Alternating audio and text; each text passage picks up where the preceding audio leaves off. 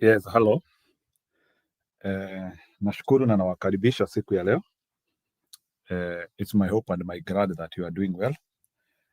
Nataka kuwakaribisha kwa show ya leo with an aim of kuangalia ile mambo ilitendeka juzi. So karibuni kwa show yetu ya leo. It will be a quick one, lakini kama watu wataweza kuingia haraka, tutaweza kufanya hii mambo. Sai tunabadilisha vile tumekuwa tukifanya vitu zetu hapa juu tumeona lazima tuanzie kukua more serious. Yeah, especially now that tumeanzia kuona vitu vile zinatendeka katika taifa yetu, hatuwezi anzia to be complacent again. Tumekuwa tukiassume sana vitu hii vita tunaweza pigana in conventional ways, lakini hii vita tuko nayo katika taifa letu hatuwezi pigana in conventional ways. Hii ni vita ambayo sasa itabidi tuweke maarifa yote sasa hapa, na lazima tuanzie kukua serious vibaya sana. So it is no longer business as usual. So karibuni as we discuss those very laborious tasks which we need to do now to make sure that tumeweza kufanya vitu in the right and the focused manner. Yeah. Hii vita si ati we cannot win it. Unajua kuna difference ya war na battle. And what matters is winning the war. Sometimes you can win the battle but you don't win the war. So sahi Ruto ameshinda the battle, but eventually we have to make sure that he doesn't win the war. It is a long approach which we need to use here. Kuna vitu mbaya zimekuwa zikitendeka and we have to be focused on what we look on these issues. Imekuwa ni jambo wazi sasa ya kwamba Ruto ametuibia kura, na ni kama kumekuja kukakuwa na mnyamazo, atuelewi. Ni sawa, maybe inaweza kuwa timu yetu ni strategy wanapiga, lakini based on what I think, nimeona ni kama wamejaribu kuweka vitu zao under the table. Juu hata nimeona leo kwa mazishi Muturi alikuwa anataka kuguzia hiyo maneno, lakini hakuguzia vizuri. But kulingana na vile nimefuatilia, nimeona I think either Mbeere na Malava there could be a court battle. Whether we are going to win or not, that is another story, but inaonekana hiyo kitu tunaenda kwa koti, sababu it is obvious that Ruto alituibia ili aende kuweka hiyo statement. Ameenda kuweka huko Nakuru 48 laws of power. Plan, strategize, crash. So Ruto ameamua lazima amalizie Mlima Kenya na uongozi wake kabisa. And I don't know why watu wa Mlima, and that is why na hii story tumekuwa tukisema hapa. Sasa watu wa Mlima lazima sasa tuanzie sasa kujua ya kwamba tukishindwa na kupanga mambo na Ruto atushinde. There is no way, hakuna pahali ingine. Ruto doesn't need to go anywhere else. This battle will be won in Mount Kenya. So we need to know that. Or this war will be won in Mount Kenya. So if we allow Ruto to destabilize us from Mount Kenya, let's forget about other things. We cannot recover. So that is how important, and that's the reason why they are spending all the penny to make sure that Mount Kenya is unstable. Na ningetaka Mlima Kenya uanzie kukua na viongozi strategic na viongozi wanafikiria sana. Because tukianzia kufanya vitu na kufanya kazi vile tunafanya, we will take the whole country into turmoil. Ama tutapeleka nchi yetu pahali pagumu na pahali pabaya sana. So tukijua the responsibility Mount Kenya has been given in this particular dispensation, hatuwezi kuwa tunacheza hivi tunacheza.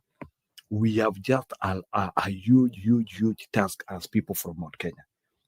And that's the reason why nataka hata tukikuja kwa hii show, we have to start becoming more tactical and strategic.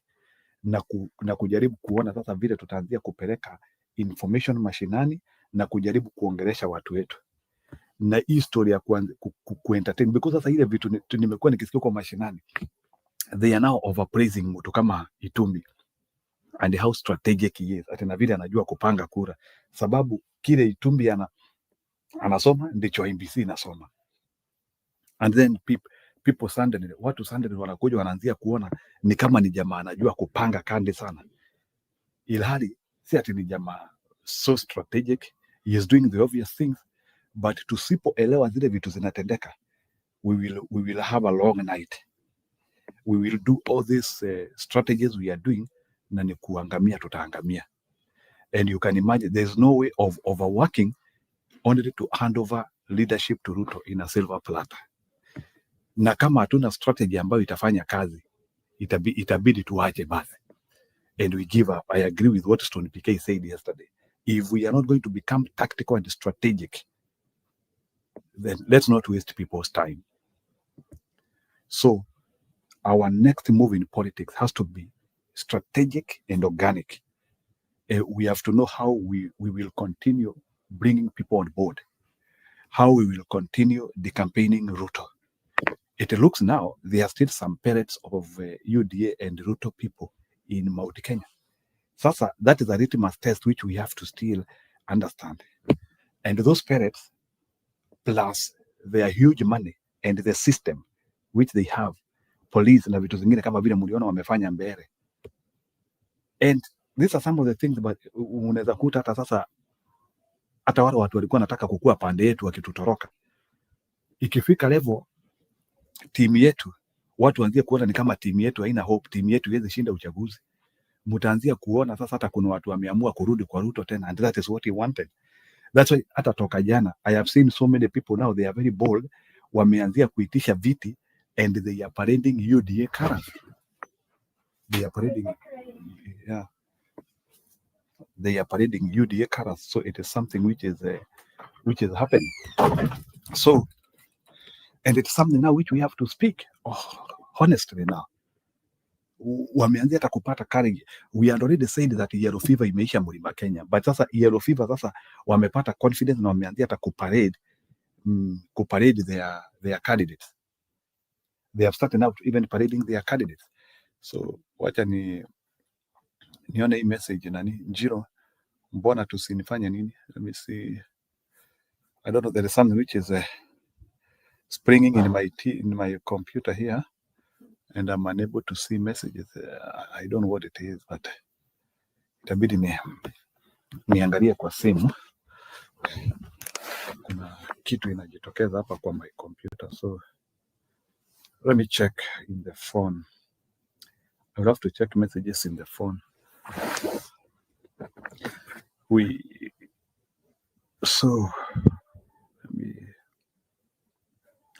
So no, I don't believe that you don't know hope without sorry.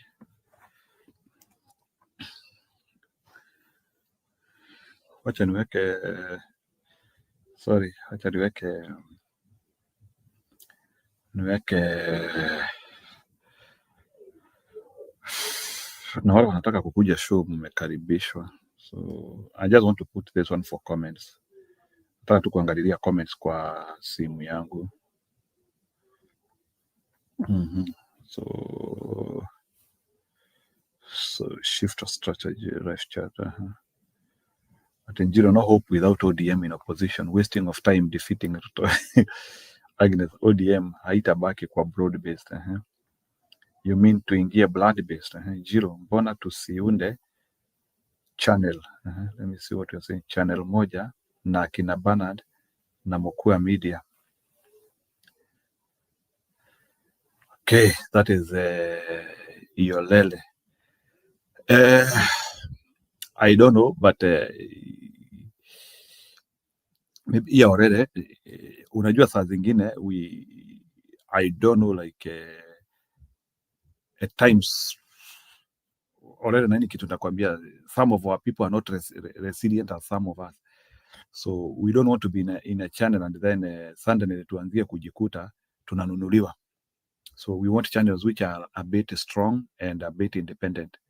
So we don't want to be in channels because we have suffered this way, and I have done a very serious commitment ya kwamba our channel will never support the government despite what, and we will never be sympathetic of the government.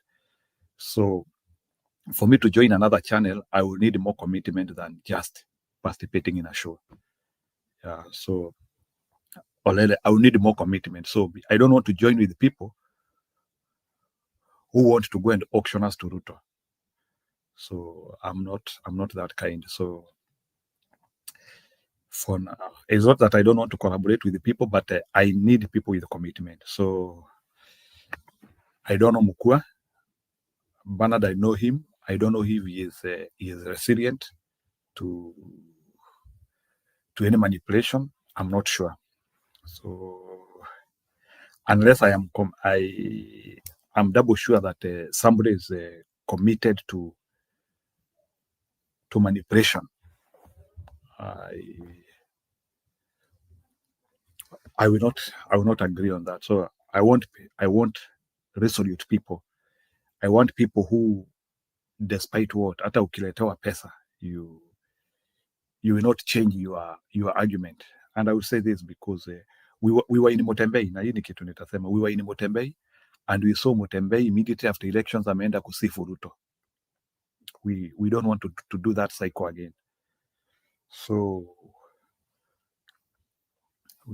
we don't want to go in that cycle. We have learned our lessons.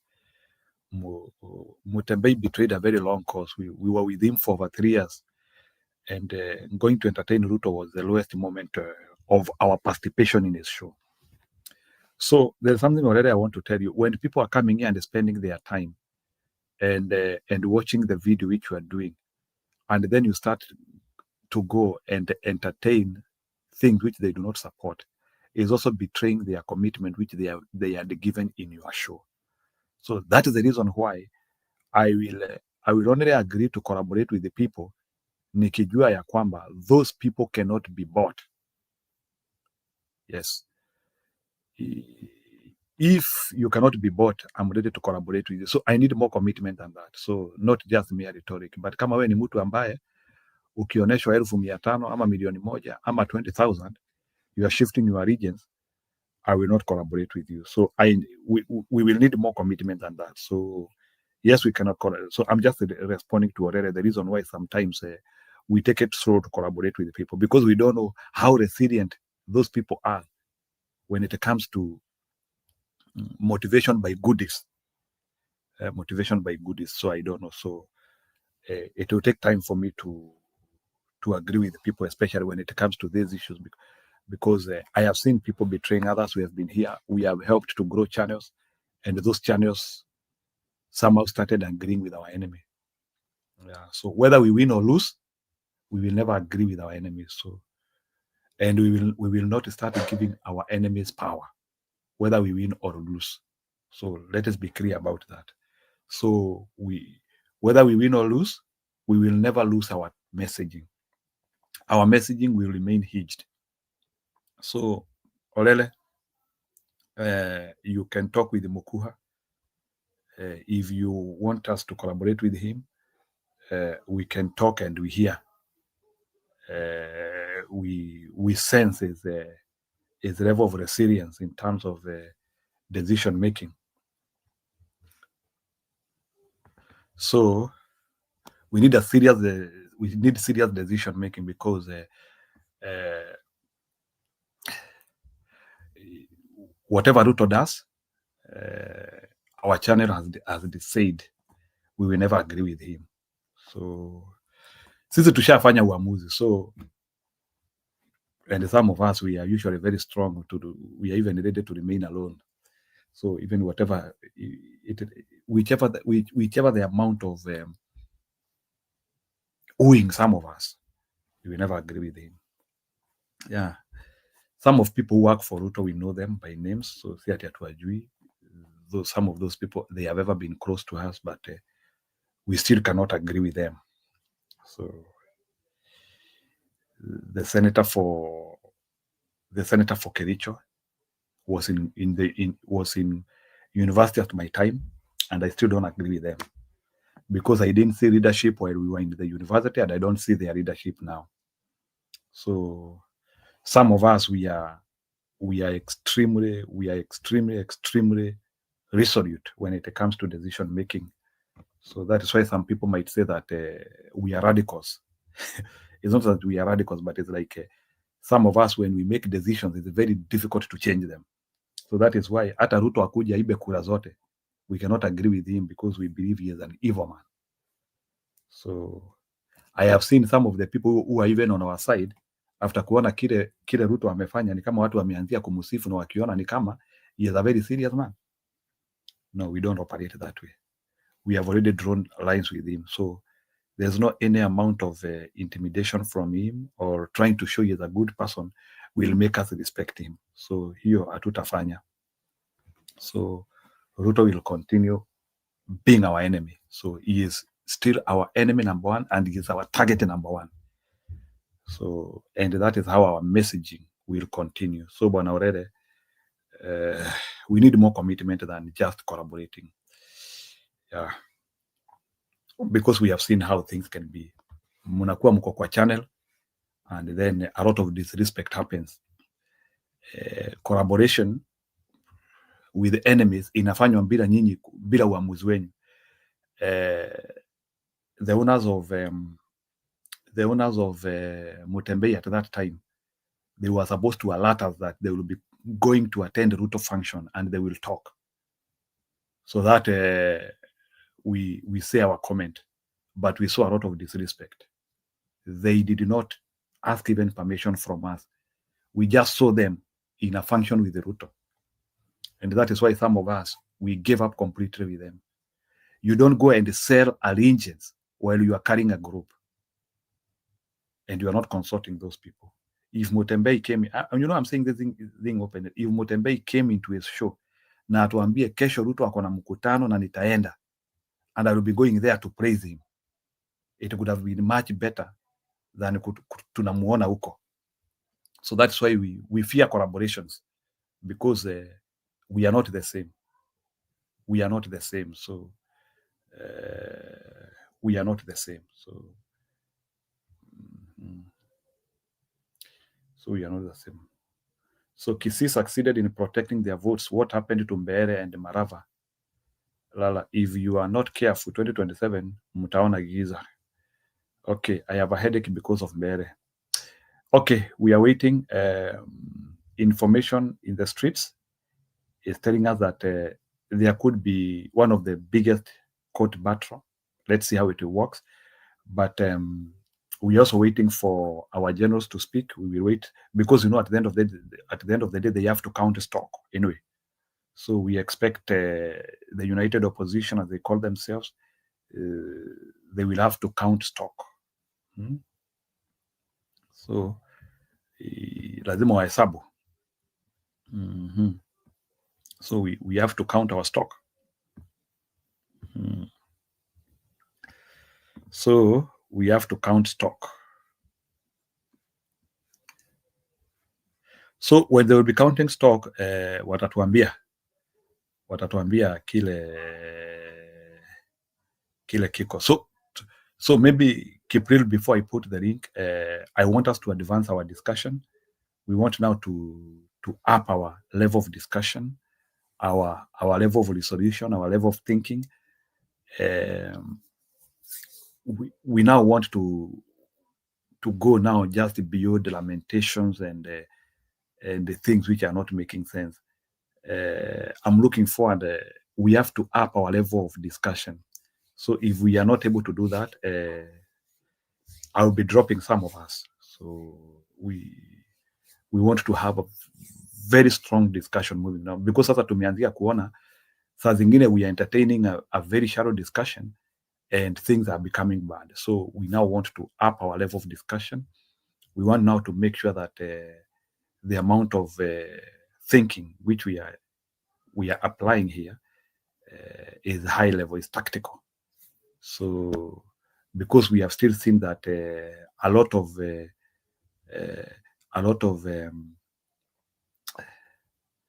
focus and a lot of teaching is actually involved. Saa zingine tunafikiria ni kama watu wanatuelewa na hatuelewi. So we will be doing a lot of teaching, a lot of focus, a lot of analysis. So it's not just a matter of Ruto must go rhetoric alone. because we have just realized that that rhetoric has to be added. We need other concoctions to put that, because we now need more strategy than that. So wacha niweke link, and then so we now need more focused discussion. I mean, so high level discussion. So in other words, that is what I'm trying to call for. I don't know why, like my computer is like it needs a restart, but if I start restarting it, I will lose what is happening here. Anyway, wacha ni post link na simu. So today, this shows I will not be able to do a lot. Kuna kakitu inatokezea which is not very good. It's like kakitu antivirus. I don't know. Where is okay. So we need serious discussion moving forward. So lazima tuongee.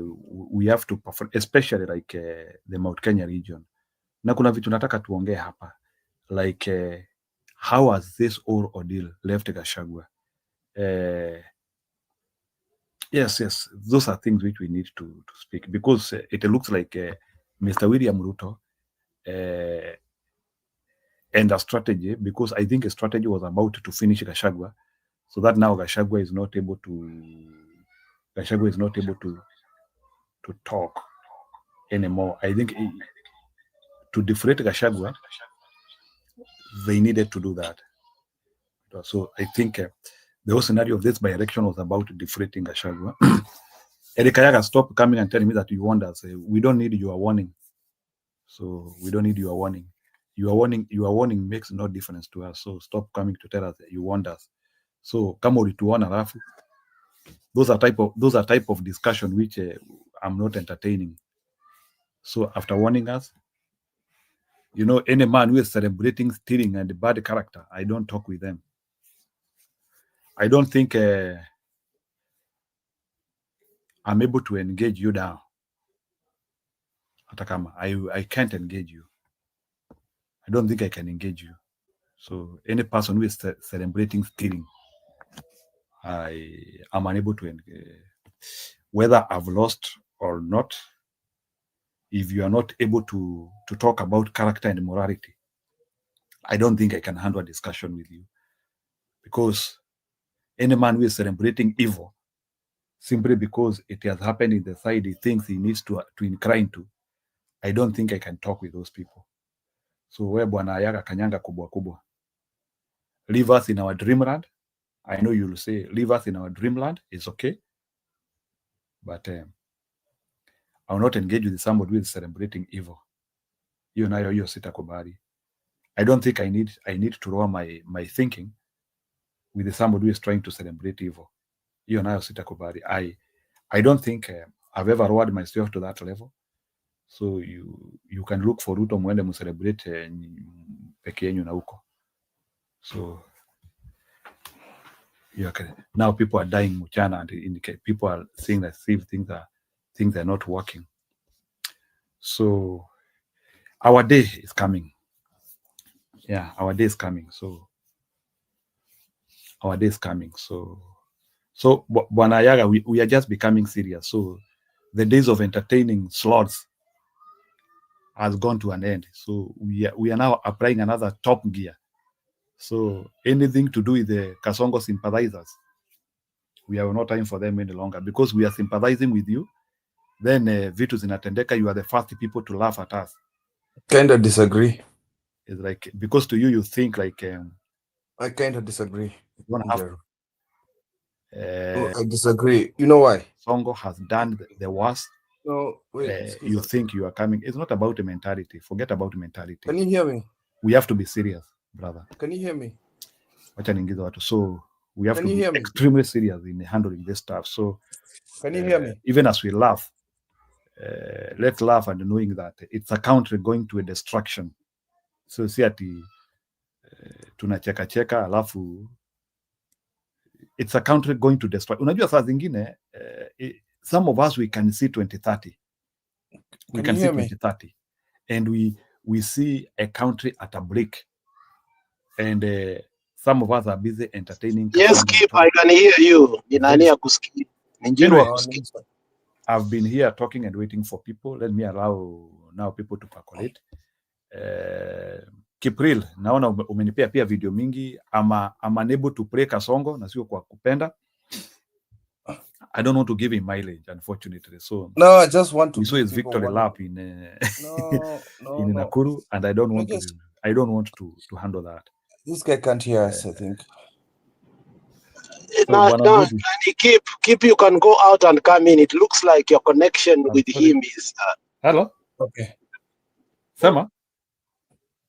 Okay, let me do that. Yeah, Keep anaongea haumsikii Njiru. Oh. Yeah, ni kama gadget yake iko na shida, but nimemwambia atoke arudi kwa sababu kila mtu anamsikia, wewe ndio amsikii kabisa.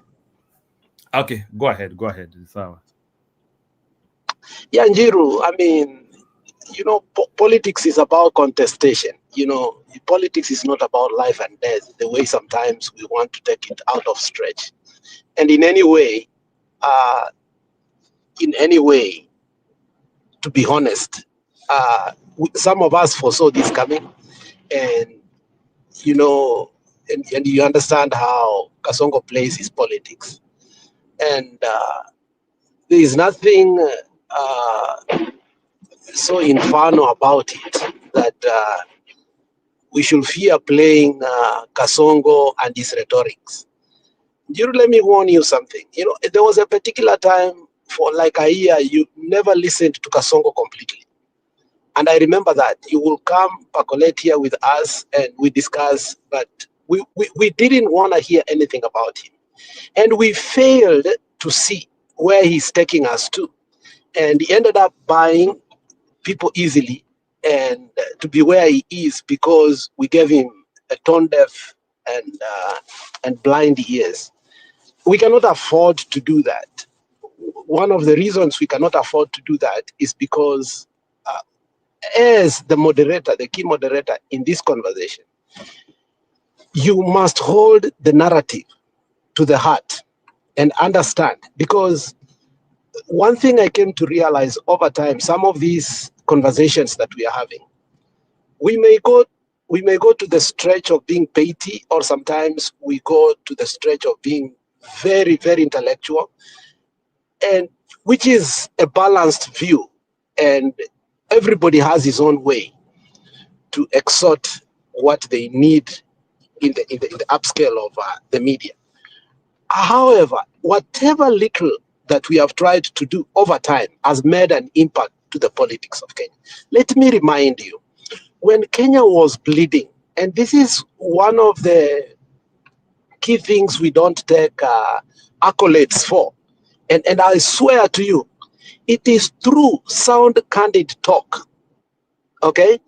When people refused to go to Jacaranda, when nobody was supporting Bunge la Mwananchi, when everybody feared that what next, every voice was silenced, that we revived the conversation in Kenya. Take it to the bank. We did that. And it was slow but steady. We did not have the media at large. We did not have, you know, the mechanism at large. We did not even have the socio-political capital that needed to be. But somehow the heart and the minds of the people were waiting for a salvific or a savior at that particular time. Okay? And we engaged in a conversation that was both robust and sustainable, to the point that we were able to have the Jacaranda rally, which was well attended and actually was very therapeutic to the nation, because you understand how the halabus were going around and saying, ni maombi sio uchawi. So let us not go back again to cave into fear. You see, the good thing about this by-election, they have showed us early enough the expectations that if we are not brutally honest with one another, and now having a conversation without fetishizing and sugarcoating anything, we are doomed. Now, there are things before we feared to say because people are not ready to understand them. And one of the key things that I can take, even a clock that doesn't work twice a day, it is right. Okay? Ikiwa imeacha kufanya saa 5 ya usiku kama ya Yaga, kutakuwa na saa 5 asubuhi na saa 5 usiku. Mahali iliachia ya Yaga alituambia Yaga ifanye ni hii. Gachagua will not be allowed to have a member of parliament. He told us the truth. We refuse to listen to that. Okay? Not that the winner did not win. Okay? Ayaga has not said that we did not win. In Kenya, we have to understand, you don't have to win to become a member of parliament. Let me repeat that, because we always think that winners lose election in Kenya. No, winners are not declared elections in Kenya. And that's why Baba coined a very smart name, which was a vifaranga via computer. Now, and we have been saying here, we can't be lied to kuwa uchaguzi yezi ipiwa Kenya. We can't be having a conversation about 2027 when we have denialists that election in 2007 was not stolen, 2013 was not stolen, 2017 was not stolen, and 2022 was not stolen. And we cannot have a leader in a national platform who is assuring us that it's okay for us to go with Ruto to the elections, whereby we know that it could be easily announced and declared a winner for people totally who never won. So that is the one thing that Ayaga has been telling us, whether we like him or not, that Gachagua, by all necessary means, will be dethroned. And Gachagua knows that. Now the question is, what next for us? Okay? What next for us? Because that assurance that we can go to an election and a winner can be pronounced, as previously some were pronounced, some were never pronounced, at least it started kidogo. If you remember in 2007, at least you saw in 2007 whereby ODM had the majority, they had the speakers on and so on, and they took the what? The presidency. 2013, they did a little bit of what? Adjustment. By 2017, Ruto had mastered it. By 2022, Ruto had a very good interview with one of the journalists outside, where he said, I was the director of election in Kano. I was this and this and this and this. And he gave a progressive nature on how he has been able to manage politics and election. And he said, if you are not going to produce a result that you're going to become a member of parliament, or you're not going to win any seat, in terms of both winning and perception, I will put you outside. I will give you a job after I get to office. Jamaa alikuwa amejipanga. We thought he was psychic. We thought he was a psychopath. We thought the guy had run out of ideas. But literally, it tells you this is the path to power in Kenya as of now. Anyone thinking democratic processes such as that is in the US, in other countries, for example, in Europe, and a few countries in Africa, Kenya, we haven't reached there. So the question is, we cannot be riding and lying to ourselves that we are waiting for 2027. We are going to go to election with a one-man show. From the Electoral Commission, from the judiciary, from the police, from institution, from parliament, from executive, from everything, including somebody again taking the opposition parties to become his own parties. You cannot make that mistake. Now, we go back to the drawing board. What next ought we to do?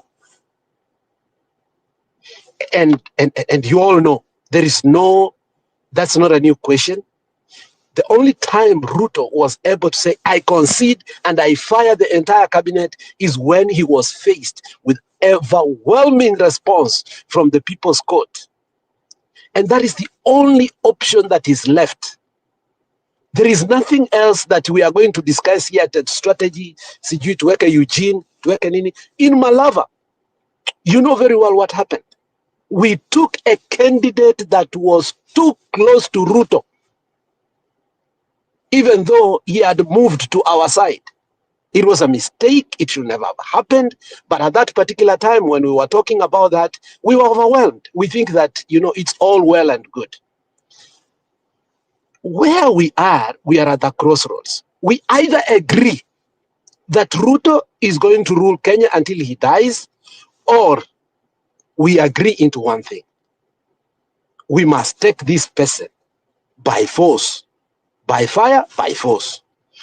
No election or an election officer will have the guts. If you remember Madam Akombe, and these are things she has said over and over, and everybody knows, Madam Akombe says, Chebukati aliekewa bunduki kwa kichwa na akaambiwa tangaza.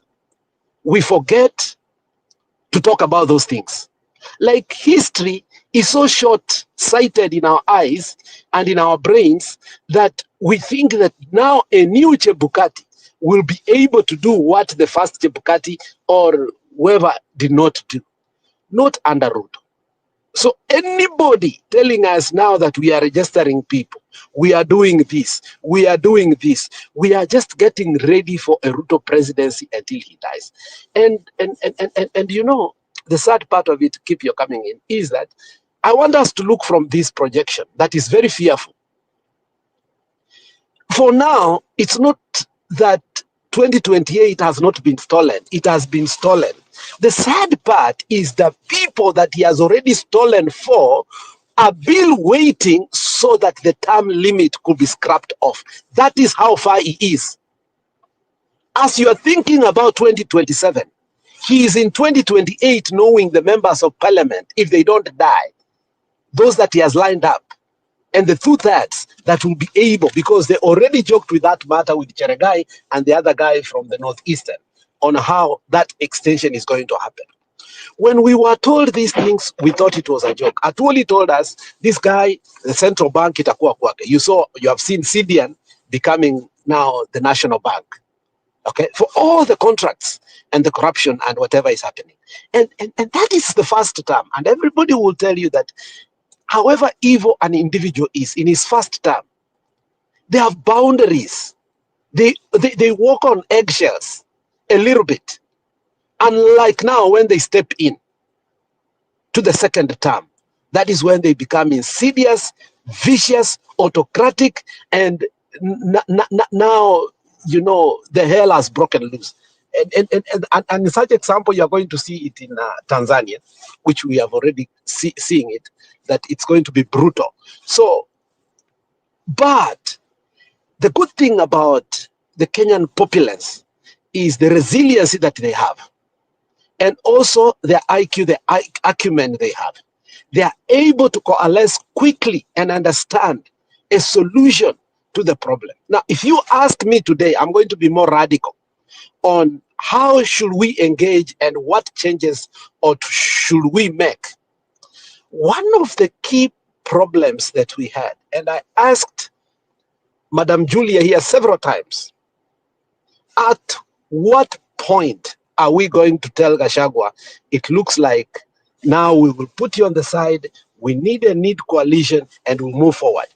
The moment that will be brought in the table so that we can reorganize and understand that there is no election, now it's all the way to what he had already preempted about Christmas, itakuwa tu ni Christmas.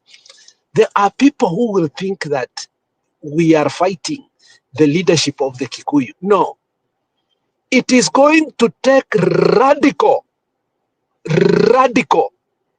mindsets in order to have a one unit, and it's going to be unitarian to the core, that speaks like Stone PK, not like sometimes Kipi is more censored. Stone alikuwa anatushtuanga anasema ni huyu mtu ashikwe aweke hapa anyongwe na mara moja. You will never hear nani kuongea hivyo. Keep censors a little bit because anafia. But I think we must go Stone PK way. And we are not talking about literal kunyonga mutu. We are talking about some people's political career must come to an end, literally, in order for us to have the new courage that we need, that is non-negotiable with anybody in that country. Nobody is going to come up with a NADCO report. Nobody is going to come up with all these groupings that we are negotiating. Nobody. It's either the IBC is taken out completely and something new is started, or nothing else. It's either our way or the highway. But the current crop of politicians, including Kalonzo, who was one of the co-opters and adopters of the NADCO report, cannot be trusted now. Where are they when all this? You think that they didn't know that this is the Kasongo and this is what is going to happen? The good thing, we have known early enough, this is what's going to happen. We have time to salvage ourselves, but at the same time, it will require radical mindsets. Thank you. Sawa, Kipri chukulia. Can you hear me? Njiru. Loud and clear. Go ahead. First of all, yeah, I never used to like the messaging of Ayaga, but nimeona kwamba if we close our eyes and close these people out, it's not right. By the way, if you closely clean, anakuanga na matusi hiyo, tuseme tu kweli. Sometimes he says things that are out of pocket, but you just have to tell it, bana hapa you don't talk to me like that. Alafu mkishapatana na heshima na Ayaga, he will not go to that place. You just have to remind him that you don't talk like that. By the way, he's not a two-term guy. He's not. He's just, sometimes he says things that hurt, but some of it is true. No, but he is celebrating. He celebrated. Of course, this is just him. He celebrated the wins of the losses of opposition. No, it's just that he has to prove a point that he had told us and warned us several times. Alituambia mara ngapi? And we closed our ears, tukafunga masikio, because again, you see, the problem is this echo chamber we have, that we want to hear positive things only. We want to hear things that are correct towards the end. Like you closing your ear. I'm just trying to show you things that Ruto is saying that is going to show you what my brother Lex is saying right now. The fact that Ruto is already saying that he, for the next 30 years, I heard that statement, of the next 30 years, that he wants to take Kenya to Singapore. What is he saying? What is he talking about? The videos we need to analyze and see. What is this man trying to tell us? No, ingisha Ayaga. Ako hapo chini bana. Muingisha. Let's have a debate. Put Ayaga bana. He is down there bana. Weka Ayaga. Naogopa nini? Naogopa nini na Ayaga? You have to put him. You have to listen. It might be painful. All you just have to tell Ayaga bana usinitukane. That's it. But it's painful, and some of the things he says, akisema akiwa ground tunamtukana, oh, he doesn't want to. You have to listen. You have to listen. And nilikuja tu kugundua, if I used to say, ilikuwa na mtukana, I used to be, we are angry each other, but it's just about communication. Even did atakuja hapa kucheka, unamwambia bana, tuna uchungu hapa bana, slow down on that kidogo. Just tell us what you need to say, because it is important we listen to them. How are we going to pull people from Nyanza if we block them? Njeru, honestly speaking, we need them. They've been fighting for this. No, but hata akiingia, if he brings government celebrations here, personally, I will not tolerate it. It's not government celebration. It's the usual No. I told you so. Yeah, I cannot entertain government celebration. It's painful. But no. I cannot tolerate any person who is celebrating Kasongo here. Here, I can celebrate Kasongo hapa. So Njiru, you are saying, had we won, we will not have let these people to come here and we celebrate over them. It's not about that. But you cannot celebrate Kasongo, who is doing He is not celebrating Kasongo. I think you have never understood Ayaga. Ayaga is not for Kasongo. There is a thin line in Nyanza that people are not understanding, the Luo Nyanza. There is a thin message they want, but nobody's understanding it. It's not like they are celebrating Kasongo, honestly. It's a high time for us to start listening to these people, because we need them no matter what. We cannot resign politics is contestation, but at the same time, it's seducing. They are apps for, they are ready to be seduced, but there is something about them. I may not like it, but it's give and take. You must listen, Jeru, because if people had listened to the warning, would have done something different. Because for me, nikiona Rigathi Gachagua alikuwa na stamp. I want to ask him. He said, "Mambo ya kuchunga kura niachie." What happened, Gachagua? Please tell me what happened. You know the formula, and I keep repeating it. You are there. I know your sister Njeru always says this, that Ruto was hiding it from him and Ruto did that. No, you're lying. No, you have to say the truth. How was it stolen? Tell us. Tell us why the ODM areas were not affected. Explain. What happened anyway, even I think even Kisii areas they were not affected anyway. I don't know, but I think Kasongo had a serious target for Mount Kenya region because I think he wanted to put a statement, and that's why he decided. Of course, it was do or die. It was do or die. It was so, but anyway, we will still wait for Gachagua to give us his own take. Like, where was he when the election was being stolen? On that one, I think maybe we'll speak in the church today. So, for me, the thing is, they have to explain to us what this force they have. You see, the problem is they've been focusing on. Let me tell you what is happening behind the boardrooms that we are not privy to. There are these men that are coming to discuss VL. Oh, I'm going to be this. Oh, I'm going to be flag bearer. Oh, I need the cake for this. They're already cutting the cake before the battle is over. They need to strategize as to how they are going to do this thing.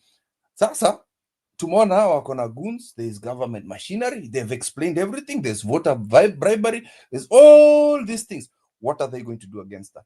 Because this is very discouraging. To see this happening, what are we talking about here? The man is just thumping everywhere. You know, we're going back to the resolves of 2022, where we accept and move on. Accept and move on. Right now, it's the same behavior. What are we doing? What are we doing? So let me ask a question, Kiplir, as you speak. Do you want to tell me that it is impossible? Maybe it's just a. Did I say it's impossible? I said what are they I'm just saying. I know. I'm just asking. Is a 360 question. You have police, you have IBC, you have military, you have much of the government officers. Is it possible to defeat such a team as opposition? We are more Kenyans than these people. If just as much as people are radicalized, the Hustler movement, why can't they have a message? Why can't they have a message to protect their votes? Huh? Did you see how fierce it was in Kaspur? Did you see how fierce it was in let's just talk about the whole of Nyanza. The whole, from the Kisii people all to the Luo people. They don't joke around. Hapa tu ni kupembelezana hapa tu.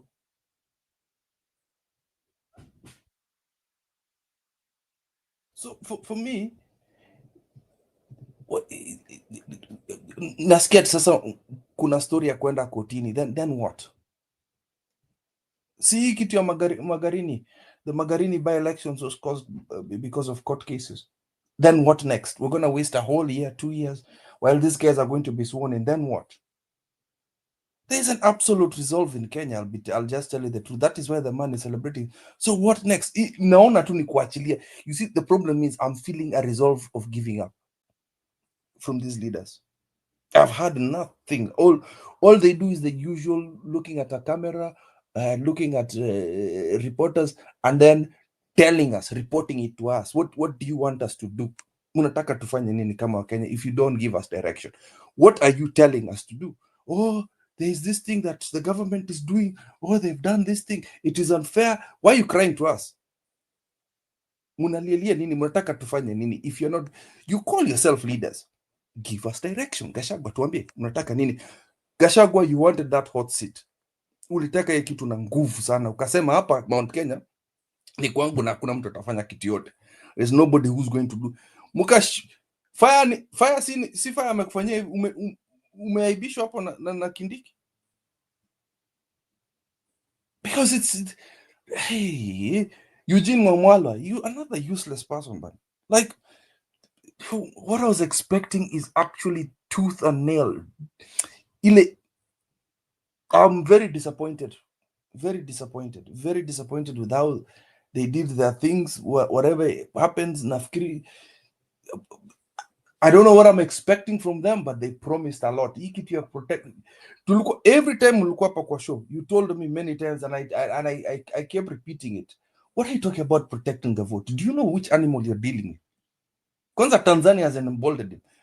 Amechukua hiyo formula ya 50-50%, hiyo 50-50 ile. If you see the Malava the votes, ukiona hiyo Ambere 50, he doesn't want to take too much. It is just close enough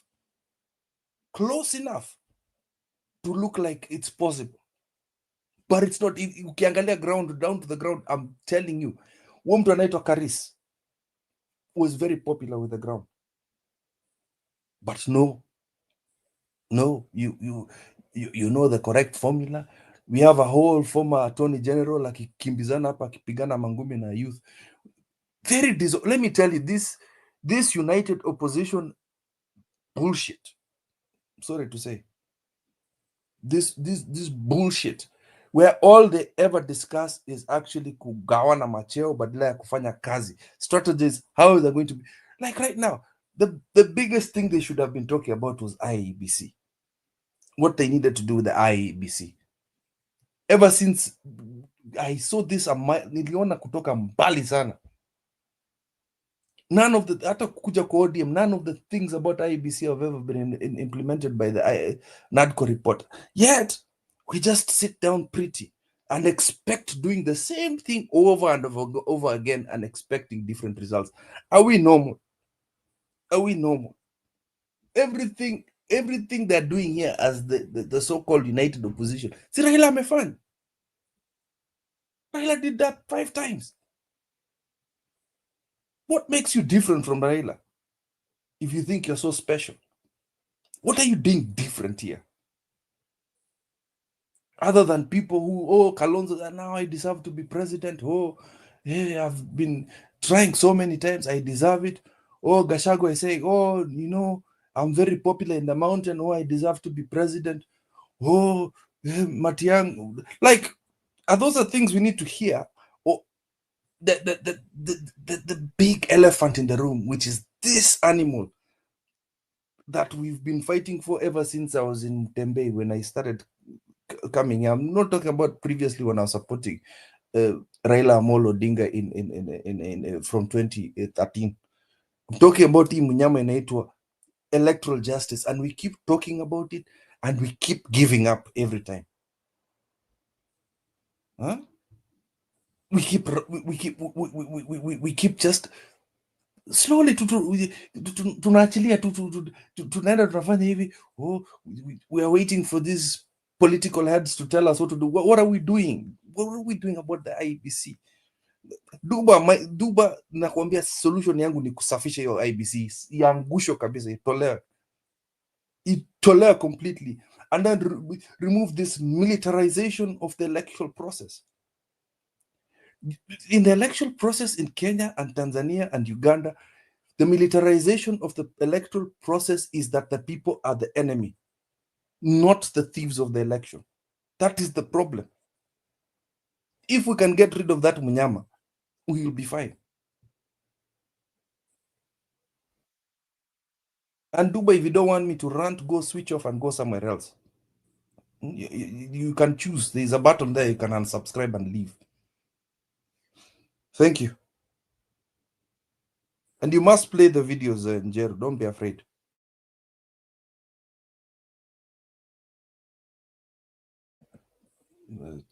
Ametoka we Ayaga ingia. Yeah, it's usually like that. Ingia Ayaga. Okay, thank you. I think you can get me clearly. We can hear you. Okay, thank you very much. You know what I want to say.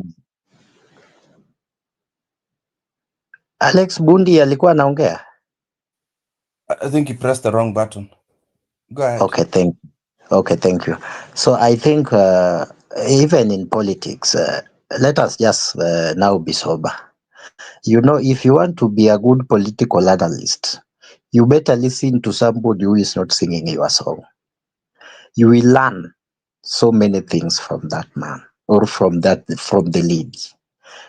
If you want to be a good politician, don't always listen to the people who are praising you. Choir, praise and worship choir.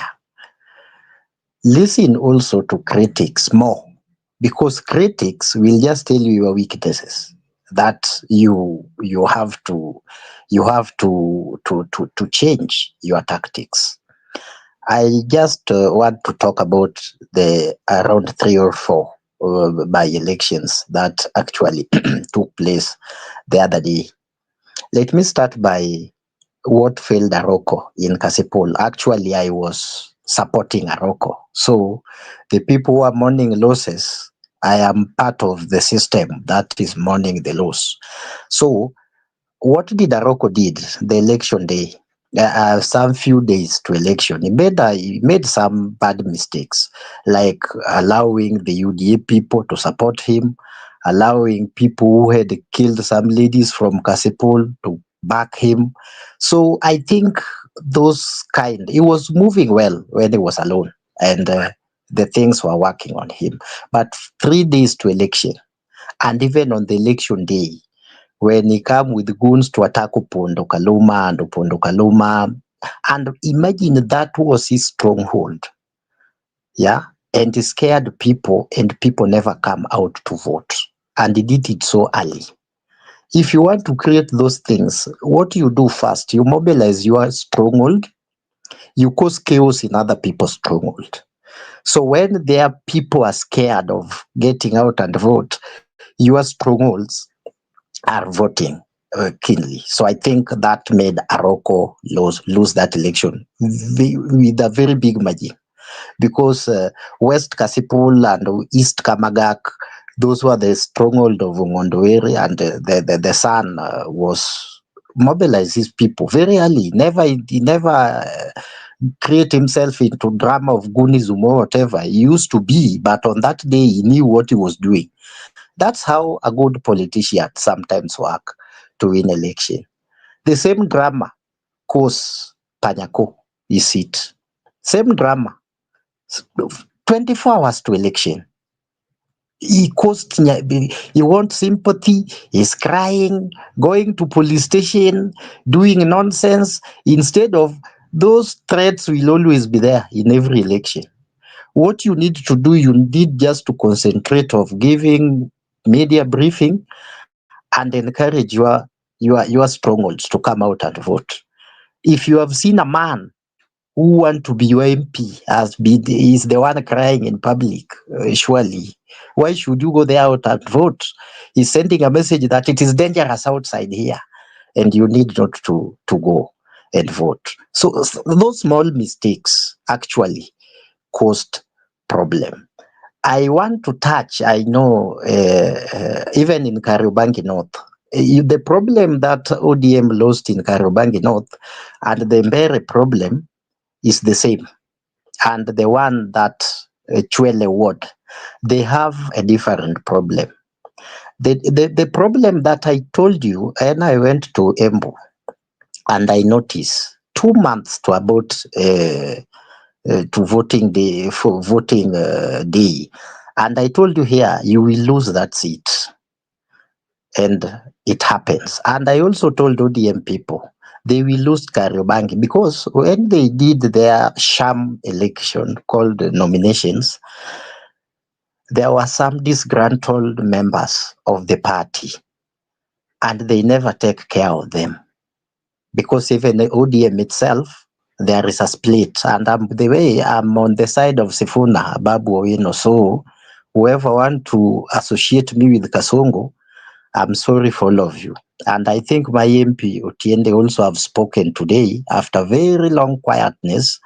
Alex will listen to that clip and tell you, because he was speaking in mother tongue most of the of that speech.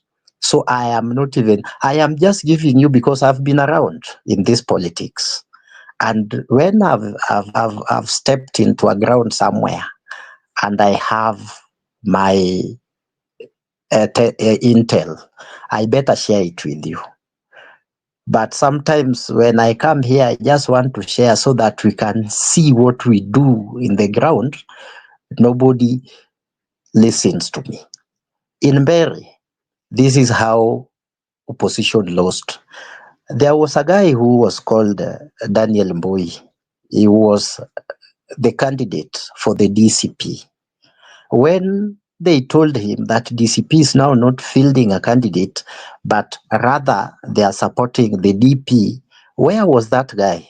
He was left without being consulted and being brought to the UDA side, the DP, and blend those guys nicely. And they got how many votes? 2,400 and something. Yeah. So if the UDA could have listened to some of us whom they think are celebrating their loss and the united opposition, they could have bring that guy on board. And today they could have won by around 2,000 votes. But still, they need to do a lot because they allow UDA to have more than 15,000 votes. So when Moses Kuria picked that guy, he was told, now we are not fielding a candidate, and he was left that way. And the same happened in Kariobangi.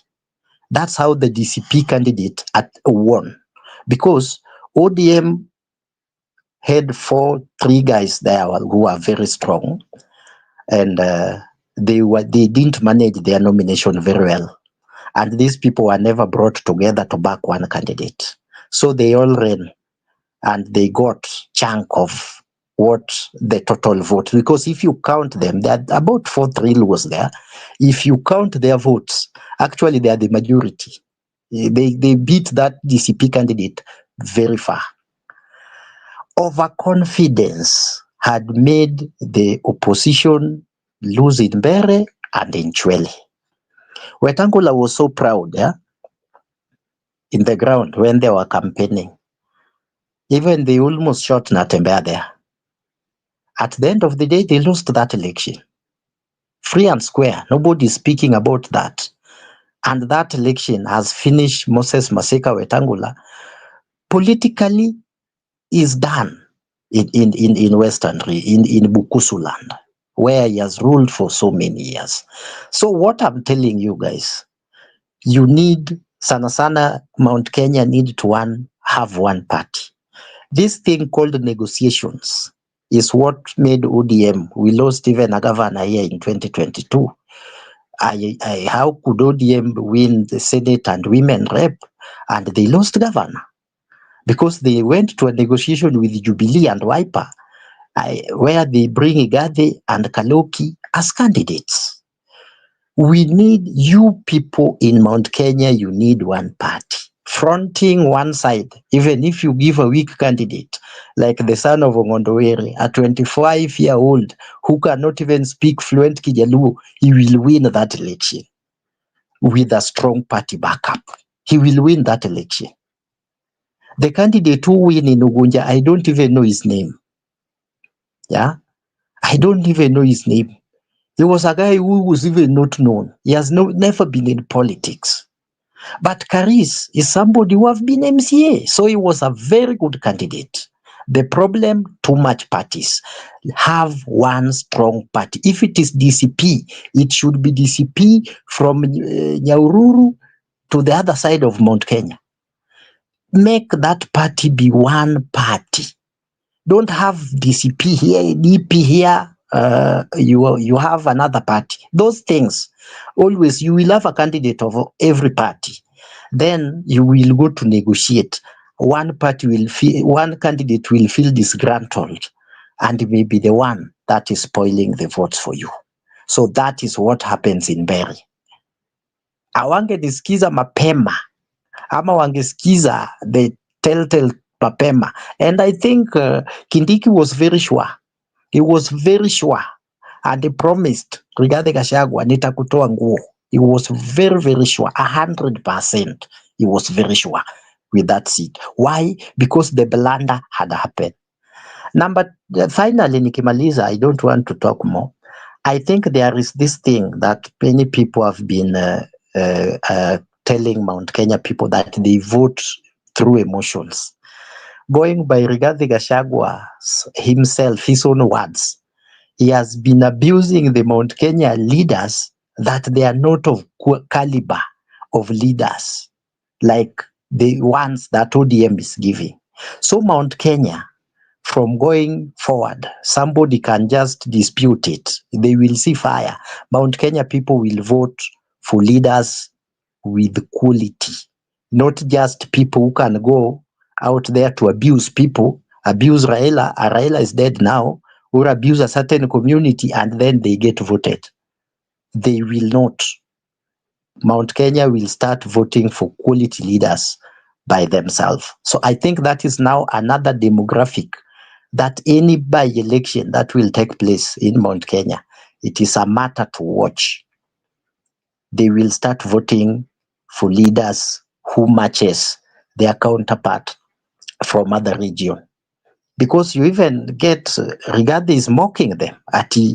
In some region, you get lawyers, you get who, huku kwetu ni Wakeki, wa Matangi, sijui wa Githeri, sijui nini. He is just telling his people, we are not voting for quality leaders. And that was a catch-22. And he contributed for the win of Wamuthende. Finally, again, I think corruption that was being branded with the Wamuthende, Kenyans love such people. That they will go to the ground and say, I'm being victimized because I'm so and so. So I think corruption in Kenya is not a big deal. They vote such people. Even in 2022, there were some people who called Ruto mwizi yetu. It is our thief. So they never have problem with is stealing history. Hata akiwaibia mbele huko, they don't have problem with that. So I think Kenyans must start changing. But I'm just praying, Njiru, next time from today going forward, tend to listen to people who are speaking different language. If you go with the sing choir, praise and worship team, mutajipata kwa hizi shida kama hizi aibu ndogo ndogo when you are vote to win that seat. Thank you very much.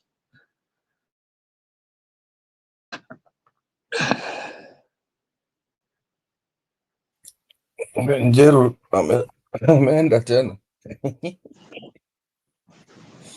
Alex. Okay. Oh, ngoja.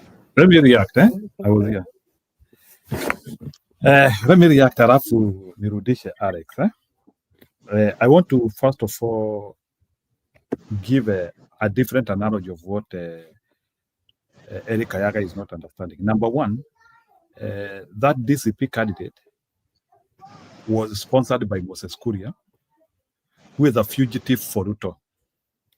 So, in terms of that, we cannot say that it was known that Moses Kuria was being brought there as a destroyer, even though he is masquerading as an opposition as an opposition sympathizer. And that is one of the problems which others opposition we are having. Welcoming Tom, Dick, and Harry in the name of those people are starting to sound like they want to be in opposition. I think this is the high time we have to start rejecting people, because Moses Kuria has proved to be a Ruto more, but it's like some people are not able to look at that. That is number one. Then I have not heard you commenting about the voting day frustrations, which also dictated where the election tilted to. Wamuthende was not voted in. Wamuthende was forced to people through wrong actions by the government. So I didn't hear you reacting to that. If that is the type of election you want, an election where you mobilize police combat vehicles. Sijui, Eric Kayaga, did you see police combat vehicles in Mbere? Kukuuliza tu. Yeah, yes, the combated vehicle are almost everywhere, even in Kasipul. So let me ask you a question. Why are we having police combat vehicles in election? And is that what elections amount to? Do you need combat vehicles in an election site? I'm just asking. Yeah. I think it is a good question, and it is also worrying that such tactics can be used. You know why such tactics are being used is just to suppress voter, which is, you are very right.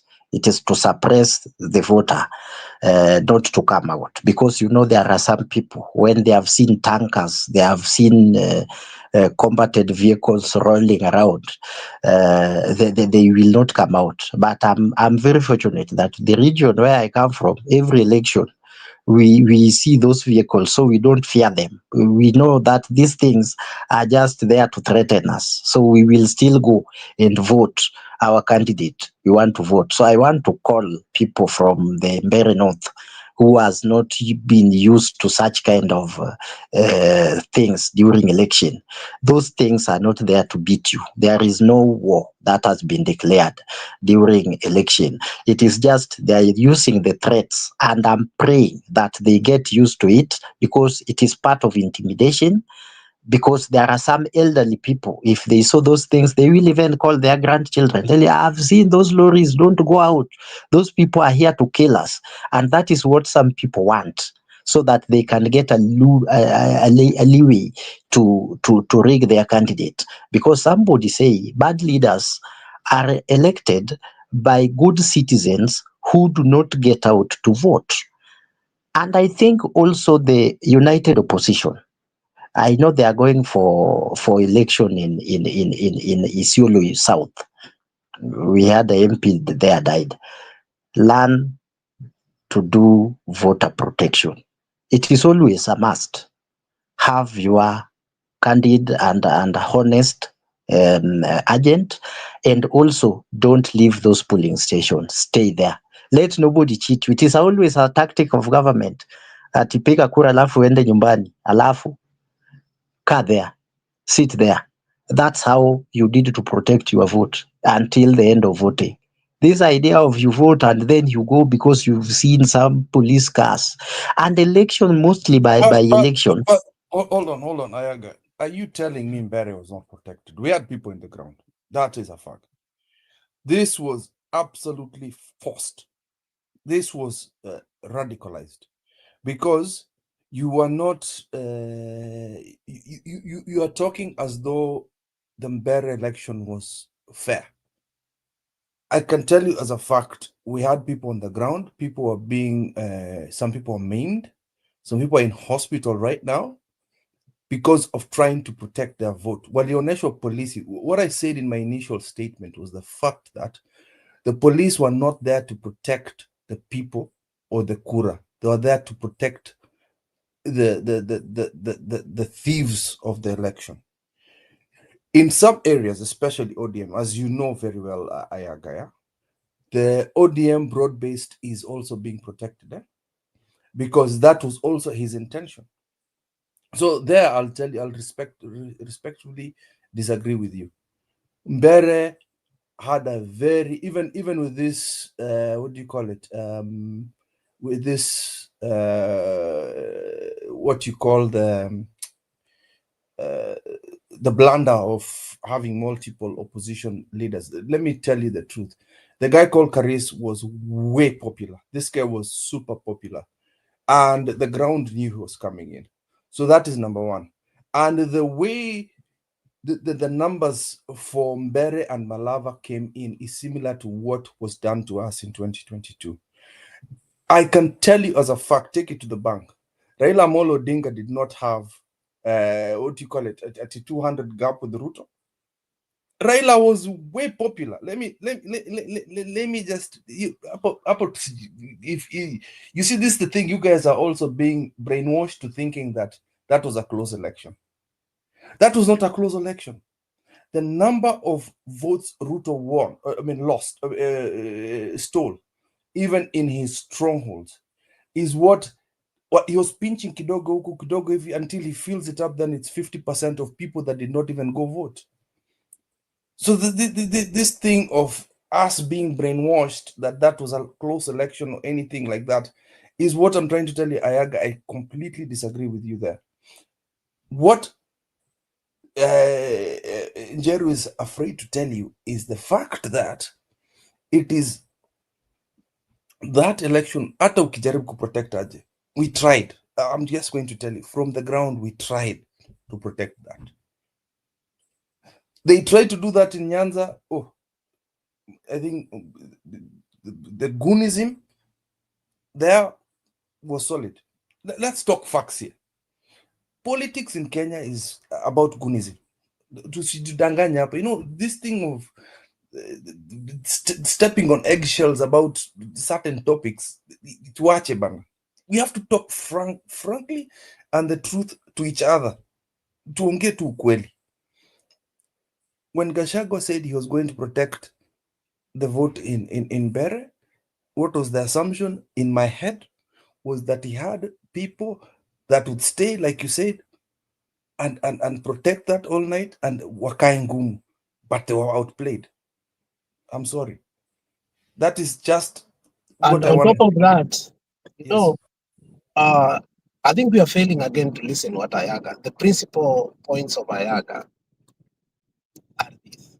What we call united opposition was not united from the beginning. They went out there, Kimadharau wakifikiria Ruto is a person that was going to play the democratic gallery. Now, for instance, during you are here, when finally we bowed down for the DP guy, I questioned, if you remember very well, I said, you know what, we are played into the gallery of Ruto. And I don't know, Njiru, if you have ever been a political candidate. You have people coming to your home, you have invested emotionally, unaitwa mheshimiwa, you are ready kukua mheshimiwa, and then your party forces you to do what? To yield for another party. You have a social capital of goodwill from people that easily are disgruntled, that you ought to know how to manage very well so that they can replicate and support the other candidate willingly without disgruntling. And that point ambayo Ayaga is saying is critical. And I may not have seen it deeply because now when he's giving out now the numbers, that is where now we look at those numbers. Those numbers were even more. Maybe there are people who never even went to vote just because that guy again was not in the ballot box. Give it 10% to 8% again, okay? Now, what he's saying is, since Ruto was playing on the 50% thing, because he knew he was not still 63%, that will not have been. So from the word go, DCP as the party of the mountain, since its launching, the perspective that we had seen from Gachagua and the whole country is the DCP is the party for the mountain. So they played out, they fought, and the collateral damage that was done was never taken care of. Now, moving forward, this thing called when we are playing democracy and our competitor knows that democracy is a myth, it's not the right thing. When you are dealing with Ruto, you cannot play democracy, period. If you want to, go ahead to do it. Nimeona watu comment section, they are happy. They want to tell us what they have told us over the years. You don't understand Murima. This is not how Murima does the things. Murima must have so many parties. Continue to do it. And Ayaga will celebrate here. If you continue to do the same things, don't expect a different result. If you never knew that somebody like Moses Kuria will take advantage of anything to just stay politically correct, that is Moses Kuria. From Matusi and everything. So it's not by surprise that today Moses Kuria did whatever he did. He went, took a candidate that was not taken care of to show DCP that mulinikosea. So huyu mwenye aliachwa also wanted to make a point for 2027, maybe. It is not the end. Now, the other thing that I'm also getting on this, we are failing to understand that when, as a leader of a respected nature, you have been talking and you have given an assurance, a cocksure assurance that nitachunga kura, I think there was a problem there. Let us not give assurances where we know honestly you're playing with somebody who we cannot have assurance with. The first assurance was kura haiwezi piwa. Secondly, nyi vote me ndachunga kura. Those are the two things that I think made us think that we are safe. Had we known that kura haiwezi ibiwa, inaweza ibiwa, hata watu wenye walikuwa hospitali wangevote. And once it has surpassed 57%, it is almost impossible anywhere in the world now to start rigging. So because Ruto was playing in the gallery of 50%, now that is strategically, he was able to subvert the will of the people. I am crying for the people of the mountain. You are dealing with a demon who you welcomed in your bed and gave birth to children. It is you are not giving birth. You went and hired a man to come give birth with your wife. Now the man has come back and say, you know what? These are my kids biologically. I want them back. Ruto for 10 years, alikuwa in the mountain left and right. We should never forget that. And so when we are dealing with Ruto, we must deal with him ruthlessly. We cannot say nyinyi amu understand siasa za the mountain. So mnataka kuniambia Ruto understand siasa za mountain? Like honestly, how long are we going to lie about that? That Ruto at CC to understand? By now, I will tell you, I've started understanding the politics of the mountain than before. I used to think I don't know the politics of the mountain. The number one problem of the politics of the mountain, they want to act as if they are so democratic, they can have any parties and so many parties and deal with Ruto and think that Ruto is like Kibaki, Ruto is like Uhuru, Ruto is like other presidents before who can yield into some of these threats. Ruto does not. The only language Ruto knows is combat and outright. And this is where now I think the mountain must wake up and understand that these many parties is a mistake to us. And the reason for long watu wa Western wamechezwa is because Mudavadi na Wetangula constantly, they talk unity, but they've never been united. And every time they are used as piggins za kufanya nini? Za kudivide other people. Now, this is what we are seeing now. Small parties come from Moses Kuria, they just do a small percentage. Just a small percentage. They don't need to do outright to 2007. No, just a small one. And you subvert the will of the people. Now, the other thing that we must know here is, if you look at the current crops of leaders that the mountain has, there is something I learned that was very important. And Anjiru, I want you to listen to me. When I asked PK, the other PK, not Stone PK, there's another PK that is a very good friend of mine from Chicago. Once in a while he comes here. I asked him, mbona huyu Kalonzo anatusumbua hivi? Remember last election, Kalonzo we didn't know where he was coming, where he was going to. I kept asking, mbona Kalonzo anatusumbua hivi? Nyi Wakamba. Akatuambia, unajua sisi, tuko tuna ndume moja na ng'ombe nyingi. Tukichukua hii ndume tuue, nani atazalisha? Gachagua must note, even if it is true that the leaders in the mountain are not that learned, you don't come and spew that narrative and start making leaders now start grouping kidogo kidogo and start having that phobia and fear, and in turn they group together without showing the electorate wanaenda huku, wanaenda huku, wanaenda huku. It's like they are working against DCP and Gachagua at large because of that rhetoric, and they are fearing that, you know what, come 2027, as any politician could want to do, they want to be re-elected. Now, what Gachagua has done, instead of working with him and them working with him and him working with them, so as they can see how to get themselves and the Kikuyu people from this slavery that we are seeing from Ruto, now they started fearing him. What are they saying?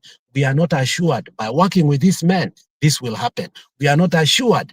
And you don't have to assure people, but let your language be kind of reconciliatory.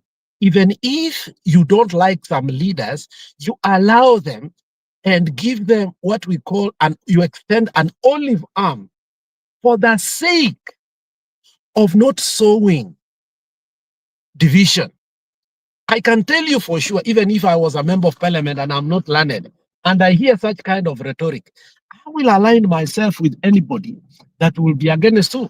Will be against Gachagua. Why? Because any politician, after you win, you will want to be re-elected. Nobody says, I'm just going to take one term and I'm done. Now, how do you take all those leaders and try to work with them, meanwhile looking for a solution?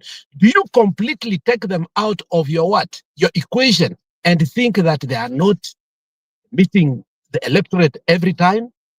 They are not disbanding bursaries, which is one of the biggest things. If today you went to an orphanage, a home that is a widowed and an orphanage, and the member of parliament afundisha watoto for 4 years, from 1, from 2, from 3, wakifika from 4, they are ready to vote. You expect they are just going to listen to you, and they went to school courtesy of the current member of parliament? We forget that they are serving future leaders who are going. So these people are concentrating. For instance, one of the strategies that I've seen some of the leaders that we have now in Kisii we are doing is concentrating, giving bursaries, future people who are going to take votes, so that unawaweka kwa box kabisa. And that's what they are doing too. In as much as they are called Wamatkeki, Wamatangi, whatever they are, they have their small core group that cannot just be let like that. So for Gachagua as a kingpin, and we are not saying that he's no longer kingpin, this was a test of time. The question is, as a test of time, what ought he to do? And let me assure you, Ayaga, even if you guys are laughing at us, it is always true that when you begin so bad, you get a wake-up call. You end up doing better, because the arrogance and pride that you could have had has been contained now. What do you do now? You come to the drawing board. You will see DCP now working in tandem with the people, and now listening more. And that is one of the good takes that I take from this election, that we are going to listen to the people. If you are going to say, let not be 2, 3, 4, 5 parties, they are confusing us, and we are playing gallery, and we are giving Ruto a hedge, so that people like Moses Kuria, people like so and so, they come in with all these, wakina Kinjuru come with all these parties, wanaibiwa kidogo, wanaibiwa kidogo, wanaibiwa kidogo, hiyo kidogo kidogo wanaibiwa, wanatoa kutoka kwa the main basket. That must come to an end. So people like Muturi, they must understand, if that is the game we are going to play, then let DCP get out of the united opposition, because they are no longer united. Okay, so that is the mountain area. Secondly, even if you look at lastly, not secondly, lastly, if you look at even Malava, we played a bad game. DCP kept on saying wako na candidate mpaka mwisho. When they realized, this is getting so bad, that is when again we went to Nairobi without going, and that concession that gave Panyako that seat, remember, by that young lawyer who was very, very much loved. That guy, whatever that was agreed haraka Nairobi, not even in Malava, if you remember. So the people are not consulted again. Where do you leave their people? Even if we are leaders and politicians, let us understand Once a candidate gets in and he has his people, when they cease to become a candidate for the other person, it cannot be done in Nairobi. Go talk to the electorate and convince them, for the sake of this, let's do this. So what we call united opposition from the very beginning, when we were going to this by-election, we were never united. We were so disunited to the core. We came to wake up in the last minute, but it was too late. Thank you. Okay, Nisawa, thank you for that condensed discussion. I think our discussion is very apt today. Now, Jerome ameingia, and it has been quite a long time. I know he has a lot to say. So, Jerome, we are discussing about misses and hits in the just concluded by-election. So, what Njiru, is can that? I come in before you come, like a short minute? Then I will just be listening from the background. Okay, Nisawa, go ahead. Okay, thank you very much. I also have this I want to say, and I want to tell politicians and anyone who tend to run for any election, please study the historical voting patterns of those areas. Look at Mbeere and Malava, and let us come to why. For Malava, the election there was caused by unfortunate death of the former MP Malulu Aijendi. But in Mbeere, it was intentional and it was caused, and it was a risk. And I can tell you, with the information I have, there will be coming some reshuffle, and this reshuffle will also cause another by-election strategically in West Mount Kenya. And Ruto will test ground. By next year, June or July, we may have another by-election, or even earlier than that. We may, because we have IBC in place. I don't think when a vacant is declared, it will take long before we have another by-election. So these by-elections are coming, and they will be used at litmus test. If you look historically, the way in Mbeere, let me start by Malava from 2013. Do you know Panyako have always been beaten with less than 1,000 or 2,000 votes by the same guy called Malulu Aijendi? Yes, he was a ODM member in 2013, strong party, and Malulu win with his own party. Malulu used to have a party. He win with his own party and he beat Panyako with a very small margin. Same to 2017, same to 2022. And this election, the patterns were going to go those way. So that's why you want to know that these people in government, they know why they caused that election in Mbeere. In Mbeere, even in 2022, Ruku won an election with only 949 votes. He beat his opponent with less than 1,000. So they knew what they are doing. So coming here by looking at the historical, claiming that you win a landslide and you are robbed, that is how election in that area have been going. Less than 1,000. If it is too much, it is is not even more than 2,000. So you can check as early as 2 up. There is a pattern. And those patterns are they are brought up by what we call the clans. Utapata kuna communities ndani ya community, so clanism there. That when their man is standing, they vote this way. And those are most of things. If we always go to the ground to get information about a certain location, those are the small things that do not matter, but they matter most, that we always take into consideration. So I think that is my take. And chunga sana, the constituency that will be the MP there from Mount Kenya West will be given in stroll post, and that seat will be declared vacant. At less than 3 months, they will go to election. If the united opposition is not careful, we will be here complaining of voter bribery, because they must be disorganized. That's how opposition are disorganized. It is the resilient in those opposition that make them exist. Thank you. Okay, sawa. So Bwana Yaga, as Jared is coming, ni swali tu na kuuliza uweke tu Anani akimaliza ukuja nayo. Nataka pia uniambie, if Ruto was in ballot in Mbeere North yesterday, what amount of votes do you think he could have gotten? Could he have gotten the same vote with Leo Modende? Let's assume it was a general election. According to you, according to you, Modende is declared with, I think, 15,800, and Karish is declared with 15,400. Can you try to predict for me, if it was a general election, what Ruto could have gotten in that arithmetics? Could the parliamentary vote have gone, could have they mirrored also the presidential one? But hold that, that's the next level of discussion we discuss. Jared Karibu. How are you, Njeru? Thank you very much. Go ahead. I can see my friend keep. Oh, let me start. How are you? Long time. Long time umepotea. Niko tu. Naona huko kwenu muli bio vizuri sana. Okay, let me just say, you know,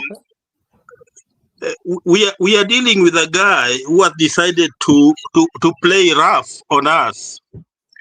And when I say a guy who has decided to play rough on us, this is what I mean. For example, you discover on the last campaign day, that was on Monday, when Rigathi Gachagua tried to campaign for his candidate in Narok Town, the police were deployed to ensure that he never entered Narok Town. That's what I mean by playing rough. You saw that even after the end of the campaign period, I think 24 hours to the election in Malava, the government was still, you know, dishing out GK mattresses, giving people rice and what have you. In Mbeere, even on the election day, there was a lot of bribery. People are being given as little things as, you know, a kilo of rice. So we are dealing with a guy who has borrowed, you know, what Museveni does during the electoral times, and he wants to incorporate it here in Kenya. And where he is now, he has decided, because he knows he's not popular. He is not popular at all. So if you are not popular, what do you do? Just like other people decide to do in a football match, he has decided that he's going to play rough on us. Now that we have discovered that this guy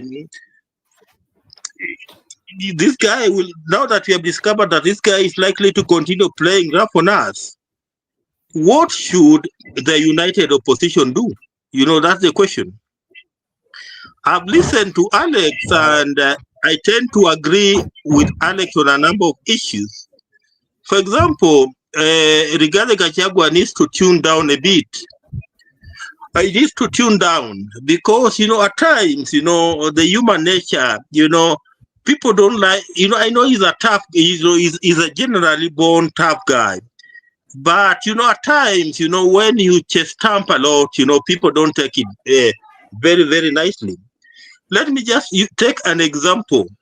You know, there are many blunders Rigathi Gachagua makes that somebody needs to school him a bit, you know, as we move forward as the united opposition. For example, he was being interviewed by the local FM stations in, I think, in Embu. And he said something that, you know, if Uhuru Kenyatta had warned us earlier, we could not have voted for William Samoei Ruto. And later on, he gave a rider that even the alternative guy who was Raila Odinga was not any better alternative. You know, we must agree that the bygones are bygone. Raila Odinga is now dead and buried. Now, you should not be revisiting the Raila Odinga thing by saying that, you know, you were not a better alternative. Such utterances are not necessary in such an atmosphere. And again, we need to agree that we are united opposition, and we are united opposition. For example, when we were when we were going to run in Mbere as United Opposition, and I'm just picking it up from what Alex said. Initially, there was a candidate for DCP, there was a candidate for DP, then there was a candidate for UDA, which that tells you that, you know, the United Opposition had 2 candidates in Mbere. And by starting with 2 candidates in Mbere, when the government is having 1 candidate, that tells you one thing, that perhaps you are not speaking from the same wavelengths. Those are some of the mistakes that we did in Malava. In Malava, there was also a similar mistake where we had a DAPK candidate and a DCP candidate. That was a wrong move, because these are things that you need to agree on earlier, so that by the time you are fronting your candidate, that candidate is known to be a United Opposition candidate, not this issue of you trying to withdraw when the ballot papers have already been printed. That was a wrong move. That was a wrong move. The other thing, I want to see proper working chemistry between especially Matiang'i and the team of, already there is proper working chemistry between Kalonzo Musyoka and Rigathi Gachagua and perhaps, Eugene Wamalwa. I see some good working chemistry. But, that working chemistry that don't seem to extend to, Matiang'i. When it comes to Matiang'i and this other team, is a lukewarm type of a relationship. And, it does not augur well for the United Opposition. So, going forward, we need to see them, come together as a truly united opposition where they are speaking, one language. For example, today, when you follow the type of debate that are going on online, the members of the Jubilee Party, the bloggers of the Jubilee Party, you are celebrating the loss of, DP in Mbere and the loss of DAPK in Malava. So you ask yourself, if truly Jubilee is part of the United Opposition, why are their members, they are bloggers celebrating the loss of a member of the United Opposition? So, we seem to be disjointed in some way. And, we need to correct our situation, because I've told you that, we are dealing with a player who has decided that he's going to play rough on us. Now that he has decided that he's going to play rough on us, what must we do to win this match? Because this match must be won. Because if we allow him to play rough on us and, our teammates get injured, and given that, the referee has decided to look the other way, because we are dealing with a referee who has decided to look the other way, then, that gentleman is likely to win unfairly. And the way they say in football, a win is a win. For example, a person can score using the hand. And, if the referee decides to ignore the point that the guy scored using the hand, it becomes a win for that particular team. So, these are some of the things that we need to be careful about as United Opposition. This is not time to take anything for granted. We should not take anything for granted. So, Rigathi Gachagua to start with, must tune down his language a bit. Even this issue, just like Alex said, of saying that, compared to Nyanza, if you go to Mount Kenya, the caliber of elected leaders, are below par. At times, it's not necessary, because majority of the constituents in these particular areas are not that very well educated people. So if you are telling them that, you only need educated people to run for election, they will start asking questions. Some things you leave them to balance by themselves. You don't shout them out. You allow the situation to balance itself up. But if you start shouting, then people, the people gang together, they say that you are saying that, we are not that educated, and, we are not eligible to be elected by virtue of us not having gone to school well. Then they are likely to gang up. So, Rigathi Gachagua must tune down his language a little bit. Somebody needs to manner him up on how he should be speaking going forward. Because there are small errors that he is making that, might cost us a lot. That's the first thing. The second thing that I've said, we need to see a serious working chemistry, especially between the larger Rigathi Gachagua, Kalonzo Musyoka, Eugene Wamalwa team and the Matiang'i team, because they seem to be disjointed. And if they are disjointed, then this guy who is playing rough on us, you will take advantage of the whole situation, and is likely to score against us. So moving forward, every mistake must be ticked, and a solution must be found against that mistake, so that we don't end up repeating the same mistakes. Finally, I've told you that we are dealing with a guy who is playing rough on us. If you go, for example, in Malava, you saw the type of violence that was deployed in Malava. The type of, the level of violence that was deployed in Malava. Outright violence, where you are even attacking a hotel of a candidate, and the police are doing nothing. So what does it tell us going forward? In a way, we are being told that if you're not very, very careful, violence could be deployed against us to ensure that we lose.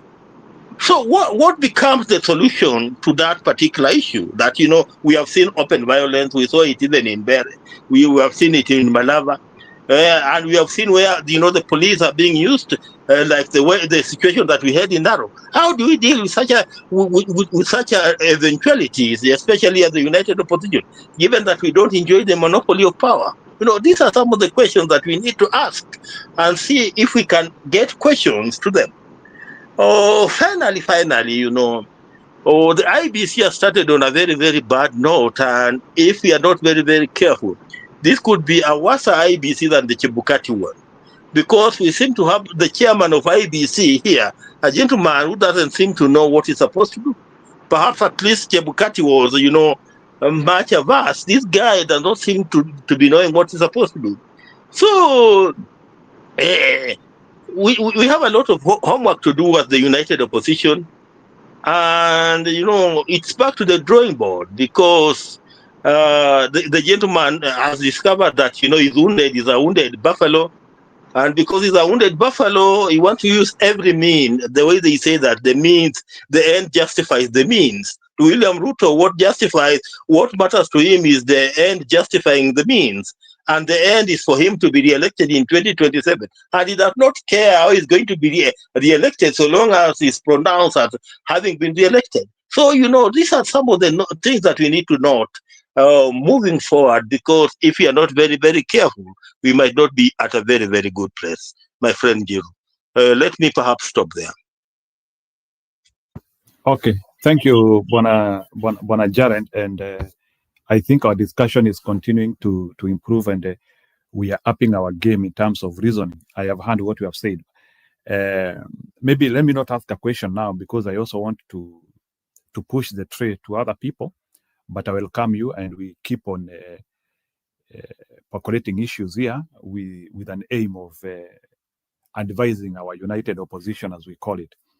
But that issue of Jubilee people celebrating the loss of DP candidate in Mbeere actually came to my attention, and I was not able to understand why.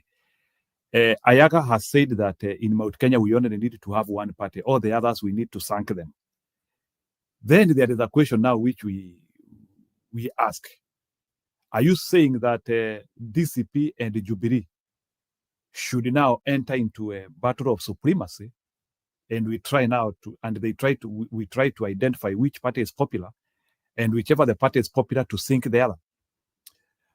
Because there is I don't see a working platform where either Jubilee or DCP, they will fold their wings and they say we support this one.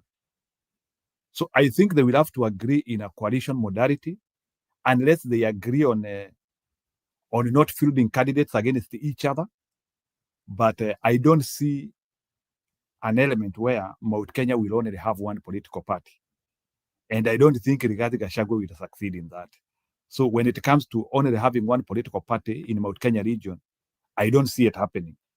So unless if you want Rigathi Gachagua to become more aggressive at actually splitting that region further. Maybe Stony PK will explain to us that. Is one political party feasible in Mount Kenya region? Looking at, because there are too many reasons of why political party exists, especially in the Mount Kenya region. Unasikianga kuna chama ya Maua, kuna chama ya nini. Like, for instance, will Martha Karua fold her party and join DCP? Ni swali tu nauliza. Will Uhuru fold his party and join DCP?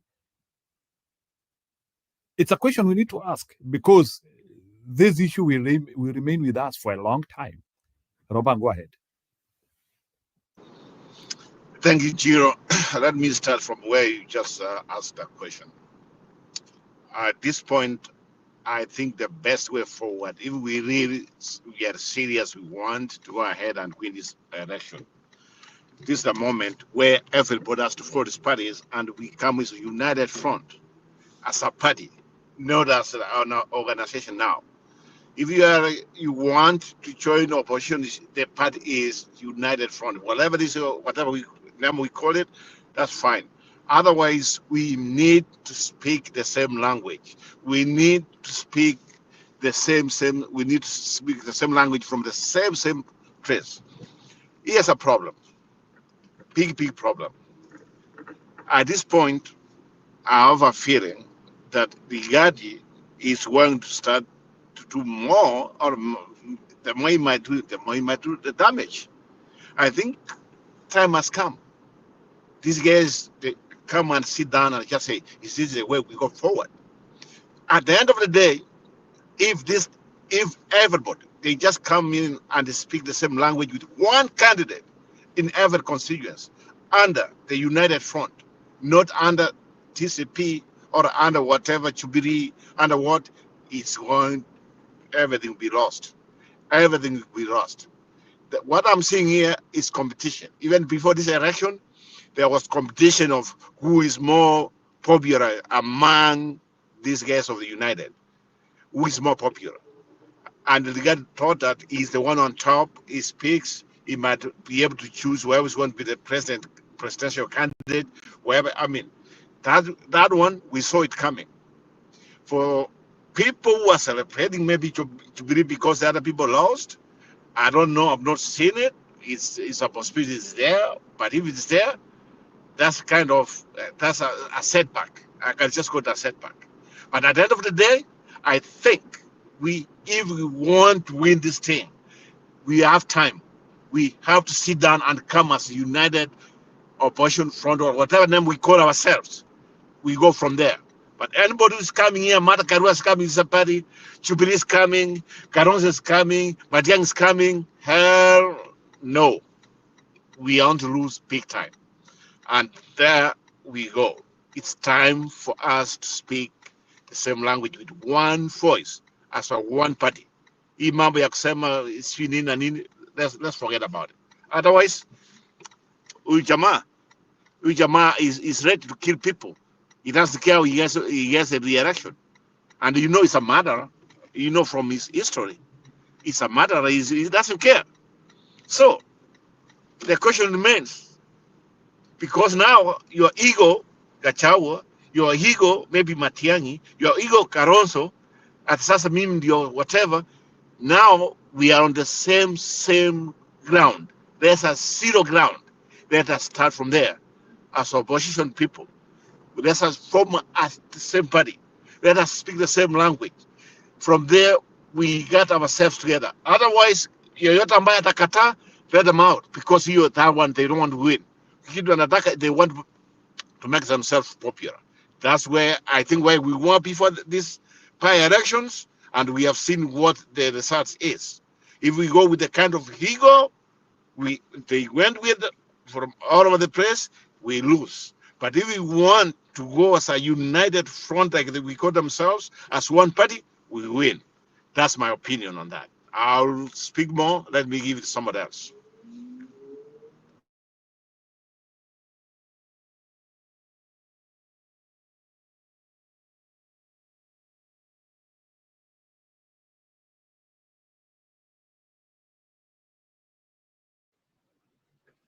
Okay, okay. It seems nobody is around. So let me answer your question, Jirub, that you asked me before, and I give my little submission, then I call it a day. I'm seeing my friend Stone PK is also in the room. I hope is well with him. I want to answer your question. You ask me if the reflection of the election there, if Ruto was on the ballot, if he could have received that the amount of votes. You know, politics is perception. Those by elections, they will be used perceptionally, where Ruto can say the united opposition have 50 and I can also get 45-50% from there. So that's how votes are hiyo ndio venye wizi wa kura huwa inakuanga, using the perception, which is very dangerous. If you want to beat somebody like the way Boyd Were beat Aroko, you beat with 10, almost 6,000 in a by-election. You don't beat small. If you beat small, you create that perception. So you will go through. You can see even how a day after the election, he has been avoiding Mount Kenya for some reasons. And he went there. He was in Nakuru, he was in, I think, in Kiambu, he was in, and he was bold.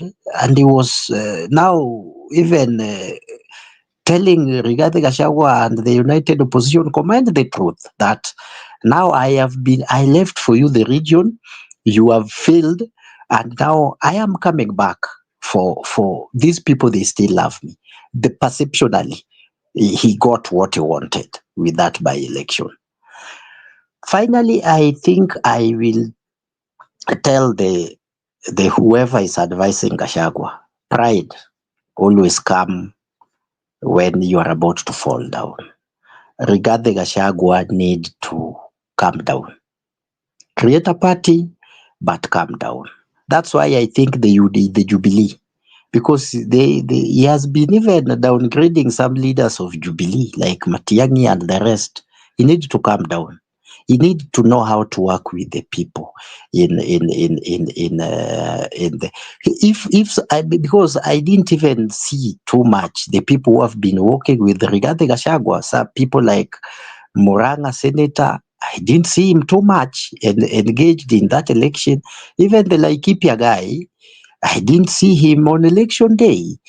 Even Betty Wamain, I didn't see those people actively on the ground. Yeah, except Kalembe or somebody from Embu there. So I think they must, there is this big brother syndrome that is disturbing even Rigathi with this fellow opposition leader. Have you ever seen Rigathi Gachagua with Fred Matiang'i in one picture? They have not. So I think, even I see one of our guys in the comment section asking why he didn't attend. I think he didn't attend because Matiang'i was going there. And those small pride, you sometimes, because of you want to achieve a big thing, you have to work with somebody you called your enemy. You have to. Now you will come to realize why even Raila, he had run against all these presidents, and sometimes you have to handshake and you have to work with them. I think Rigathi Gachagua must look for Fred Okengo Matiang'i. They must sit down, because sometimes the loss in Bere, the sabotage, was created within the united opposition, because it is easy to use people to deal with one of their own that is seeing that is larger than life. It is very easy. So sometimes maybe this thing was plain square within the united opposition, and Ruto just took that advantage. And we are here blaming Ruto. Look around. Every time you lose election, don't go for excuses, because those violence will always be there. There is no election in Kenya that is happening. Even the churches one, we have seen pastors and bishops fighting when they are doing their own elections. So the elections will always be have high tension. So I think Rigathi Gachagua need to come down and unite people in that opposition.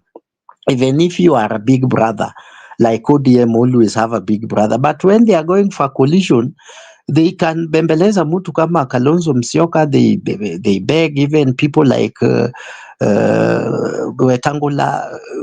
They work with the people like Eugene Wamalwa with their small parties, and then they call themselves, we are equal partners. But Raila is best among the equal partners. So you see the such words. Those are the things that Rigathi have to learn. But if he goes in that direction, I'm telling you, by next year, the by-election is coming either Nyeri or Murang'a. That's why Are people we like... allowed to ask question, my brother? Okay, thank you. Salute to everybody. Are we allowed to ask questions? Wait a little bit. I will give you a point to ask questions. We are in a line, please. Just hold. I will give you an opportunity. I appreciate you. Okay. Thank you. Stone PK, go ahead. Or Eric, are you finished? Yeah, I'm done. Thank you. Okay, Stone PK, go ahead. Then Stone, then Nyakairo, then we have Boji to ask questions, please. No, let me say hi to everyone, and good to hear you guys. Before I proceed, I just want to know, what are we basing our discussions on? Are we basing on that Kenya, we are holding elections as they are supposed to be? Are we in a position of that all what is happening is good, is correct, the elections have gone well? Because because I need to understand, is it agreed that the way we conduct our elections, that is modulus operandi, so that based on that, then we can start yapping and giving comments on how so and so did not do this and that? Because it's important. If we all agree that in Kenya we are holding elections as per our tenets, we have the IBC, we have the law. If we are all satisfied, and I want us to agree on this panel that kila kitu inaenda poa, whatever election, not even hizi za sasa by election, that we are good to go. Kenya we are yani tuko poa.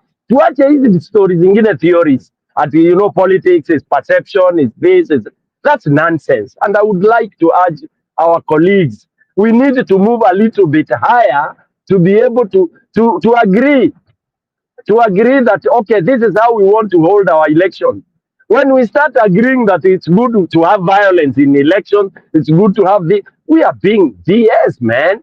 So nataka tu mkubaliane before I even contribute. So how we hold our elections is okay, it's good. Then from there I'm able to, because for me, I always call a spade and a big spoon a big spoon. It's like you could pretend that because somebody has to talk. So I don't have to talk to you. Even these stupid theories of politicians, friendship is today, tomorrow this is enemy. That is why Africa is in the far end of kind of the, what we call it, underdevelopment, because we have entertained BS. We have entertained stupid, archaic theories. So are our elections okay, as we discuss on this panel? Did we hold our... Yeah, no, I don't need Ayaga to answer me. No. I'm not asking Ayaga. I'm just asking, do we all agree? Because before we start analyzing, so and so did not do this, so and so did this, are we agreeing? Let me finish. Let me finish. Are we agreeing that all is well as far as elections are concerned? Period. Otherwise, it's all nonsensical what we are talking about here. Let's agree. I want to hear that, yes, everything is good, and this is the way we should hold our election. We are okay. It's fantastic. Then now we can now start saying who did not do what for him or he to win, for him or her to win. Otherwise, my friends, I thought we all went to school, we have experience. Sasa to talk from a ground that of we agree kila kitu iko sawa, the constitution is abided, IBC iko poa, then hapo ndio sasa tutaanza kusema Stone PK ndiye hakucheza kadi yake fiti akashindwa na XYZ, you know, but ilikuwa poa bla bla bla. Okay, kama tumekubali kuhalalisha all what has happened, let me hear that, then I'm able to contribute. Thank you. Okay, Nisao. I think Okay, Ayaga and Budi can react to that. yeah, let me attempt to answer that, Stone. Go ahead. And I will attempt to answer it with all my honesty. Yes, I agree to that our electoral process is very okay. And the reason I'm agreeing that to, I'll give 3 points. The first point is, before we said we did not have the IEBC, we complained. And what happened? We were told IEBC there, and we were told it's not there, it is there, it is not there, and we were played for a while. And finally, process to start selecting for IEBC officers was started. We did not see any agitations from us, from anybody. We allowed it to sail through, and finally, Ruto and Parliament brought to us an IEBC. Now, secondly, we have leaders within the opposition who we were going, when we were going to have these by-elections, who assured that they have faith in IEBC and elections can never be stolen. And that is a political process whereby we elect our leader. So by registering and allowing and accepting, we legitimized the process. And finally, the people who are contesting, whether today or tomorrow they come to complain, they had trust in the very, very institution that probably they will take to court. So what am I saying? We cannot, after such kind of embarrassment, come back and say, now we start agitating for a better electoral process, when we knew very well we did not expect any result that would have been better from a man called William Samoei Ruto. The mistake started even when we accepted to register candidates, okay, allow the IEBC to declare the politicking and the campaign period, and again have faith that the result they will give us is correct. Now, that is a legal process from the perspective of the legality. Since we accepted, and the people even lined to go and vote, we made a huge mistake by legitimizing what is masquerading as a political process, and to the end, when declaration has been made, we can't go back again, start saying ABCD. That is a huge mistake that we did not see from the united opposition saying, we are not going to this election. We don't believe in this process. We cannot have a single individual single-handedly choosing leaders or an institution that is supposed to be independent to man our elections. We went blindly, we accepted blindly. Now already it is part and parcel of us. Now the question is, did we really do the right thing? But the fact that we have allowed it even to declare an election, legally we accepted it. That was a huge mistake from us. So it is not the time for us now to start to look back at, have we resigned? No, we resigned a long time ago. Which leader actually said, I am not going to field our candidate because we do not believe in this? Which party did that? No party. And the problem is, an election, we have to have parties because parties are the vehicles for elections. So if all of them agreed even to register their candidates through the IEBC, What can we do, Stone? There It is is a the way. commission. But there is a way, my brother. Here we go. You guys are talking about, with total honesty, a lot of blase, right? We understood where you guys are coming from. Here we go. Let me put you guys a real word right here. Okay. Can you hold This on? year, you guys allow a $61 billion to Can fund you? IBC. How do you guys allow that? And one thing, how did Kenya become number 32 in the corruption this year? And you guys are missing 4.7 billion according to Anti-Corruption Commission. So now, how are we going? Let the younger generation run the whole entire thing. And how do you want it to solve it? Stop the funding. 61 billion, my brother. You guys, it doesn't matter what words and blase you guys are talking about. Without the number, you guys are not going nowhere. So solve the number, and you guys, the country is funding that. You guys have a wonderful day. Look at the number and look at the data. And the moment that we follow the number, when we could solve that, right? So now, how did we allow $61 billion? 61 billion to fund this election? Salute to everybody. Figure out that number. If you wanted to really abolish this group of people, stop funding them. That's it. And maybe it's part of the How do we do Constitution. that? Salute to everybody.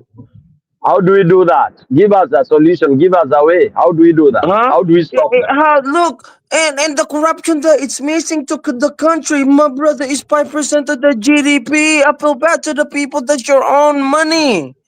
How do we do it? Give us Let a the formula. younger Tell us. generation run the whole entire thing. Everybody that's How? running right now, they're done. How? They How? Give us a done. solution. Give us a They solution. done. How do you let the younger generation do it? Please Tell us, stop. bro. Look, this coming election, my brother, you guys put in 61 billion. Stop the fund. You guys have to recall that fund and give it back. That's the only thing that you could really see. Just tell us, how do we do that? Salute. How do we get? Salute to How do we get? everybody. Hey, How do we get? that's why you're gonna have That's to look at the Constitution. The Constitution is written on that, bro. So now this group of IEBC is part of it, and you guys have to read drop it. the That's the guy. only thing. Jeru, Salute to everybody. toa hiyo kitu. Toa hiyo kitu. Hakuna, it's not making sense at all. Don't entertain vitu zingine za ajabu hapa. Ukisema young generation, si utuletee formula. Matuambie ujinga. Nani ajui? Jeru, acha kuentertain vitu za ushenzi hapa. Kwa nini? Acha hiyo maneno. Let's be logic. Yeah. Acha hizo vitu. Okay. I mean, Jeru, are you there? Let me answer. Ama Let me answer tutoke. the question. No, listen, Ayaga. Jeru ni kama amelala kidogo. Wait, achana na Jeru. That's why he's messing this channel. I'll tell him as well. You know, this channel, people ni watu wana akili. Ukiacha watu, sasa ndio, you are telling us the younger generation. Yani, how do you, is another stupid chorus people are calling. You cannot be utakuja kuchukuliwa chini ya maskati ya mama yako, uambiwe ukuje, ndio uingie kwa leadership. Come on. Young generation. Tomboya hakutolewa kwa chumba, alitokelezea. He presented himself, Obama, everybody else. You have to come up either through, unaanza hapo kwa Village Deep, where unaanza kwa Christian Union. You have to sprout and be seen. Nobody will bring you a plate called young generation, kujeni sasa muongoze. Tuache hiyo shit. And let's forget about that nonsense in our platform. Oh, younger generation should do this. Tuache hiyo ujinga. What we should say is, we have young people who are coming up. When they come up and they want the MCA, they want this, they will be supported. Let them talk, let them give sense. By you being young doesn't mean you are miracle worker. We have young people who are idiots, and we have old people who are idiots. It's not a higher age or anything. Hiyo narrative Kenya tumeuziwa na ni ushenzi. It is a very defeating whatever.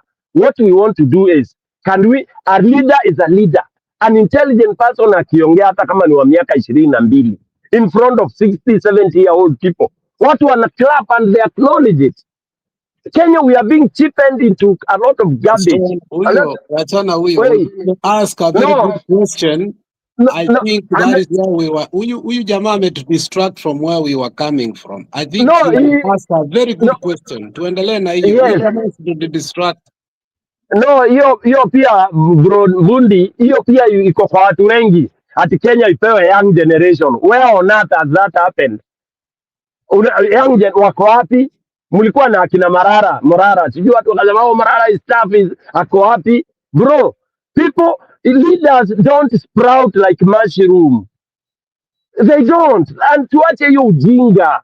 Leaders yani wanakujanga polepole. Unasikia huyu mazee alikuwa hapa alilidi kwa chama yao, alikuwa kwa chama yao, hakukula pesa ya chama members, akakuja akachaguliwa akakuwa sijui representative of this and that and that. That's how leaders come. Alafu akajitokeza akaona I can be an MCA.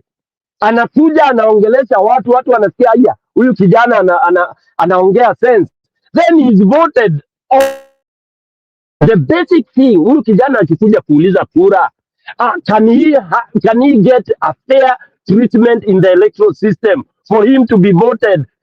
Akipigiwa kura hata kuja kuintimidatiwa na akina Stone PK wale wako 60-70 years old, wanasema sisi ndio wenye nchi, they intimidate him, they rig, and then the very sharp kijana does not see the light of the day.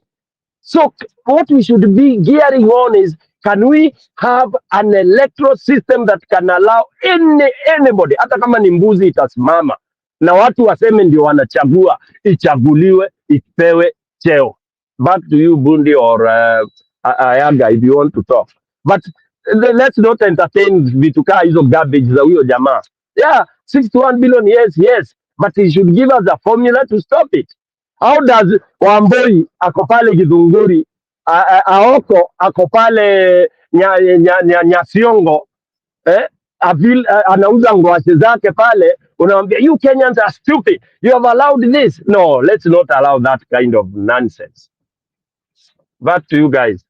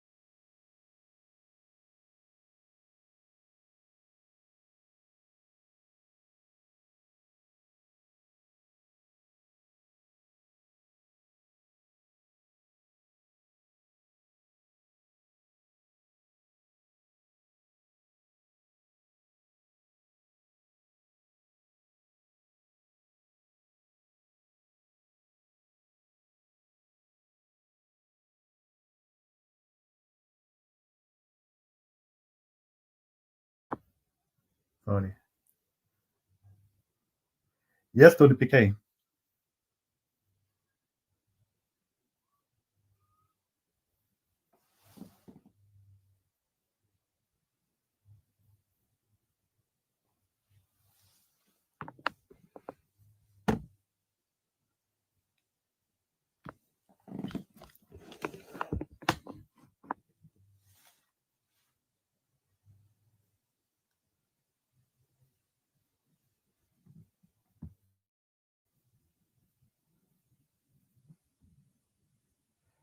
Okay, sorry. I think I'm back. Am I clear?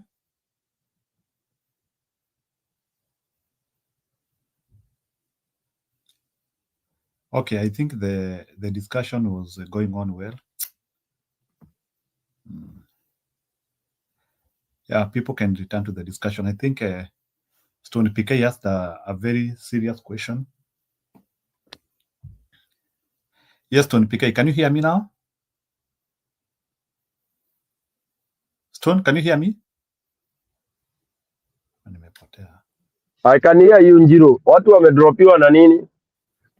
I don't know. Sasa sindio. Haya ni sawa. Because I was submitting and then I just found everybody, something went wrong and people walidropiwa simultaneously. Okay. And then sasa continue with your discussion. Like you asked a very serious question, and are you satisfied with the response you have gotten from? No, nobody is giving me the response, and unfortunately, I would say this in Njiro. You know, there's something Njiro. Can we and are you a PhD holder? I don't know. I hear people calling you doctor. What do you think? No.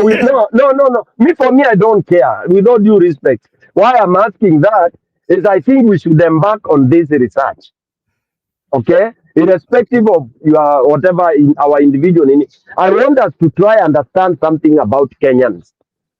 Manake tuna kitu yani there is something, honestly, it's so obvious and simple, but maybe I'm a crazy person, but when we start talking and analyzing politics in Kenya, from what point of view are we coming from? Because when you start talking about this should have happened, this, it means the platform was okay.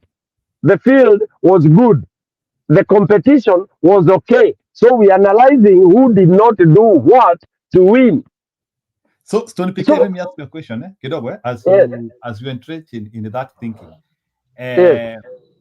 based on the way you see and the way you see in your own style, do you feel like there is no way in which moving forward, and from also historical occurrences, there's no way in which we can talk about an election? Is that what is that your feeling? What I'm saying right now, we cannot talk of an election from the perspective of Stone PK didn't organize himself well. You know, they should have been united to have this candidate, to have that candidate. For me, that's stupid. It's very naive. Ni upuzi, ni ujinga. It's blindness. Because when you talk about Njiru, timu yake angeweka number 6, angeweka plani, it means the referee was good, the playing ground was good, the rules were tired too, but Njiru lost, or Stone lost, for not planning very well for the team. You get my point? In breaking up na soccer, because we all love soccer and we know how soccer goes.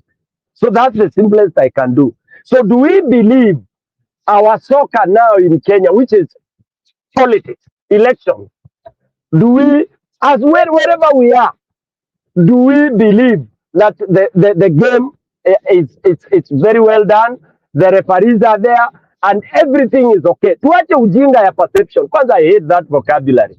At your perception, oh this and that. Why do we only have that in Kenya? By the way, Kenya tuko nyuma kabisa in terms of thinking. We are so retrogressive and naive at the perception, because Stone PK alikuja akaita watu hapa. Whether I transported them, I paid them, that is not an issue. But you see, the perception is whose perception? Yes. Okay? So, for me, as of today now, we cannot talk about who places who how Kachagua did not do X, Y, Z, how Matiangi, how this, how Central did not have one party. Those are nonsense. Don't tell us rubbish about that the Central should have one party. Wachane na hiyo garbage. You can have 1 million parties, and you can field your candidates, 1 million of them. But let us have the referee, the chance. When we were doing dancing competitions in Zero, we would never limit people on the floor. We would say, nani anajisikia anajua kudance? That is what the judges would say. Akina Tony PK, akina nani, tunaingia kwa floor. Then we are eliminated pole pole because the rules were there. Ikiweko break dance, wanaangalia who is really dancing break dance because the judges are there. Now, when we talk of elections in Kenya, and this is now as I conclude, is to tell you we should not have any panel discussing of how CGATO, so and so should have done this, Jubilee should not do this, and DCP should do. It's irrelevant to as of today, which has been proved by yet another stupid thing we went to the by-elections, thinking that there will be some difference and there will be sense in how elections are conducted. In short, I'm telling you, we have failed in terms of holding elections in Kenya. Something has to be thought and has to be decided and has to be made. Tuache maneno hii wati theory vile ulisoma shule, political science, sijui unatuletea Machiavelli and all that garbage. Do we have a are we able to do and hold an election in Kenya? An election whereby let's have the weak, the strongest, the middle contesting, and then mwananchi has a chance to elect. If you spend PK amepewa kura mbili ndio hizo zinahesabiwa. We don't want to hear of polling stations being banned. We don't want to. People are not talking of things like having armed vehicles and Zero. It is tiring, and I hate to see how Kenyans have sunk. And when I say Kenyans, it's people in this panel coming to give us garbage. Yani, hakuna mtu anaangalia ati wanaangalia sasa. Now people are even talking of how ODM is organized. DCP is how it is. That is nonsense. It's a waste of time. Even any fool would not hold that kind of discussion. As of today, you can do whatever you want to do. You can decide to have one candidate, but do we have the electoral system working? And working is, are we making sure that the cabinet secretary, the government machinery, the goons, people are not being beaten? Why are we not talking about those things? And with that, let me end by telling people, you will see what will happen on Monday. Because I told you guys, the bubble has to burst. And the Kenya bubble is about to burst. Hii ujinga tunakuja nayo ati sijui elections ilikuwa, sijui watu ndio hawakufanya. Everybody did its best. My friend, did its best. And everyone is allowed, youth, young, old, is free to register as a candidate. And then let the people come and decide. And I don't want to hear anybody blaming voters. Oh, Mbere people let us down. They did. Mbere people voted properly. Wamudende cannot even garner 1,000 votes, for your information, Zero. Take that to any bank. Wamudende and the proper, he cannot get to 1,000 votes.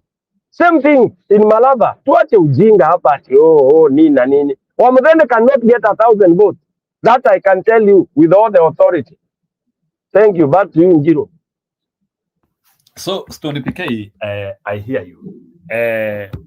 It seems like from your look of issues, which is a bit on the far end, which is okay, you feel like... What do you mean far end, Jiro? Unajua hata unanishangaza. Far end means what? Sijasema kwa vibaya, like... No, I think vibaya. You know, when you saw me, what do you mean by far end? That is where we are, Jiro. I'm shocked that unaona ati Stone PK ako far end. Jiro, we are cooked, we are fucked up. You cannot hold an election in Kenya, Jiro. Wacha kuwa modest ati. Kwanza hiyo ndio ujinga ingine mnapewa hapo. Ati moderate, you know, perception. No, I agree in what you say. We are screwed up. Go up with the question. Kidogo, Ayaga was here na Ayaga amesema hizo vitu ati zimetendeka Mbere they have been happening in their place eternally. Yeah. We never focus. They used Na to ni have okay. armored vehicles in the polling station. Yeah. They needed, And it's okay. they were always being beaten. So, and Ayaga said, it is our time to taste the same. Ayaga is, I don't know where he comes from. That anyway, sorry, I don't want to deal with him, but that is one of the most archaic, very primitive thinking. Just because you are a thief, you want me to be a thief. Hata si tumekuwa tukiiba, hata si tumekuwa tukichapwa. That's garbage. Don't even give me that analogy. It's the most tired analogy that I can ever take. Just because in Luo Nyanza they've been doing all the shit, so it should be a norm. That's garbage. Njiro, don't even encourage that nonsense. Please. Oh, you know, we've been going on riot, we have been killed, we have been did, so it is normal. Watu Kondele wanatolewa, wanapinywa makende, wanapigwa risasi kwa makende, wanakufa. It's normal. And then you say, oh, so that is garbage. And I hate that. That's why I would not listen to Ayaga talking to me. If he's thinking that way, and yet he's a young man, I would think he's a very primitive person. Sorry to say that. Hata usiniletee those kind of examples. Just because kuna watu wanatolewa kwa nyumba wakipigwa risasi, makende wanauliwa hapo, so we should accept that as a norm in Kenya. That's garbage. It's nonsense. Oh, Raila went through this, so everybody should go through this same garbage. That is where we are. 63 years, we are reasoning like idiots, my friend. It's annoying. Okay. Endelea na swali yako. Let me take you further. Hata Ayaga nimeona amekufuata hapa. I don't care about that, but for me, I am realistic. I don't want to hear those kind of nonsense. I want to take you further. Based on what happened, it's not possible to explain a good, like the thing which you call a fair and verifiable election is not available in Kenya now. And in that dichotomy, why would opposition still agree in the same framework all the time, which does not yield results for them? They have no power, and Jiro, don't be naive also. What does opposition have? You are fighting against a government. Wacheni ujinga hata nyinyi. Sorry to use that term. Sasa you are equating opposition to Ruto. Why did Ruto rush? Ruto made a coup at Bomas. Kutoa baba. Manjiro unanikasirisha. What happened in Bomas? Ruto alijua acha ashike hii kitu ndio afinye watu. Then you are here trying to be modest. Baba was following the constitution. Azimio was following the constitution. You wait, things are tally, What did the Ruto do? And I want you to play that clip. Njiro, tuache hii mambo hapa kunini. We are wasting our time. Mtu amekuja kwako kwa gate, ako na bunduki na shoka na kila kitu. Wewe unatoka ati unajua ndugu yangu, na unatoka na vesti tupu na apuongo. Ati amani. The guy will lipua you. What we should say is that Kenya is a failed state as far as the elections are concerned. And let's chew that. Even this so-called nonsensical opposition united, it's all garbage so long as this government does not. And I'm happy what government did, by the way, because it has proved to you, or those who are in opposition, that you can do nothing. Ruto amedeclare. Na amesema, hata Lironi aliongea. Look at his demeanor, my friend.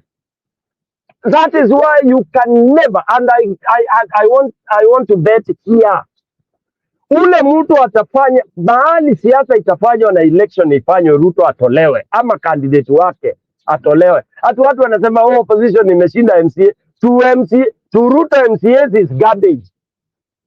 For him to prove a record is from MP level. MCA, you can do whatever you want with it. All right? But any other thing called MP, soma hii number, Ruto will show you who he is. And remember, Ruto is a Kalenjin. He's a warrior. I'm talking raw. You can quote me wherever you want to quote me. Okay? Kenya will never have elections that you queue because you voted for Stone PK, anapata kura 10 and all this. It is all garbage. And for me, this is what I would do. If I were these people calling themselves in your opposition, I would just tell Ruto, endelea kutawala. Siku ile utachoka, basi tutatafuta namna tutaweza either kuweka systems ambazo ndio zitatusaidia. There's nothing wrong with doing that. Just let Ruto rule forever until he dies. Let him die on the seat. Other than pretending, oh, Kenya is a democracy, Kenya has a constitution. That's garbage. Which constitution? The constitution is there on the shelf. Period. We are pretending. Kuongea vizungu mingi hapa ati oh sijui nini. What? Ruto alijua hiyo. And if I was Ruto, I would do the same. Ruto knew Kenyans are naive. They are cowards. All right? They don't know what they want. Kenyans argue. Even the way Kenyans argue, we argue so cheaply. Rock bottom. Hakuna reasoning tuko nayo. If anybody right now can talk about the electoral system in Kenya, as you know, so and so did not do this, that is the naivety of the highest order. I rest my case. Yeah, Tony Pigay, I hope it is not giving up. So do you want to tell me that? No. Again, there you go. It's not. You can give up, Njiru, and life continue. Giving up means what? Achana na Ruto atawale. Wachana na Ruto because wale wanaumia ni mwananchi wa kawaida, ule ana do, ule hawezi afford unga, wadosi wako poa. That's not giving up.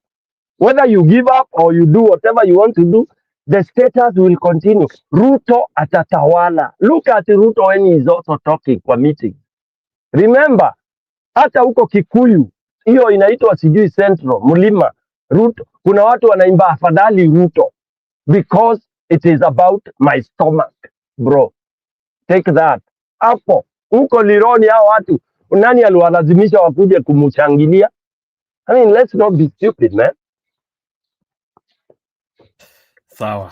Tony Pigay amewasha moto. Maybe before I bring Nyakairo na Kiprir, Ebu Eric Ayaga react kidogo. Eric Ayaga, can you react to that? That one is Politics 101. Okay, I will not take my time to react. You know, it is good, and I love it that he said my friend is saying, I am realistic. Yes, it is good. It is allowed in politics. In politics, you must have those two. There are two stands you can take. Either you are realistic or ideologistic, or you can combine, combine both. Let me interrupt a little bit. You know the rules of debate, ndugu yangu. No, I'm adding. I want to add to your point as you talk. I'm supplementing you before you proceed. I will be done in 2 minutes. No, I'm adding something for you to enlighten us. Give me a second. I want you to, because you like phrasing out like in politics. Define to us what is politics, then proceed. Thank you. What is politics? Then proceed. Asante. Okay. Thank you very much. You know, I'm saying in politics because we are discussing politics here. If you want to define it. Tell us what it is. Then you proceed. I will define it for you. You will not erode my thoughts. I'm used to such kind of argument, and I know you want to push me to the corner so that Njiru can mute my mic. I will not allow you, so I will answer you when I'm ending. So let me say this. I think some of us have stayed outside there for a very long time until we have become white people in our thinking and in our reasoning capacity. My friend, Kenya is located in East Africa, south of Sahara, north of River Limpopo. That's where Kenya, the country we are talking about, its politics, is situated. Number two, in Africa and even in most places, elections always have issue. Like me, I come from a region where we have always complained that elections are always not free and fair, and they are not conducted in a properly way. That is the stand of my party, and that is the stand of majority of like where I come from. We have tried to see a free and fair election for a very long time. It has not happened. So if somebody want to wake up in Mbeere and get a free and fair election in Mbeere, I'm sorry for all of them, because it seems they have stayed outside there until they have forgot that we are in Kenya. For me, I'm speaking in a position where I am in this country. Here we even fight in election of bishops. There is a church here called Sijui APC, Sijui what. Bishops fight. When they want to elect the Sijui, the chairman of the bishops, they fight. So when I'm saying that the election will always have tension, bribe, the bribe claims, intimidation claims, that one will be there. Here is not America, my friend. We are not in the United States. If you have been there so that you have eroded your thinking, or if you want to bring the pictures you are seeing in another country, you want to bring them here, let us just be realistic. If you are to be if reality is what we are talking about, me, what I'm saying is reality. Hold election anywhere in this republic, people will vote even for MCA. People, they can even kill each other. It is not the best way. Yes, it is not the correct way. I agree, but that is how it is happening here. So I think the people of Mbeere, because the system have always been on their side, and now they are testing, going against the system kidogo, they have to complain. But in Malava, in Ugunja, those things were there. In fact, the Ugunja one was worse. Mbeere, I think Mbeere, nobody died. In Ugunja, 4 or 5 people were killed. Yeah, it has been like that, where government sponsor goon, opposition sponsor goons. Yeah, you cannot say it is the IBC. Yes, there is a gaps, too much gaps that IBC need to fill so that we have a free and fair election. But remember, these problems are created by the competitors and the parties that are supporting the position or the candidates. They are the one who are coming up with these things. Now, what we are saying, IBC going forward, any violence caused by a candidate, that candidate should be disqualified. And if we go with that side, we will also have so many people being disqualified. So as much as we talk reality, let us remember we are in Kenya.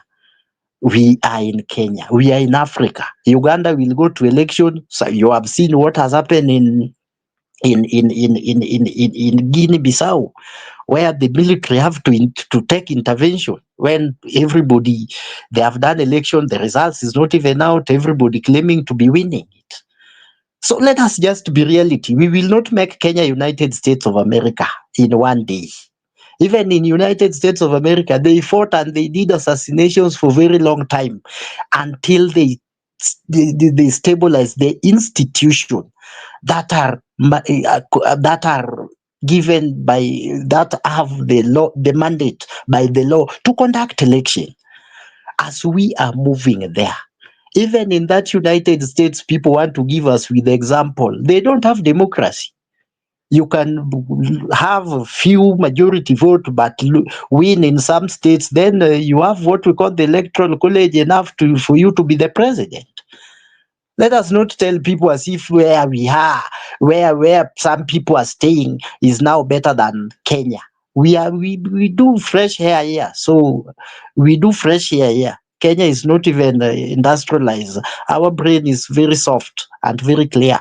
So somebody should not call us stupid. Kenyan people are not stupid. What we know in this country, if this is the kind of the supporters, the DCP, they talk like their leaders, I wish them the best. They will lose until they become humble. And I'm just telling them, for free and fair, they will lose until you cannot talk to people as if you are talking to even children. We don't talk to children like that. People are disagreeing, but we need to disagree in a way that You don't say now we are staying in Kenya here. We are more foolish. You stay in a country that even they don't do a proper democracy. They have to manipulate things called electoral college to manage the rapture. We even saw when Capitol Hill was attacked in the US when Trump lost election the other day. That is United States. In UK, there is no democracy. It is king and queens are ruling. PM and other MPs, they are doing it for formality. So you can't come here. We are the people who are practicing democracy. So, and democracy have its shortcomings, problems and troubles. Na tunazoeana nayo tukienda. You don't insult us, man. Thank you. No response, Nyakairo.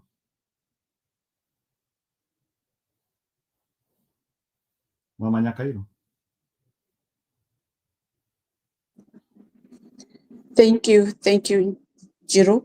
I say hi to you guys. I have just a few things or a few points to make, and it's just that it is so sad that we are putting ourselves to this game whereby we are not looking to the real problem that we are facing. We are just putting things like we are celebrating. However, whoever won or lost, this is our country, which is really at a crossroad. We need to know what is going on with this guy who is feeling that he has the right of killing people, even at this juncture, so that his people can win. We want to know why is he doing all this roughness. It doesn't matter what kind of politics you are playing, but you cannot play politics by killing people at this juncture with that small by-elections that happened. It's so sad. Na kwa hivyo saida tunaongea hapa, tuwe tunaongea mambo ya kujenga, si ya kubomoa. Kwa sababu huwezi kuwa ni kama you are talking about somebody who has won roughly killing people, intimidating people, bribing people, which is not the rule of the politics of the whatever election has been done. Hii ni kitu ambayo imefanyikana and it is real. So anybody who comes here, in fact, I expect them to talk about what has happened. Kwa sababu hakuna mtu anaweza support mambo kama hiyo inaendelea Kenya. It's so sad. And it's so hurting. We are not comparing Kenya with the US, but we can make history of being forward with what is going on in our country and making sure that things go right. It's not how somebody wants. We are many millions of people who are watching this guy doing all this roughness, killing people, stealing money. And you see now, this guy is accumulating money so that whatever bribes he has done, it has not taken even 1/8 of what he has stolen from the government. He has a lot of money. So now he's exercising how he's going to deal with us at that particular main election. Na hiyo kitu ndio tunaangalia, tunasema kwa nini amefanya vitendo kama hizi? That means he is ready to make the country fight. So he is preparing for a war. And that is exactly what Ruto wants. He wants to have a war in the country. Na si war kutoka from another country, it is within the country and he is creating it. There is no war, but he is creating it. Kwa sababu huwezi kuja kwa mji wangu na uniletee watu wako na mapanga ati wasimame hapo wanionyesha ati mimi I will not fight for my right. Those are things that we should look at. Na kwa hivyo mtu hapa akija, hata kama you lean on the other side, please don't be so courageous telling us that this is what happened na huyu mtu ataendelea sijui atafanya nini. That is very rude. Mimi nasikia vibaya kwa sababu hii Kenya yetu tunapigania, hata wale hawako kwa upande wetu wanaishi hiyo nchi, and in fact they know something wrong is going on. Something wrong is going on. But still you are hiding your head under the sand. You don't want to know what is going on. Kwa nini watu wasiongee ukweli wa mambo? Ruto has not won anything. Ametumia mbinu mbaya ya kuumiza watu. Nani hawezi toroka akiona watu wamekuja na mapanga, akiona watu wamekuja na bastora? Nani hawezi toroka? Hata yeye mwenyewe. Kwa nini anajizingira na guards zake? Kwa sababu anajua ni muovu na anajua anaweza windwa. Kwa sababu aache kuwinda wananchi wa Kenya. Aache kutumia vitu ambazo hatuna. Kama ni ngumi alete. Ajilete mwenyewe na alete ngumi. Lakini asilete vifaa ambazo ni za vita. Sisi hatuna vita na yeye. What we are doing is we are fighting for our rights. And we are fighting for our country. So whoever is talking, feel about the country. Don't talk points of seeing ati hawa walikosea hapa. Hata hao wakiwa wamekosea. Kwa nini wewe usiwe right ya kuonyesha mambo yale mazuri yanaweza endelea kwa hiyo nchi? Ndio nchi isimame. We have been promised so many things. Singapore sijui nini. Singapore inawezekanaje kwa watu ambao wanauawa? Hao wataonea Singapore wapi? It is right this time that we are not going to compare ile mambo yote mbaya amefanya na mambo mazuri. Amefanya maovu mengi zaidi. Na hii nchi yetu imeumia na bado itaendelea kuumia. Hebu imagine huyo mama mzee ambaye amepewa 5,000 with the current economy of the country. With the current economy of the country. Anaenda kujisaidia na nini? Alafu anauza maisha yake kwa mtu ambaye hana haja na yeye. Hakuna siku Ruto ataenda huko kuonyesha hao watu ati kwa sababu mmenichagua nitawasaidia hivi. He will never. What he will be doing ni kuumiza na kunyanyasa kila siku. Hakuna siku atawapea uhuru wa kuwa watu ambao washangamfu. Kila kitu ni ameharibu. Huyo mama akipewa hiyo 5,000, hakuna kitu atanunua. Na hiyo imeenda. Na huyo mtu anaenda akicheka. Look at him the way he was insulting people. He is insulting me and you. Hata wewe unamtetea. Anakuinsult. Anasema nyinyi ni wajinga. Unaona vile nimewapiga. You use the weapons to win. Unafikiria nani ataongoja hiyo? Unarudi kusema umewin. What did you win? That is very hurting. Very devastating. Our country is very, very bad right now. Nikiangalia ninaona watu you cannot see the seriousness of the country. What is happening? Unaona tu mambo kuongea. Mtu aongee ukweli wa mambo. Na ukweli wa mambo ni kwamba watu wetu walikuwa bright, watu wetu walifanyiwa madhara ya kuonyeshwa tutawaua, tutawamaliza. And it is true. Unawezaje tuma hata jeshi kwa area ambayo hakuna vita? Aka watu wanashangaa what is going on here. Hao wamama watatokeleza kweli hata wazee? Hata wao vijana Gen Z, they might not come out. And if that is how we are going to be ruled, then we are done. We have the right of choosing whom we want. Hatuwezi kuletewa mtu. Tena kuna kitu ingine. If it is true, huyo mtu alitolewa wapi ndio aletwe hapo? Aje asimame ati awe sasa yeye ndio mbunge wa pande hiyo. Alitolewa wapi? Is that right? Those people who are bringing people, if that is true, were bringing people there to mimic, to do all this intimidation. Walikuwa wanatolewa wapi? If that is true, we have to look at things the way they are. Na ukiwa upande gani ama gani, wewe ni Mkenya ambaye anatakiwa kujua uchungu ule watu wanaendea. Hata wewe siku moja utakupata. Because you are not going out of the country. Na ukitoka uende nje ya nchi, it's good for you. But we being the inhabitants of this country, we need to be let to choose what we like and whom we want. Kwa hivyo maongeo yetu iwe inalingana na ule upendo wa nchi tunataka. Vile nchi yetu tunataka isimame.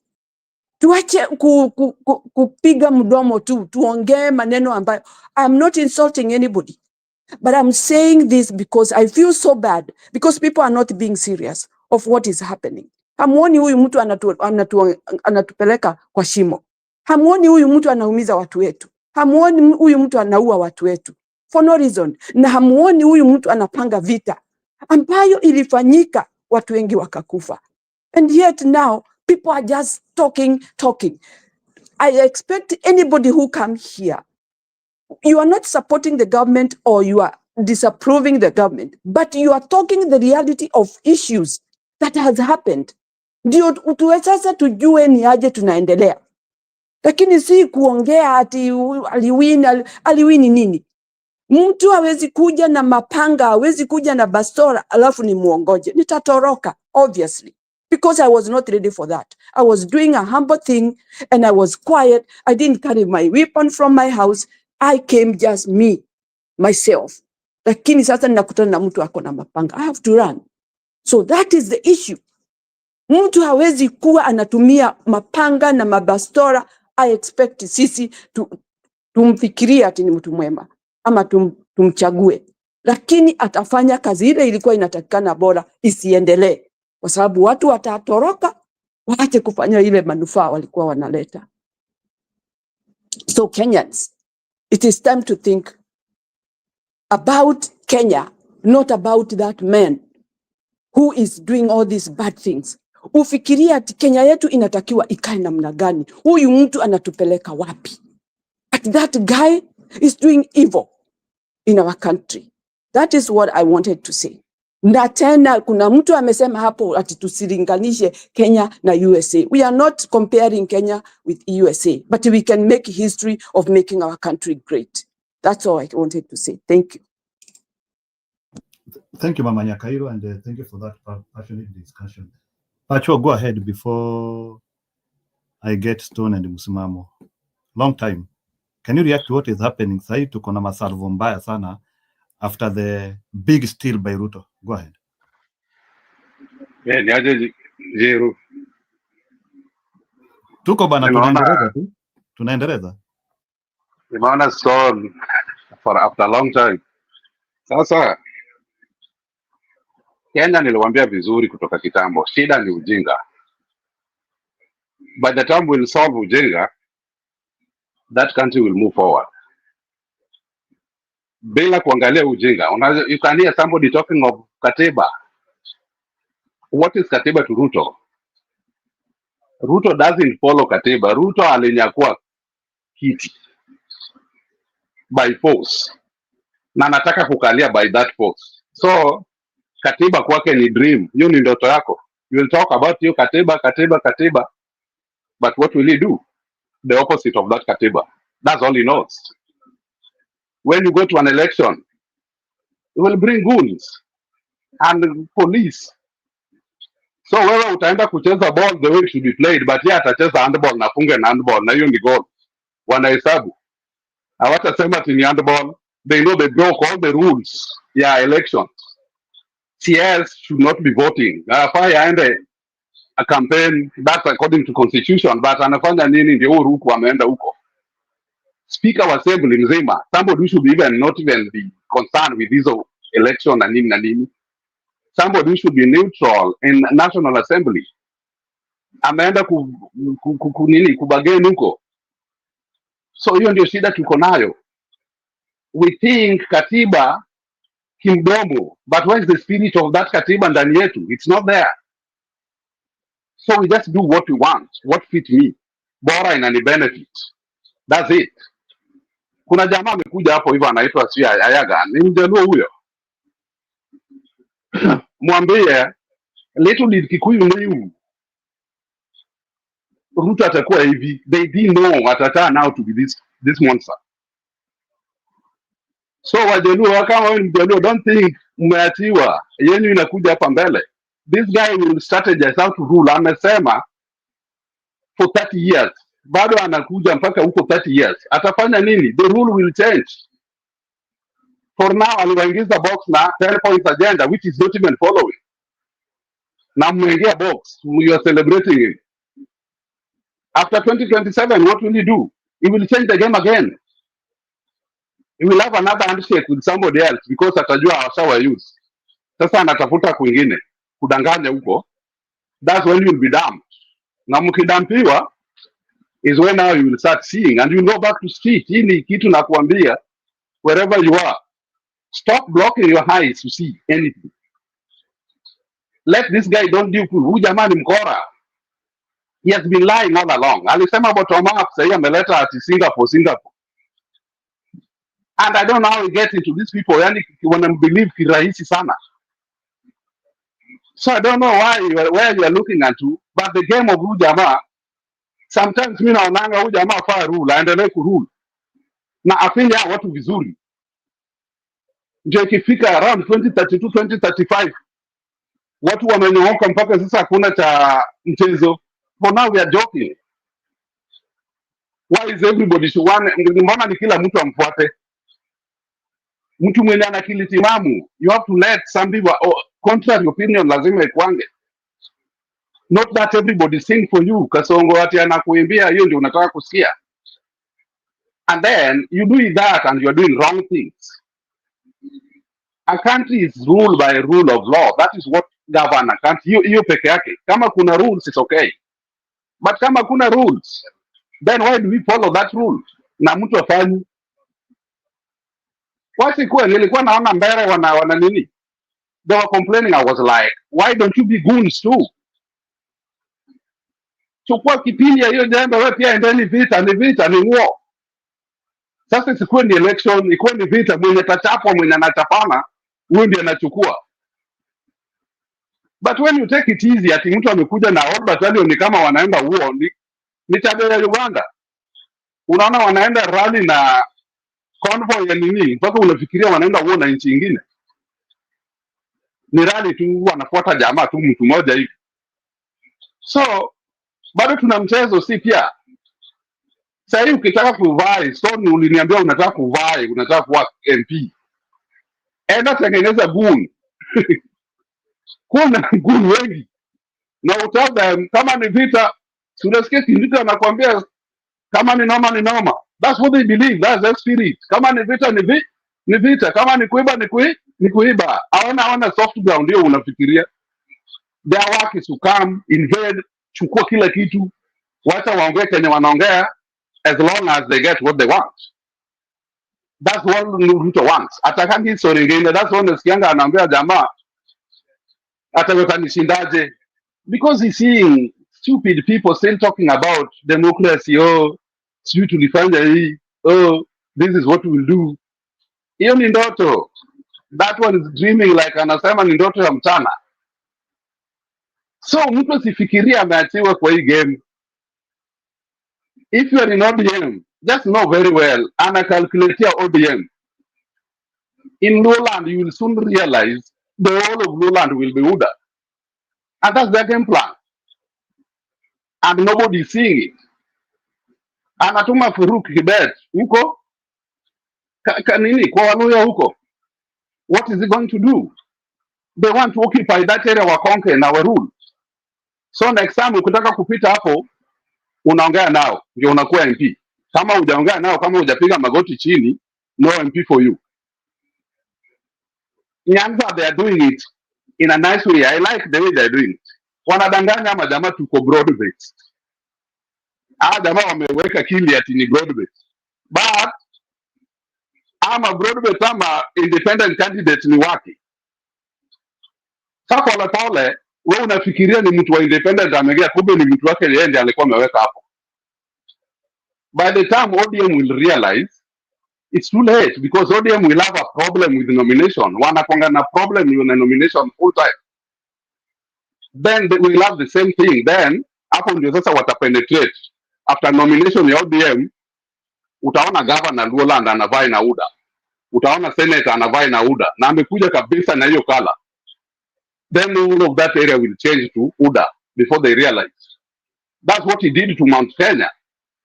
Alienda na akamake sure kina Kabogo nini wale wajamaa wenye wangemsumbua wako nje. Kabando those like aliweka kando. Akaplant watu wake. So hata yani Gachagua anakuja sahi, ana realize MP wengi bado wako UDA na hawezi ongea. They cannot block anything because they fold their eyes, wakaingia kwa hiyo mtego ya huyu jamaa that easy.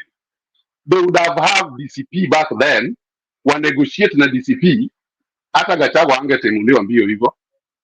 Because it will be a lot of MPs from Central Kenya wangemwa counter attack, but now no. Na hii game unaona tayari inachezwa Lowland na wanakubali. ODM inakubali kabisa, we are in broad based government. Hiyo ni gari ya kupeleka ng'ombe kichinjio. Hiyo broad based inapeleka ODM kichinjio, and they are told to sing that song.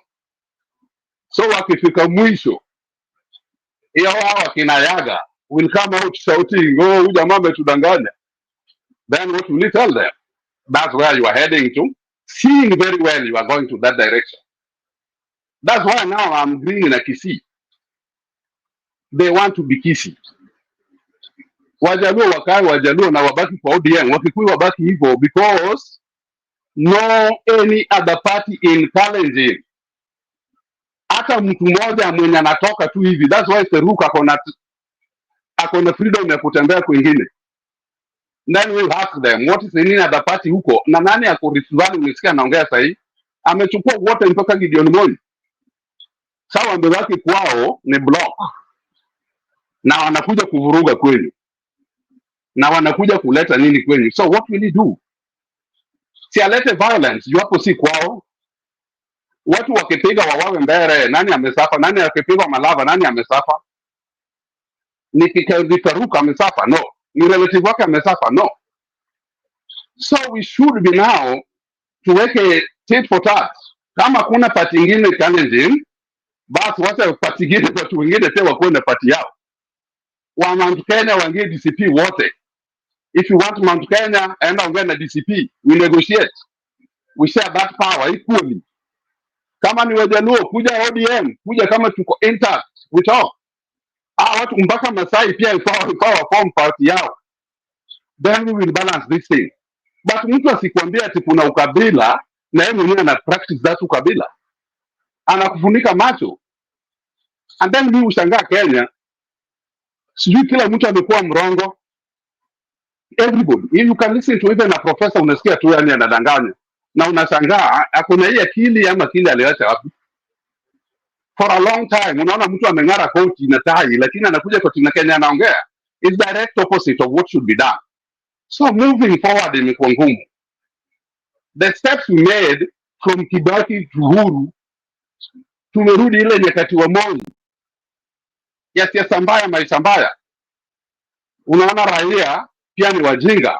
Feruka alienda Malava akasema mkichagua mtu wa opposition hamtaletewa development. So for now hata hao wafaa wampigie simu ambie sasa wewe leta ile development yako, atapotea. So why are we being fooled all the time? Because tumekubali, hatuna msimamo. That's the problem we have. Mtu ni yako ODM, the same akili yenye yako nayo kwa ODM ndio iko kwa UDA. Wanasema ni Azimio, wako na mpaka manifesto, but akili yao ni the same.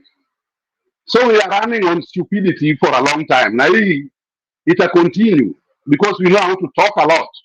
Tunaongea mdomo mingi and conveying no message at all. Haisaidii kitu yote, tunaongonga tu. For now hata ukiuliza jamaa, nilikuwa nauliza jamaa leo.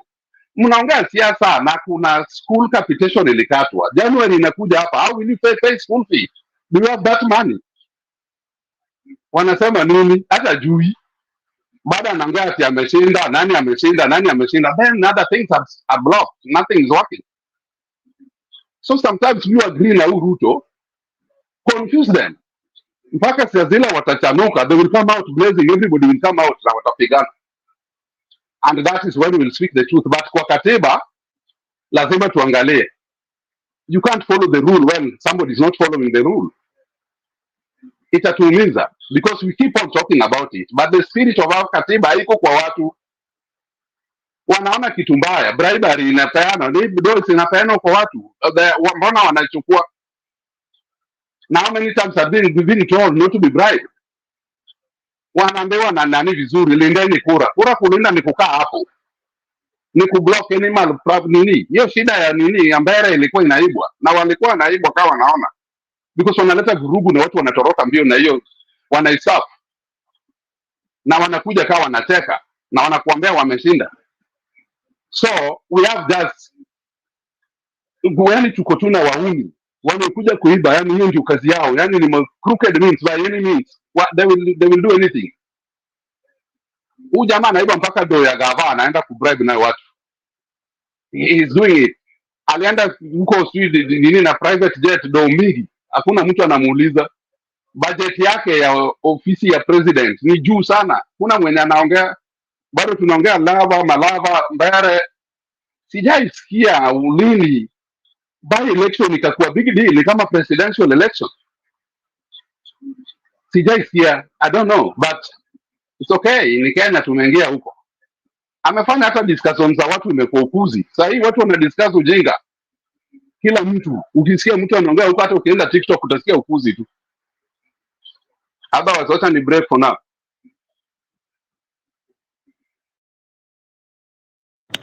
Asante sana. You know, hii issue, wacha niulize tena Pacho. Unajua Pacho, umeongea kitu ambayo ni muhimu. Umenitoa kule chini. Kila wakati tunapoambia watu wa mlima kuwa hii maneno ya kuwa na many parties, we are playing to the gallery of Ruto because he loves that.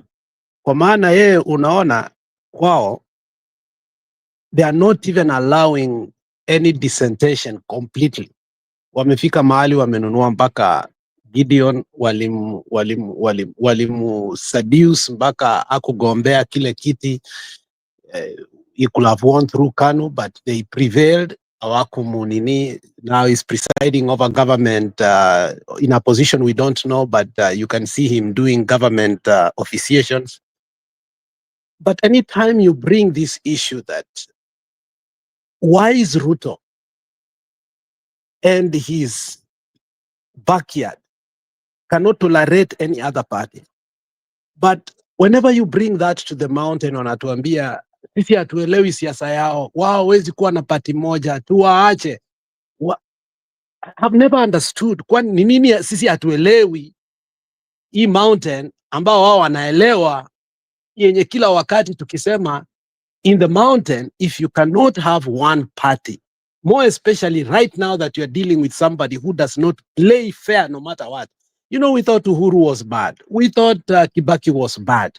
But we have now, this is the definition of bad and dirty. Vile Mzalenda amesema, you know, the guy is going to play even more dirtier. How do you convince the people of the mountain that your one undoing is to go by spreading so many baskets, thinking that it's democracy, but to Ruto, that is a stealing strategy.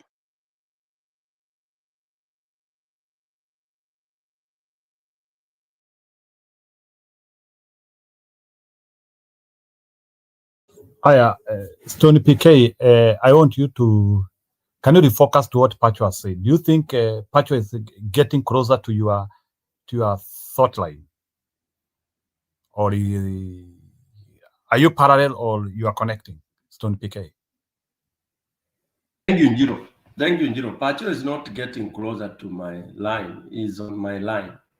And any normal human being in Kenya today should be thinking that way. We are not seeing genius. As I said, it's very simple thing. What a garbage tunaletoa kina Ayaga. I mean, that is really nonsense. I will call it that way, with all due respect. Garbage. Okay? Total garbage. But what is true, what is real is what we are saying. It is, by the way, reality, you don't need to go to school to define a reality. Hakuna mahali reality inasomwa kwa shule. Okay? Hakuna, you don't need to have a doctor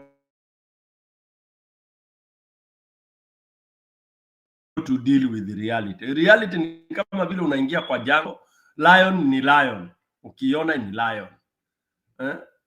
Twiga ni twiga. Elephant is an elephant. Okay?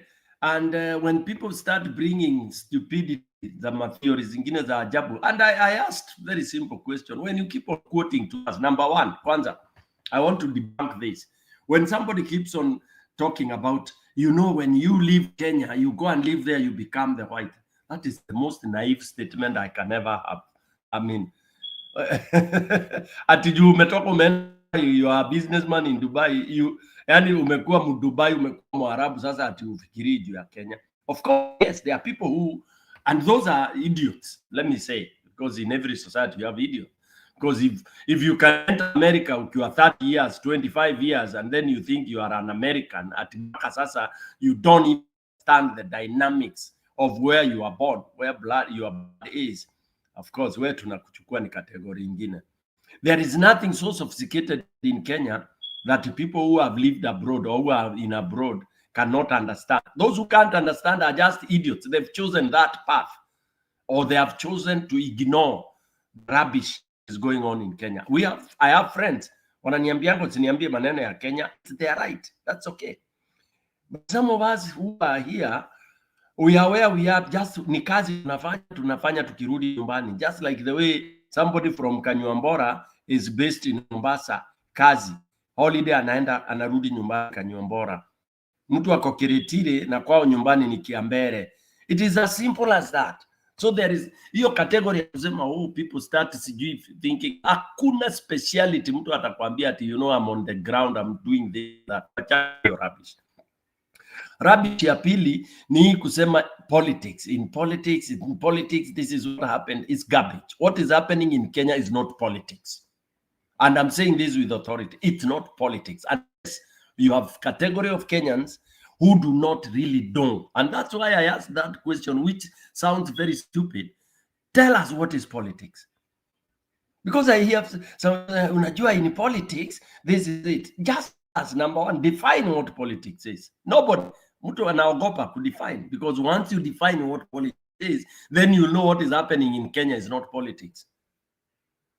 Politics is not when you go and ban ballot papers when people are voting to elect a leader. Is that politics? You come and tell me in politics somebody comes, or in our area also it was violence. Then you are putting violence together as an ingredient of politics. What kind of nonsense can this be? Tafadhali. Just because when you you know in our place we fought with tukadungana na visu, so you want us to include that in the framework of what an election is supposed to be? Surely, how low can we be? And that's why Ruto has taken advantage of that. Right now, people are talking about, you know, parties. Where do parties come in? And even if you have one party and you have a dictator that does not allow, hata mkikuwa na party moja, the entire country against Ruto, you will still bite the dust. You will still bite the dust. Hata mkisema the whole country to unite against Ruto, you bite the dust. Ruto has the implements of power. He has the armed forces. Nilisikia another friend, I have not confirmed, the top management of Jeshi, sijui ni 80 to 85% are Kalenjins. This I'm saying openly. What does that tell you? How about the lower ranks? How about the ministries? Ruto captured the country. The country is in pocket. Okay? So he's running it. He's running it as a personal thing. So whatever he's doing, look at it this way. A by-election, unatuma armed vehicles. Now watu wana evade from this. Unatuma CS is roving all over. CS, a civil servant, roving all over. Slapping people, beating people in polling stations. And you know, I've sent you a clip I want you to play after nikionge. I want us to be realistic. Okay? Stony PK, weka hiyo clip hapa nikuchezee from here, please. Nimekutumia kwa WhatsApp tafadhali. Jana nilishindwa kucheza from here, sijui ni kwa nini. Nimekutumia kwa WhatsApp. Kwa my your WhatsApp. Okay? Na nitakutumia ingine. Ucheze hizo clips mbili. These are people, agents talking, my friend. Alafu tunakaa hapa tukiongea Ayaga coming as to give us a lot of nonsense. Alafu tunaambia you respect people. Me, when you give me matope, I tell you that is matope. By the way, those who don't know, I come from Mbere. Yeah? I come from Mbere. So when I talk about Mbere North elections, I'm talking with a lot of authority and finality. Yeah. And some of us have been involved directly na tufundishe watu hapa kwa hii platform, by you being in the United States of America, UK, Australia, if your interests are very important and you feel you value your country, you get involved 100%. Some of us speak to those people. We speak to the ground like almost throughout the day because of the interests that we have. Okay, so huwezi kuja ukisema watu abroad hawajui. Don't generalize. Of course we have people who have wamesema Kenya ni BS and they are okay in the US, in UK, in France, in wherever they are. Okay, yeah. So na tusichukue watu wote ambao wako abroad, they are there because they are wamehama, they have migrated. No, people na wengine wako huko ni jobs, contract ya siku chache warudi nyumbani, and that's some of us have a lot of interest in what is going back home. So let's not generalize these things, and let's agree that what is going on in Kenya in terms of elections is garbage. Stop saying that we are not like Tanzania. Mtu aniambie what is the difference? What has happened in Mbeere and Malaba? How different is it from what has happened in Tanzania nationally? Njiru, cheza hiyo clip kwa before I continue, or before somebody else comes. So Njiru, I think in this channel we have to be very firm. I will play the voice. Ukiniruhusu nitacheza voice. I have it in my phone here, but I don't know how to transfer it here in my computer. But if you want, I don't know if you wanted pia huyo mama anaongea onekane or the voices. No. Si lazima aonekane. Voice sawa. You know what we need is voice. Sawa, ndio hii. Actually. Yeah.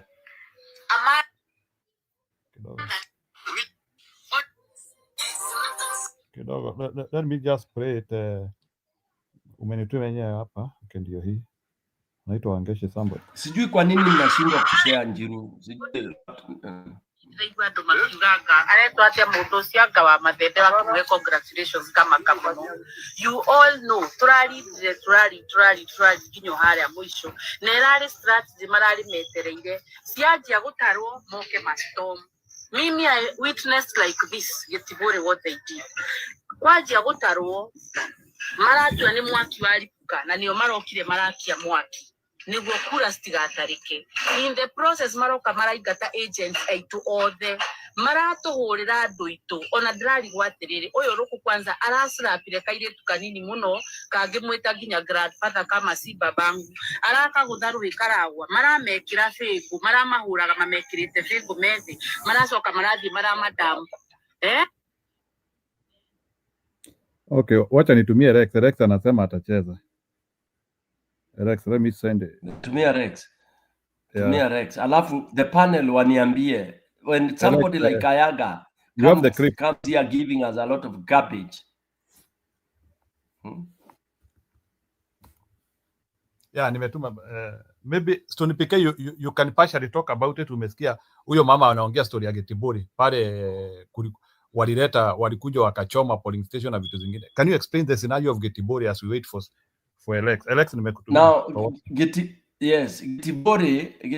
for those who are listening is one of the major polling station in Ndawa, and that is where they have two streams. Okay, that is the strong base that is so much opposed to Roko. It is his home, but they're all for Karis.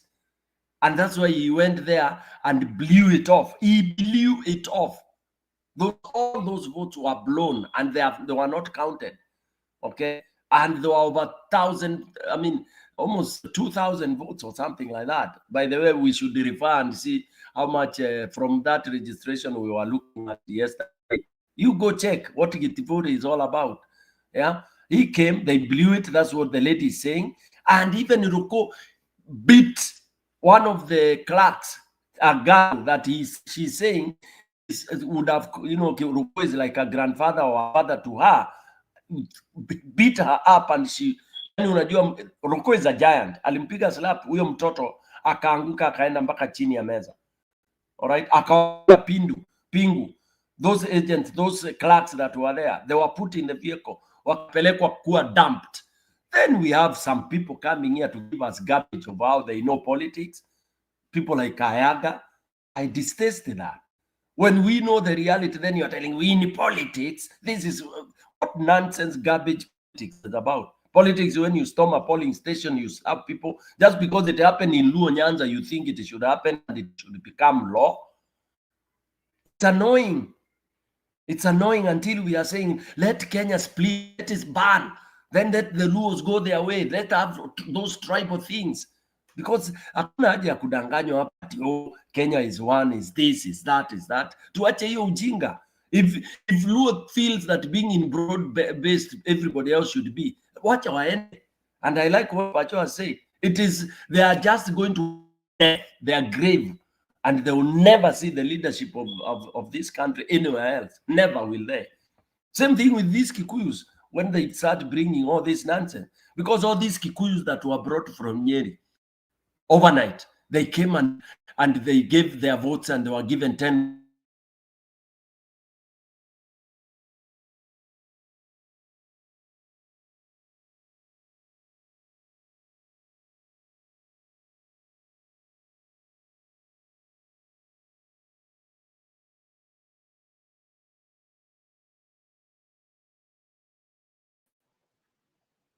Can I come in? Because I have been mentioned more than 60 times. It is stupid for anybody to start even trying to give us, oh, you know, this thing has happened. We have the details of what is happening on the ground. Nobody should come here and start lecturing us how politics is, how elections are done. There is no election in Kenya. It's all garbage. It's nonsense. And that's the truth. That's the realistic. I'm happy it has happened in my area. Because, okay, you've had violence all over CG 2017 to then you come and make it a statute. You accept it? Surely. Where are we going?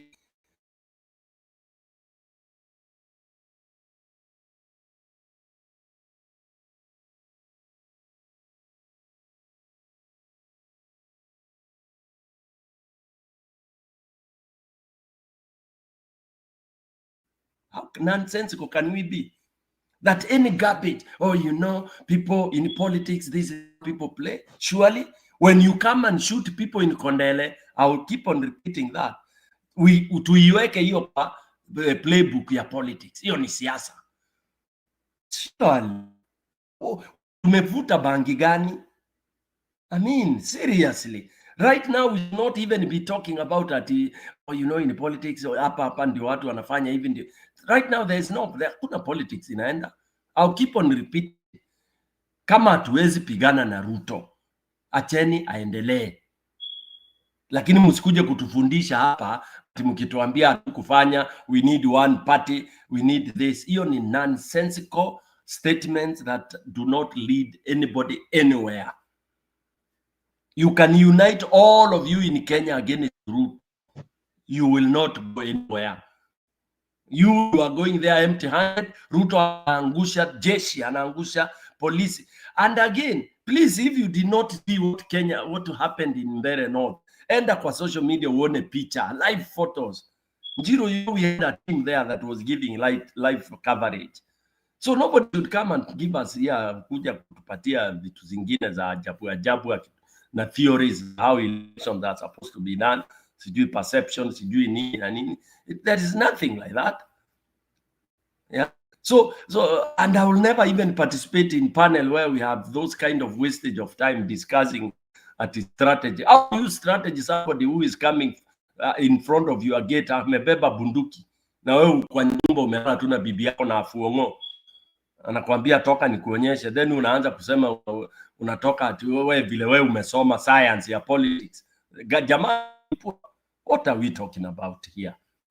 What nonsense are we really talking about? Just a clip, Jiro. Can I come in briefly before you play the clip? You know, you have mentioned me, my brother, like 1,000 times. Yeah, but don't laugh. Ayaga, you are one of the... If I would face you, if I have a gun, Ayaga, I would shoot you dead. But you know, I will Even not if you cry are because you are crying. You know, you cannot force somebody to No, cry because you are crying. Yeah. you So don't have to let me cry. just give You my are the time. people... You are the people who are sinking this country. And if I had control on this panel, I would not even allow you to talk, because what you're saying here is garbage. Yes. Okay, I would block you totally. I'm telling you sincerely. So don't bother even answering what I'm saying. You are okay, I'm not disgrace. answering. You are Ruto. I just want Don't answer me. Yeah. But I can't stand your nonsense about politics. I asked you what is politics. You can't define, my friend. You can't define that. Unatuambia siasa. One party. It's nonsense. All this garbage you're telling us.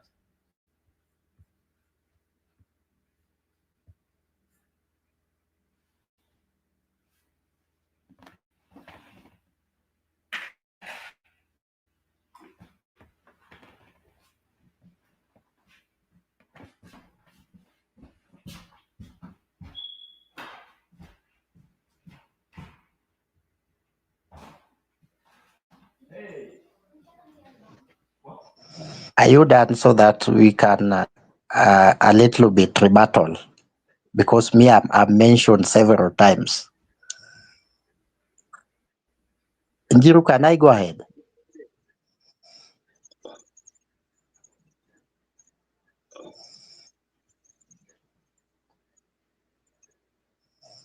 Alex, can you hear me? Yes, you can go ahead. Okay. I'm trying to play the video, but God. Okay, just try before you play it. I just want to say,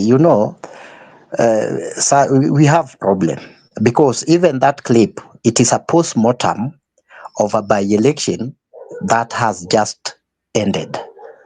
It is part of the post-mortem. It is like we are dissecting the by-election that had happened. When we try to, I told my brother PK 2 months to election. If they go the way they are going, they will lose. He disparaged me. He ruled me out. He called them garbages. Sahi, they have lost. I'm now again trying to give him some hints. He's also disparaging. He's crying. He's mourning. Yeah. He doesn't want me to laugh. Why should I cry? Why should I cry because Karish lost election in Mbere na huko ni kwenu?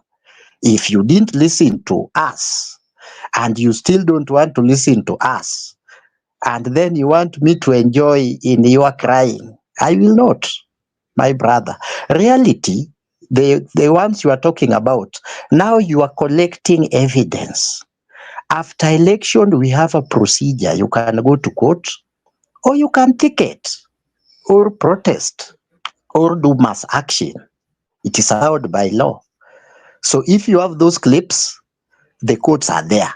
Election in Magarini was occasioned by court nullifying election that was not properly done. Mbere is not exceptional. Mbere falls within the Republic of Kenya. You can't be preaching violence at the same time when we tell you violence have always ruled and run our elections. You also have a problem. Now the reality you are talking about, you don't know the reality. Now let me give you the reality. Reality is your MP, you are coming from Mbere, you have confirmed it. Is Leonard Njeri wa Mudende will be sworn in next week before they go to recess. So now that is the reality. Now you better get used to reality. What we are doing is postmortem. After every match, we must have analysis, hata kwa football. Don't ask me to define what is politics. That will not help you. Let us discuss the post, what has happened in all this by-election. People have lost in Malava. People have lost in Kasipul. Even me, my candidate, Otete Man, lost. The problem is I know where the rain beats us, and I accept where maybe we made some little mistake. You don't want to be told your mistakes. You just rant. You just disparage kila kitu. You disgust everything. The same way I told you. I told you immediately after election that day we were with you in the same channel here. I told you, you didn't believe you've lost. I told you at 10, it is God. Imeisha. You never listen. My brother, it is better you come to reality kwamba your MP is Leonard Mudende, upige kelele, ukuwe na miaka 1 miaka 2 ya kulia, na mimi nakwambia lia kidogo, by Monday ukuwe umepoa. Saa hii nitakuelewa kidogo. Ayaga, let me ask you one thing. There is something unajaribu kucheza hapa yenye nasema kama ni huko kwenyu it's okay, but we are asking you, when if that same game will come to be played on your doorstep, what will you do? Huyu mtu anasema hivi, boss, according to rules, Pacho, I'm saying, listen, nyamaza, stop thinking you know it all, let you be taught. You cannot be in a football pitch na you are playing faulty game, then unatuambia ati hiyo goal ni goal. Zoea hiyo goal yako. We have to apply rules na ikue equal, ndio tucheze hii ball poa, ndio tuone mshindaji ni nani. Hii kene unacheza hii, you are so vague, unaongea sana, you go around thinking. Wacha kufikiria ati unarudi stone ndio imekuleta. You are just a sadist, you come here to annoy people. Fikiria hivi, the same game can be played on your doorstep at some point. Hapa mbele inaweza chezwa huko. Wacha game ikuwe fair game. Wacha kutuambia ati I warn you. We are only saying armored vehicle in a by-election, yes, going to do that. That is faulty. Si poa. Kwa game intakana, the katiba hata inaongea nini? The rule ya hiyo election ni referee ako the other side, anacheza pia na wale. So how are we gonna play? So that's what Stone is saying. Like we make it better or we forget about it. Wewe kama bado haijafika kwenyu, just laugh. We saw Kikuyu celebrating. They didn't know where they're going to. Imewafikia. I'm telling you, inarudi kwa mlango ya Wajaluo, where you're coming from. Saa zile mtaoneshwa mlango, saa zile mtaoneshwa mlango na uchezewe hiyo that game, utalia. So I know uko na kile ingine inapiga backward sana na uoni. So wacha kukuja hapa kuongea vitu zenye zinabo. Can I ask you a question is before you finish up? Can I ask you? Okay. Sasa wewe unauliza maswali gani? Ngoja kwanza, wewe yaje unauliza maswali gani haswa hapa? Nataka venye akiongea, I want him also to consider this point. I also have a candidate. Sauti yako na mawazo yako na mazungumzo yako, baba left you in broad based government na bado huko kwa broad based government umeshinda. Basi sasa wewe nyamazia hapo, tumeshakuelewa kwamba sisi ni broad based government. Baba ametuacha kwa broad based government, usindi ni wa broad based government. Hiyo ndio yako sasa tunatuambia hapa, but huangalii utaifa, huangalii yale yako mbele zaidi ambayo yataaffect haswa vizazi vinavyokuja na unafaa kuyafanya kwa wakati wako. So hapa unasherekea broad government, basi hiyo tu ndio imekuacha hapa. Lakini huangalie ule uzito haswa, acha kwamba ushindi wa ule uzito wa taifa ambao upo dhidi ya hawa nduli ambao wako katika mamlaka. Wewe unapendezwa na kile ambacho kinaendelea? Mfano, unapendezwa na ile kauli kwamba tutarudi miaka 10, miaka 20, miaka 30. So maana baba lilata kwa broad based government, kwa hivyo ni ushindi wa broad based government. Unataka tuende hapo?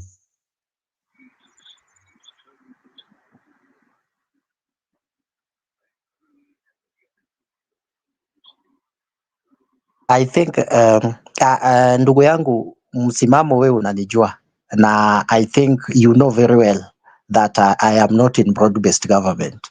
You know, you just want something to make your friend happy. You just wanted something to kufanya ndugu yangu Pacho akuwe na raha. Let's have a look at the election. But what I'm saying, so as a grown up mind, lazima uzungumze vitu ambavyo vinatija, si unauma na kupulizia. Unasema hauko kwa msimamo broad based government, misimamo inaonyesha wewe you are in broad based government.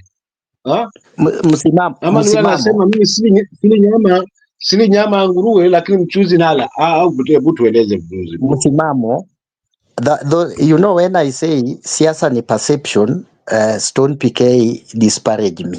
So the perception out there, hata wewe uko nayo sahi kwamba Wajaluo wote hata Pacho tuko wapi kwa broad based government.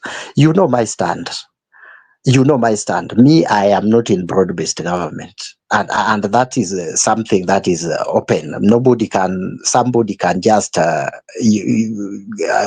brand me, whatever you want to brand me. What I'm telling you, elections are not done properly. Apo 100% we agree.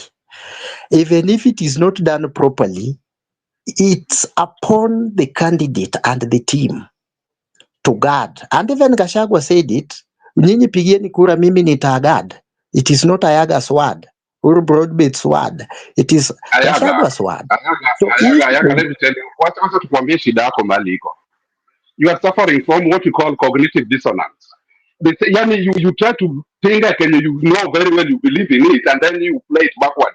So, kuongana wewe, mjadala hapa ilikuwa ni nini? We were talking of election malpractices. Inaleta nchi chini. The reason why we are sad about it is the only tools yenye inapoesha nchi ni kura. Otherwise, inalipukanga ni war. You see what happened to Tanzania when they realized election is failing. What happened? Vita. Because they have no option. Hakuna njia ingine tena. And this guy amekalia kiketi. Unaona what is happening in Burkina Faso. Nini hapo hiyo nchi ya juzi wakafanya coup. Because election imefail. Voting imefail. So kama wewe unakuja hapa to prove some vitu zingine za ujinga, you make it look like we are wondering akili yako iko inakuwa na wapi. We should say man, ndio tusiingie hiyo vita. Tujaribu tuangalie electoral nini. That's what Zed was talking about. Electoral reforms. Tuweke kitu yenye ina level the ground for playing ground. Si kuongea tu. So ukikuja sasa leo tunasema tu pale mbele wewe hata kama uko hiyo UDA, because the story will not be UDA. Story haitakuwa Ruto kesho. Kesho itakuwa ni mtu fulani very dangerous than even Ruto, na atafuata hiyo trend hiyo yenye mna set, because we are setting a culture. Think about of it. Think of 2027 na uanze kufikiria 2032 2037 how will it be. Uko na watu wengi unawaacha hapa nyuma. So for now, this is the right time. When you talk, kuna watu, people are listening to us. So usikuje tu tumekuja Stone PK ati nini. We should talk because unajua shida ya election inaletanga nini? Maafa. People will die. When they will realize they have no option, watatoka kwa barabara na watawawa. So that's what we are talking about. Wacha Kenya inatusaidia ikuwe ni kura. Tukizozana tuingie kwa kura, tupige kura, tuone nani mshindi. But hii shortcut yenye mtu yenye afai ndiye anaingia inaleta sira, and it's a time bomb, my friend. Ni venye haujakaa chini tu kufikiria. I was telling one thing. Kuna hao watu unaona they want to rule. That's why Kalenjin nimekuambia Kalenjin is behind this guy intact. If Rubo anapeleka wapi? Ndio unaona Faruk Kibet wapi? Malava. Na nini inafanyika huko? They just want to conquer and rule that area. So they are thinking like we should expand our support base by doing what? Lazima tuingie hapa by force. So that's what we are telling you. Kaa chini na uangalie when you are talking, fikiria future. Angalia shida yenye italetwa na kutopiga kura vizuri ni nini? In 2007 tulitoka hapo. Na bado tunaona tukirudia hapo. Tuliona what happened in TZ. They were sad even to watch those nini. Ni kama ni kitu ingine, ni horror. And ililetwa na nini? Hiyo kupiga kura yenye inagamia upande moja. And we are practicing it. Na wewe bado unakuja hapa unatuambia ati in East Africa, man, politics is a way of life. Usichukue politics hivyo. Politics is where now tunapata bei za vitu, tunapata how school capitation is being divided. That national cake through politics here. So lazima tupige siasa tu clean. Tusiseme hii conmanship ati ni politics. That's not politics. Why are other people getting it right? Na sisi we don't get it right. Because tunajichimba, tunaingia kwa shimo na we argue like mtu amekuwa conman alafu tunasema ni hiyo. Unakubali na unasema kabisa ni hiyo. So tunakuomba kama una nini hapa, let's ongea kitu yenye inajenga nchi. Tufikirie life yenye inakuja baadaye. Na wewe unajua Ruto, mko naye broad based government. Mwenye atasika pale mbele kama yuko na wewe sasa. Sasa hii mambo ya ruku hii na hapa nini sasa imekuja kwenye. Mnapigia namba 3 kura na namba 10. Hata mtu mwenye hajasimama ndio will come that time. Hata mtu mwenye hajasimama ndio atakuja rule. Hapo chagulia watu hata na anapewa ticket wanasema pale mbele ni Njiru ndio ameshinda na Javai. You'll see all those kind of nonsense. That's why we are telling you mapema tunaongea tunasema we need this thing to be rectified through your voice, through my voice, through Stone PK's voice. So we just don't argue for the sake of it. We argue to build each other. We learn from each other. We learn from that mistake, but we have to say hapa kuna makosa. Ukiambiwa stop arguing like kuna argue sasa everywhere. Usika chini tu uangalie kweli was it good na useme tu mazee hapo yenyewe imekuwa mbaya. But when we set that standard, hiyo standard inaenda for another 100 years. Hivyo tu. Hiyo ujinga inaenda for a long time because you set it. Na kuna mtu kupinga hiyo kitu. Na people change. Power is sunset. Inafikanga mtu anatoka. Na amewacha nini? Those people can even do. Unasikia Tiari anaongea anataka kae for 20 years.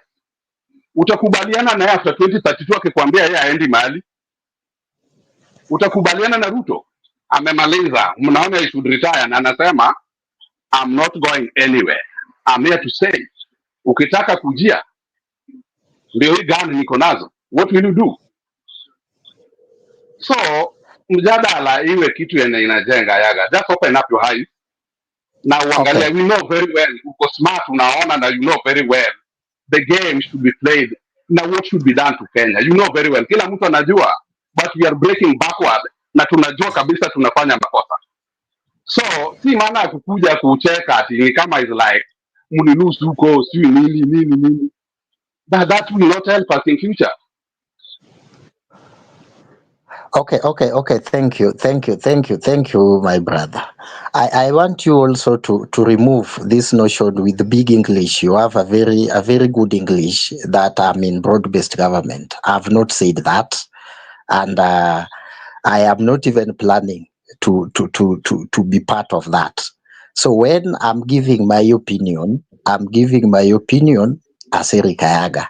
So don't tell me itakuja kwenyu sijui nini. No, what we are saying, you need to give me the solutions, the things you saw there that are not good, and the way you need to, you want it to be done. But the problem, I'm giving my opinion, and then you people take 1 hour. Ayaga's name. Yaga pale kwa Ruto alivyoanza kwamba nipeni plan ya kwamba hii nchi nipeleke namna gani. Nyinyi mnazungumza lakini hamniambii nchi nipeleke, so unatafuta suluhu kwa kitu ambacho please, we are not fools here. Usiwezi tudanganya hapo sema you are not a broad based government, but the way you are talking, the way you are articulating your own ideas here, it seems you are in broad based government. You cannot lie to us here. Mimi Njiru, acha nimalize yangu nitimke hapa kwa kila ambacho tulikuwa tunataka kuzungumza leo kwa faida ya wale ambao wanatusikiliza haswa. Lakini kwa heshima ungemwacha Ayaga ongee yake amalize. I mean, to be honest, hata kama anaongea sawa, kwa sababu umezungumza hivyo Alex, wacha tu ni ufanye hiyo heshima kwa sababu request Alex. Yeah, wacha tu amalize, mwambie tu Aland amalize chenye alikuwa anasema Aland, then we respond to him. Thank you, But Alex. he starts changing my style to be upside down by hearing what he's articulating here. Okay. Thank you, Aleki. You know the problem in that's why sometimes I'm always roughed up here. Here, people want to reason in one particular way. I don't think it is set by host or by some people around the host, because if you try to give them divergent opinion, now you are in broad-based government. Aleki, we have been with you all the way. Hata huyu msibamba ananiruka leo. Yeah, you know my stand. You know how I always come. My friend, power is grabbed. Power is not something that you are being given in a silver platter. And when you are going to look for power, it is like you are going to war. So if ukizidiwa maarifa, ukanyang'anyiwa kiti, what we are doing now, we are dissecting what has happened in Bere, in Kasipul, in Malava. We should not use election in Bere only to spice some people's emotion. Losing election, I know, I have been there, so you must get emotional sometimes. But sometimes you dissect, you realize, me as with my candidate, there are some mistakes I made that actually cause us to lose. And those are the things we need to be to say openly. But we should not just look things one-sided, that there were armored car, there were bribing people were beaten. Yes, we must look all the way, and we must look how each and every candidate was packaged heading to election. If we will only be looking for the bad things that happens on political on election day, one day, but election process is a process that have a duration. Like in 2 months' time, what happens? I have told you that UDA, the DP, there was a mutual agreement with DCP not to field a candidate. And they left that candidate hanging. You know, for somebody to run, and the DCP is a big party, for somebody to have that in that party, maybe the guy had invested, he had planned these things, he took a loan, he knew with the backup of the party, he was sure of winning.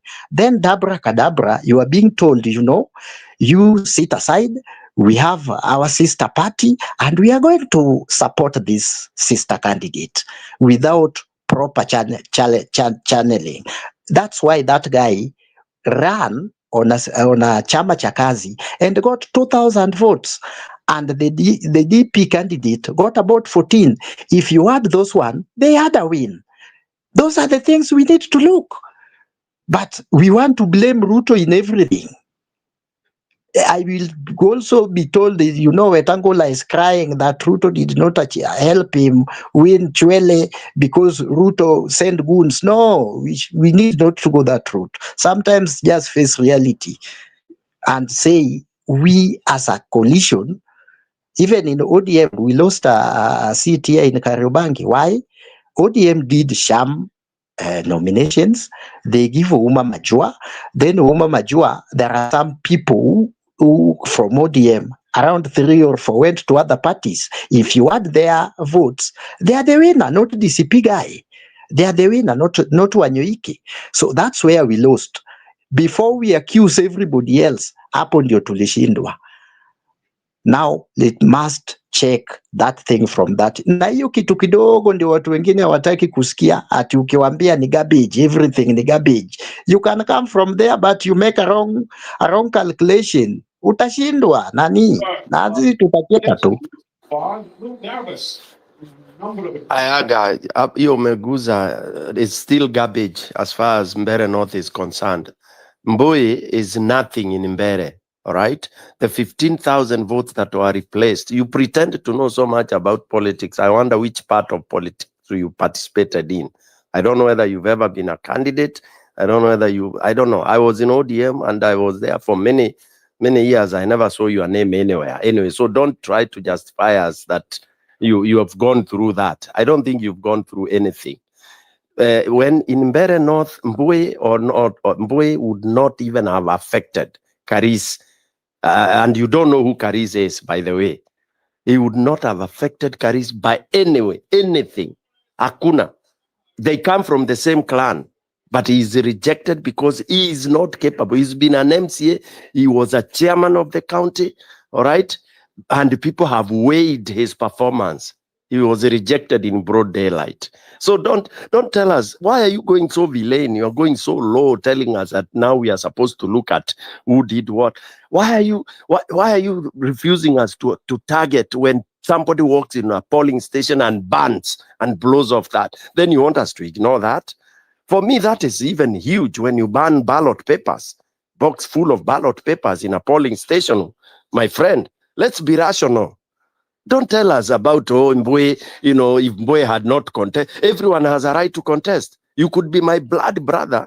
You contest, and I contest. And then people will decide if it will be counted properly. Karis would have won even with Mbui around. Wacha kuanza kutuletea hizo theory, Ayaga. Tafadhali, they are tired. Usijaribu kujustify.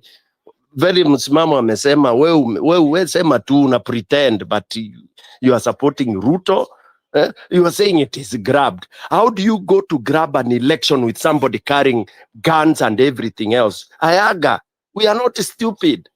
Grabbed. So unaenda kugrab na mtu amekungojea na kisu. Wewe una kisu. Mwananchi hana chochote. Karis is not a government. He is against the CS, who has a full backing of the... wachana bana. I don't even want to listen to you anymore.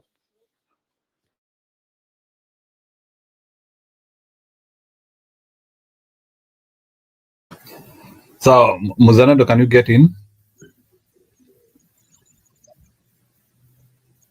Yeah, thank you very much, Njiru.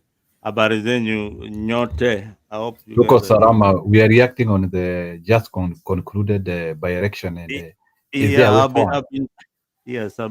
I've been listening and to all the talking points, and it seems that we still haven't learned the lessons of these elections in Kenya. Now, we keep on ranting. We've been ranting here through how many years now? So many years, still using the same talking points, thinking that it will make a difference. Now, what happened in the by-elections? Let me start by, first of all, saying that, for example, Anyanga gave you an of Kariobangi. Kariobangi by-elections. One, the nominations were not conducted free and fair. When it comes to the Kasipul by-election, again, the nominations were not done free and fair. When it came to Mbeere, the same. It was not free and fair on the opposition side. So there's a lot that needs to be done in terms of strategy. Mbeere, it was free and fair, bro. I was part of it. It was free and fair. The most popular candidate is what the opposition wanted to give. Don't say things you don't know. Let me conclude. Then you can tell me what you know, and I'll tell you what I know.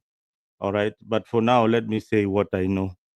What you know could be some other things, but what I know is that the DCP had a candidate who they had to drop at some point to allow the DP candidate. Yeah, because he was unpopular. He was, and you had 2,000. If it's Denyon, bro, tuache kupretend. Yeah, so I know, boy. That's where I come from, bro. Tuache hii maneno ya kuanalyze from the desk. Sawa. You know, we are not on the ground. We are analyzing from a social media platform, and what we analyze is what we gather or what we are told. I don't believe you are on the ground too. But now, I want to tell you about Kariobangi. Kariobangi, which has been a perennial loser and has participated in football politics for a very, very long time. This is somebody who is known to the community in Kariobangi. He was not a popular candidate for ODM to choose in in these by-elections. Now, when you come to Kasipul, the same thing. Boyd Were, right from the burial of his father, the ODM fraternity led by Gladys Wanga anointed him even before the nominations could be conducted, and indeed they managed to sneak him in with 18,000 votes, pretending that it was a free and fair nomination. That angered the community around there. So what happens in Kasipul is just the same thing that happens in other areas, that people feel that, okay, fine, even this guy was not popular, but at least he had 1 or 2 votes that he could have brought. And those 2 votes are important. Those are the votes that win the election. So when people feel disenfranchised in a process, you know, they will not turn up, or they will show you that, we can go the other way. But again, let us look at the kind of investment the government put in this election, bribery, things like that. And here you have said that there's a polling station that is so popular. This is strategy. When you know that this polling point is where I'll get my most of my votes, what do? I guard that polling point with everything that I With have. what? With what? Everything that I have. People are there, they were beaten. Acheni hii maneno. People are there and they were beaten. People are handcuffed. Acheni hii naivety. Please don't. Achana na hiyo. That's garbage. Watu upigwa. So we pia when were you last in politics? I can't listen to that.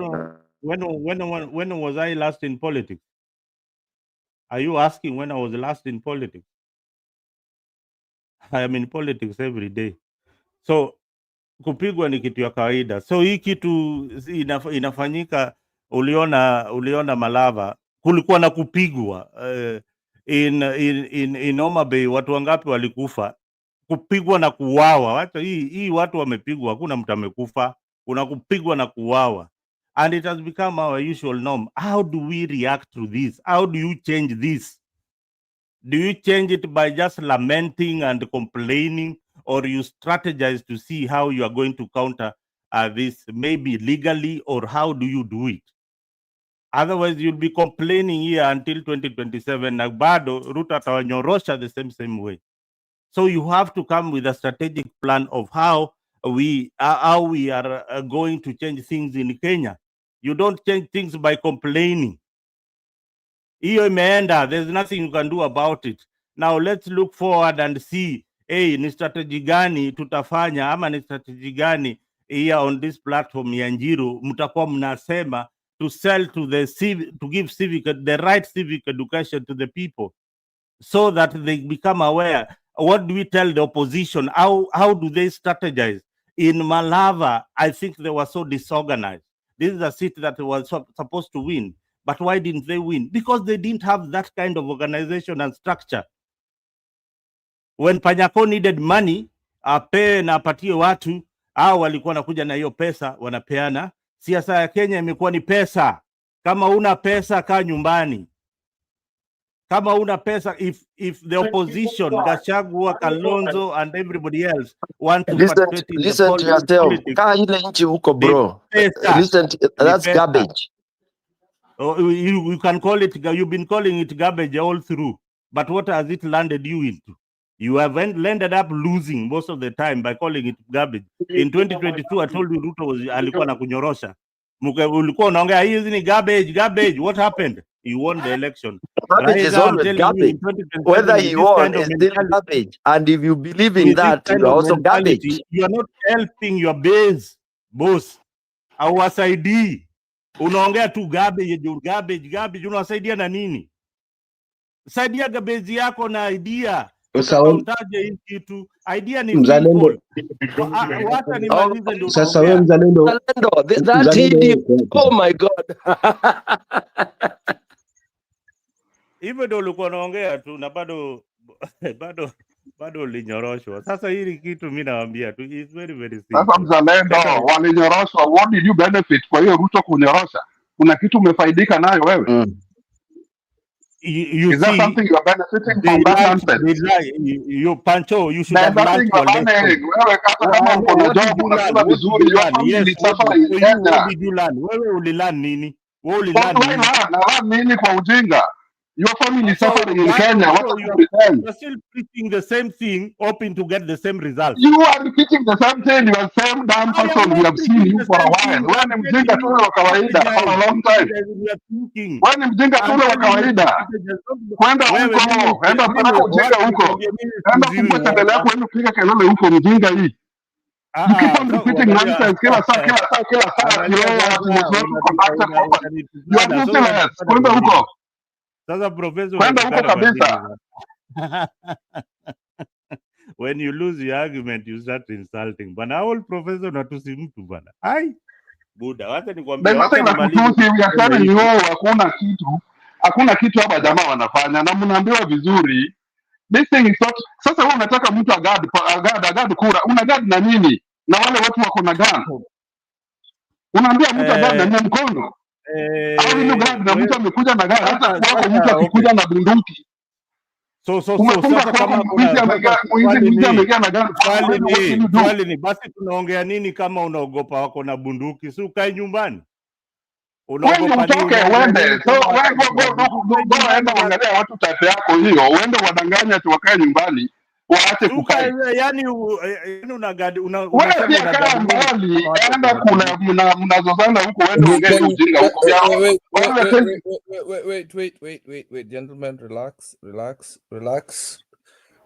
This is becoming out of hand. First of all, the strange thing is, you know what is so funny? What is absolutely hilarious right now is the fact that none of you want Ruto. None of you, from Muzalendo to Pacho hapa amutaki Ruto. Sasa badala ya kutokanana, badala ya kuongea talking profanity about each other, can we come with an agreement as to how to do it? Me, I'm just telling you, yeah. First of all, wait, relax. Mongea hapa sana. First of all, the first thing is, let us make it loud and clear. You're saying the same thing, but in different ways. The first thing we need to make sure here is to say that elections have never been fair in Kenya. Ever. Hakuna siku elections. Hata ile siku mulisema ati sijui Kibaki alishinda. It has never been 100% outright clean. Number two, the people in diaspora, nyinyi wote are economic refugees, otherwise you'd have been home right now. And the reason we're outside right now, kama sisi wote wa Kenya wote, ni kwa sababu we've always had bad leadership. Kutoka Moi, kwenda Jomo Kenyatta, kwenda Uhuru Kenyatta, Mwai Kibaki, Raila Amolo Odinga, wote have always gone into their selfish, they have always been selfish. Yeah? So hii kitu hapa kunakuja kukanyagana hapa for absolutely no reason. Eh? The problem is not us here. Hii kupiganana hapa hatutaki. First we have to acknowledge each other. Listen to each other's ideas. Listen to each other's reasoning. First of all, mimi nitakwambia reasoning yangu hapa. IEBC does not make sense. IEBC does not exist. Even the one before IEBC never worked. Yeah. So what do we do? How do we get rid of this munyama called Ruto? Aya, mzalendo mnasema metichapa. But you have not said, the thing you should say, you have not said, ametuchapa haje. From 2022 to now, ametuchapa haje. Ametuchapa using illicit methods. Instead of, you see, tunachapana hapa, ilhali, the ones with so-called leaders, Mtu kama Gachagua was there, was in the table. Muturi served in that government, right? My party leader alikuwa uko NARC Kenya when Mwai Kibaki was there when we were fighting. Kalonzo Musyoka came and tried to destroy ODM, starting his ODM Kenya. So the problem is not us. You see that this is where we're getting it wrong. So how do we as Kenyans, without hailing abuses to one another and speaking outright, what do we do to find an in? Because the Mbere North thing, baka leo sijalala. It's almost 1 p.m. right now here. We have people are trying to look at numbers, munanza to calculate numbers, and then this is where I come into Stone PK's mindset. Garbage. That was garbage. Absolutely garbage. Looking at the criminal that was running with Karis. Criminal. Let us be frank. Criminal. Then the other thing as Kenyans is this mentality of acceptance of irregularities. My brother Ayaga coming and says, this is politics in Kenya. Politics, how do you say this is politics? Why do we have to, why are we accepting garbage as a society? Why are we looking at that garbage and then saying, come up, what we used to call Baba? Why are we accepting acceptance? We are going to accept and move on. The biggest problem is acceptance and move on. Another thing, tunasema we need young people, we need more young people. Mbona wajitoi? Where are these Gen Zs who are talking as if they are going to be the saviors of the world? It's not about the saviors of the world. It's about people who have... Mahatma Gandhi was very old by the time people accepted him to be a leader in India. This man, Nelson Mandela, was almost in his 80s before we actually accepted him to be there. Then there are also younger leaders that have come into the world and actually presented themselves like Kennedy into the world. So this misunderstanding amongst each other, not just in 2022, is very different from now. It is how do we come together and preach from the same... Howling abuses to each other does not work. Haitafanya kazi.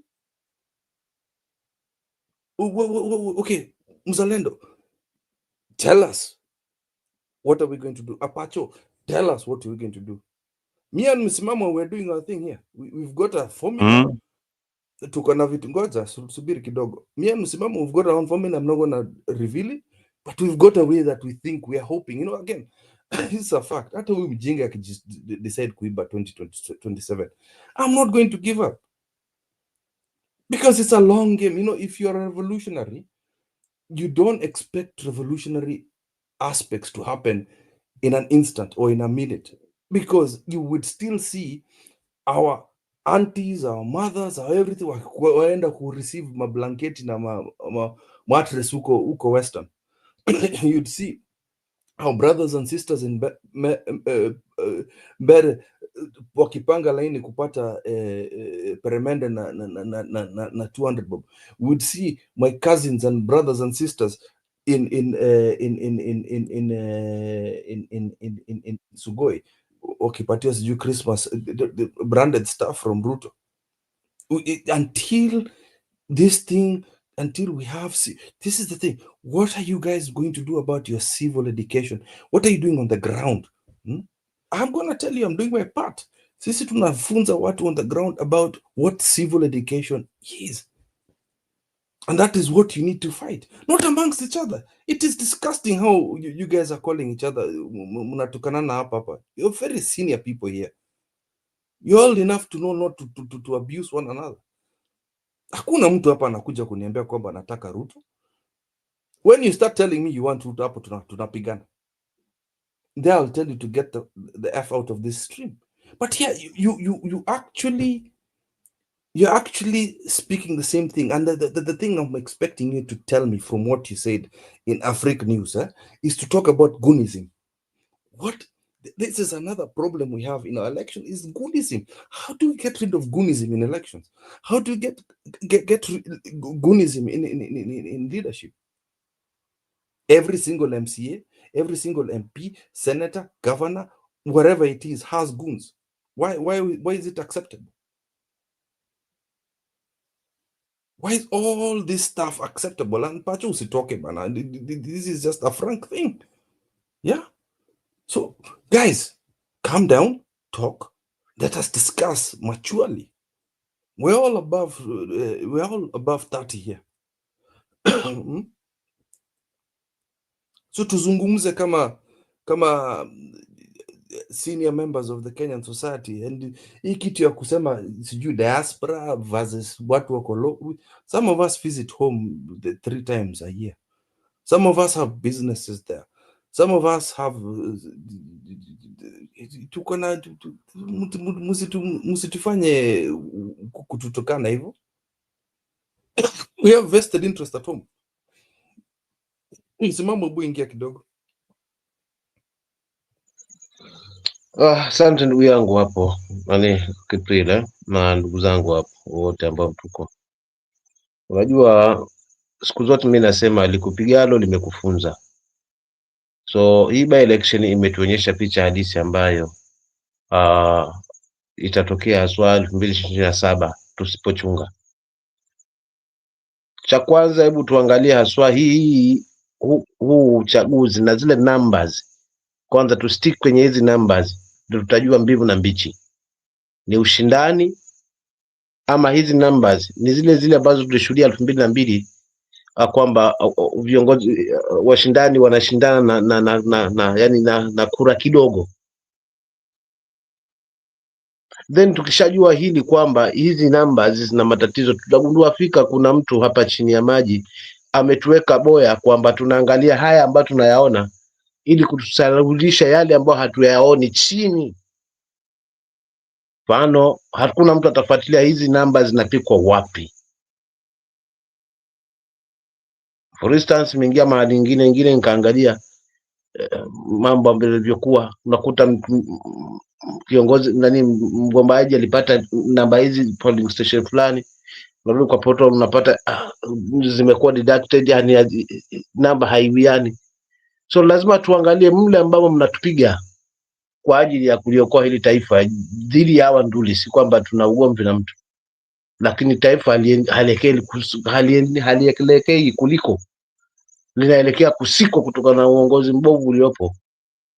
So tukija mahali kama hapa tuwe na mambo ambayo atakuwa na tija ya kuweza kujinusuru, lakini vile vile kuweza kujipanga vyema 2027.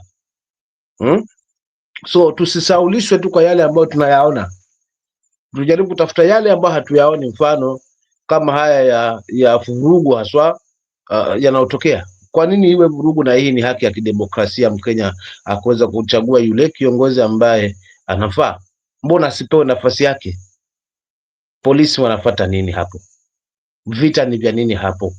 Matia gas karibu na polling station yanatupa kwa nini? Mbona kuwe na gunzi? Ni kwa sababu watu hawajiamini, na wasipofanya hivyo wanajua hakuna mahali wataenda.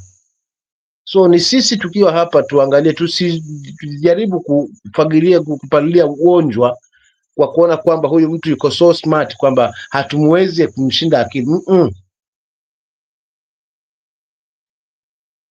Ni tupange tuone venye itakuwa.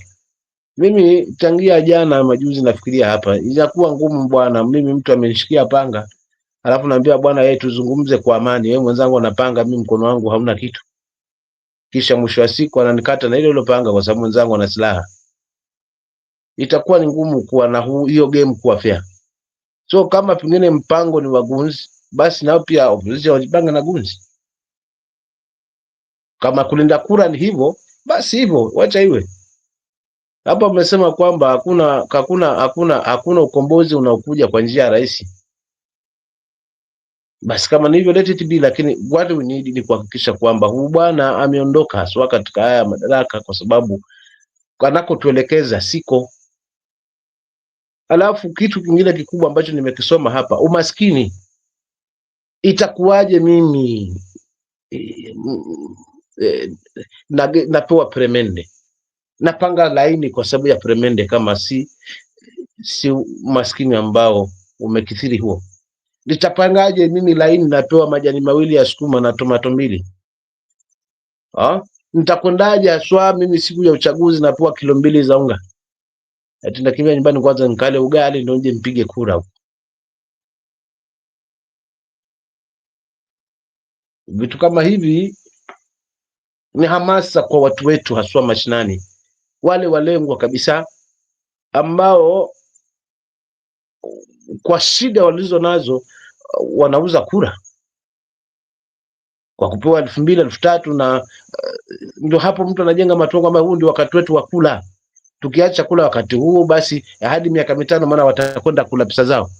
Kwa hiyo katika hiyo mentality ndio maana tumejipata hapa on daily basis, na watu wetu hawana hamasa ya kutosha kuona kwamba hii kura wanayobeba kwamba ina uzito gani, kwamba wakipeleka kusiko basi itawatesa miaka 5, wakipeleka kuliko basi itaweza kuwasaidia na kuweza kuwanyanyua kwa kuwapa viongozi walio bora kwa miaka 5. So umaskini pia unachangia pakubwa katika kutumiwa haswa na hawa nduli ambao ndo hutukumbuka wakati wa majanga ama wakati wa kutaka vyeo haswa wakati kama huu wa by election. So tuendako 2027 lazima wote tumejipanga. Hii kusema kwamba hamjakuwa na agent wa kutosha kwa polling station ndio maana mmeweza hamshindwa kulinda kura, inakuwa ngumu.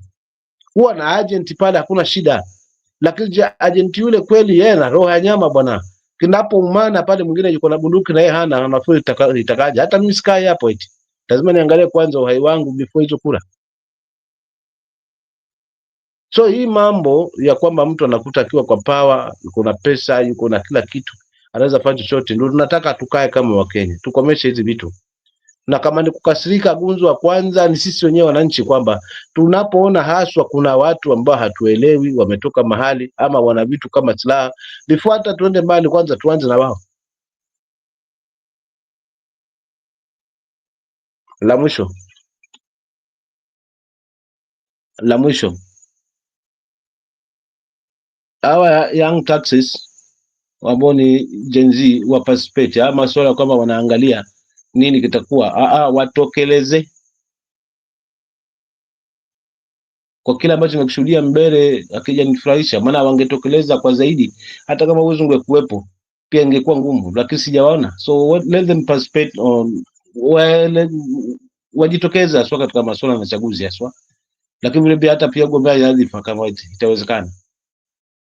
Lakini kubwa zaidi ni hili la kuchunga kura, kwa sababu zile numbers ndio zinanipa mawasiwasi kutokana na ile margin wenye ambao viongozi wameachana. Unakuta ni kura mazingira yamemzidi 200, 400, 1000, yani vitu ambavyo ni kama ambavyo vimekuwa setup kutoka mahali. So tukutoka hapa mwisho wa siku naambia kulikuwa na ushindani, kumbe mtu hajakuwa na ushindani, ni kura za mwingine zimechukuliwa hapa zinabadilishwa kwa huku kwa huyu.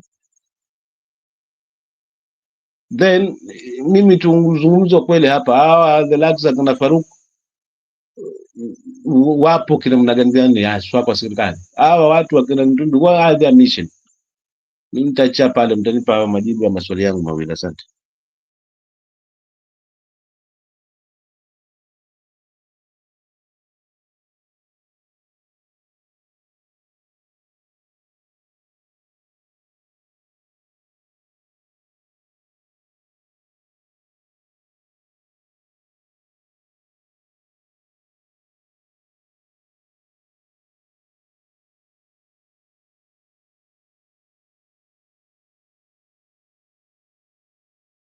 Wacha niseme hivi. Mzalendo, unanisikia? Mzalendo? Nakusikia vizuri sana Alex, ndugu yangu. Vipi bana? Poa sana. I think mi nilikuwa nafurahia mjadala ulikuwa nao na Pacho, na mi sikuona kama ulikuwa ni mjadala mbaya, kwa maana mara nyingi we confuse disagreeing intensely on a perspective more so which is emote or emotional. Tunaona ni kama it's life and death. If you look at the politics of Luo Nyanza today, there is a debate that people are refusing to have, that it should be had. there's that debate, and that's why niliambia Ayaga kuja anisaidia. There's that debate whereby the fact that you may disagree what is going on within the politics of the mountain, you are automatically branded as a person who is broad-based. And I've come across many of my friends in Luo Nyanza who do not subscribe to the broad-based government. But at the same time, they are not comfortable with the united opposition because we cannot question, or they cannot question what is happening. And that confusion is dangerous and actually is alienating true people who have fought way before some people started fighting Ruto. There are people who have been fighting Ruto ever since the moment 2013 came in, when they realized, his game plan. I don't hear anywhere whereby Ayaga said he is broad-based. He just disagrees with some things which sometimes hurt me too. Like I question and I say, seriously, Ayaga, what the heck are you talking about? But at least he has been consistent enough to say that I don't subscribe to this. And if we continue to do this, and if you hear him very well, sometimes he says, tutacharazwa. So when we isolate him, we start calling him names. That is when anasema, basi mutacharazwa. So he takes himself out and he allows us to be what we want us to be. But in any conversation that must be fruitful, we cannot be singing a choir. I was telling Njiru earlier on, before the show started, we were talking and painfully I was crying and I was telling him, we need to get to a point that we have to listen to those people that we disagree seriously. Because it looks like we are disagreeing on Kasongo, we are not disagreeing on Kasongo on one term. We are disagreeing on the methods. The problem is the moment we think that we have a monopoly on the methodical formula of getting Kasongo out and we refuse to listen to others, I think then we give Kasongo an edge, which is not right. I don't think there was a disagreement between Pacho and Ayaga. It's only that Pacho was bringing in issues that were not true, that Ayaga said is part of what? Broad-based. Ayaga didn't say he's broad-based. He acts like he's broad-based, but he forgets sometimes and says things that are not part of the broad-based. So I think it bothers us, but we did not sign into uniformity when we're coming into this platform that we must speak the way the other person speaks. Or if we don't, Stone can tell me angekuwa na gana angenibebea hapa na nirarue. I think that is wrong. And the fact I'm saying it's wrong does not mean I'm right. Somebody can still disagree with me on that too. But we can disagree intensively because this is the moment. Now we are coming into our senses and asking ourselves, where did we go wrong? How on earth can Kasongo win in Mbeere and Kasongo win again this? And I think Stone on a larger part is very serious when he says we cannot, and I told Nani Njiru here the other day, I don't believe that there's a political process that can take Kasongo. I totally believe there is no political process utaniambia, be it negotiation, be it IPPG, be it even another IBC, be it whatever we may call it. I don't believe under Ruto any process that we may negotiate for him still to be on the ballot, na si tukue on the ballot, that we can meet across and be able to win. I don't. This is a guy who told us, and we thought he was psycho. And you know, when he was telling us here those things, remember, tulikuwa the other side, and we believed we had the deep state. The guy just told us that ata mweko Buru Odinga akue IBC commission, I will still win, and we laughed off. I mean, this guy used to go to the edge and say things that we couldn't believe, but you know, it came to pass. It came to pass, the sad part of it. The guy was sworn in. The guy took power. We became sick. We became distressed. We became depressed. We wanted to die, but we are still alive here. Hakuna kitu kibaya ukunywe sumu na bado ukue hai. Now we keep on kukunywa tu hii sumu, lakini tunataka kuishi kuona elections.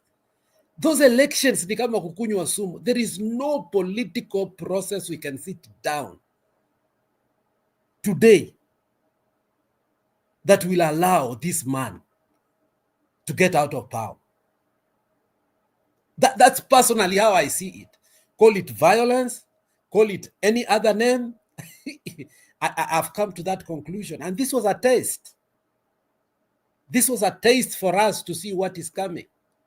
And, you know, at some point I asked myself, this is do and die for him. Because what we did to him in the GNC demonstration, whereby for the first time the guy was humiliated, he conceded, he fired his cabinet, and he had to retreat and start well. The guy understood. And Caleb Amisi told us, what we have done, we should have finished. But because we did not finish, he's going to be more surgical than we have ever seen him. And this is the surgery we are seeing in Afanya Kuja Kwetu. This is what we call, you know, the radical surgery. So it is meant for me and you to start having this conversation that is intense, whereby we are disagreeing, oh, this candidate, this process. But, you know, the winners become a win, and, you know, tunasonga mbele. By the time tunaenda koti, you know, they have already celebrated the win. They have humiliated us. And you know what? They've already achieved what they wanted. So when conversation that are intense, as long as, you know, nobody has a gun here on the platform that can kill another person, allow it to go on, and let us see Mali itaishia, because in the end of the day, it looks like we have so many divergent ideas that we have really never listened to each other.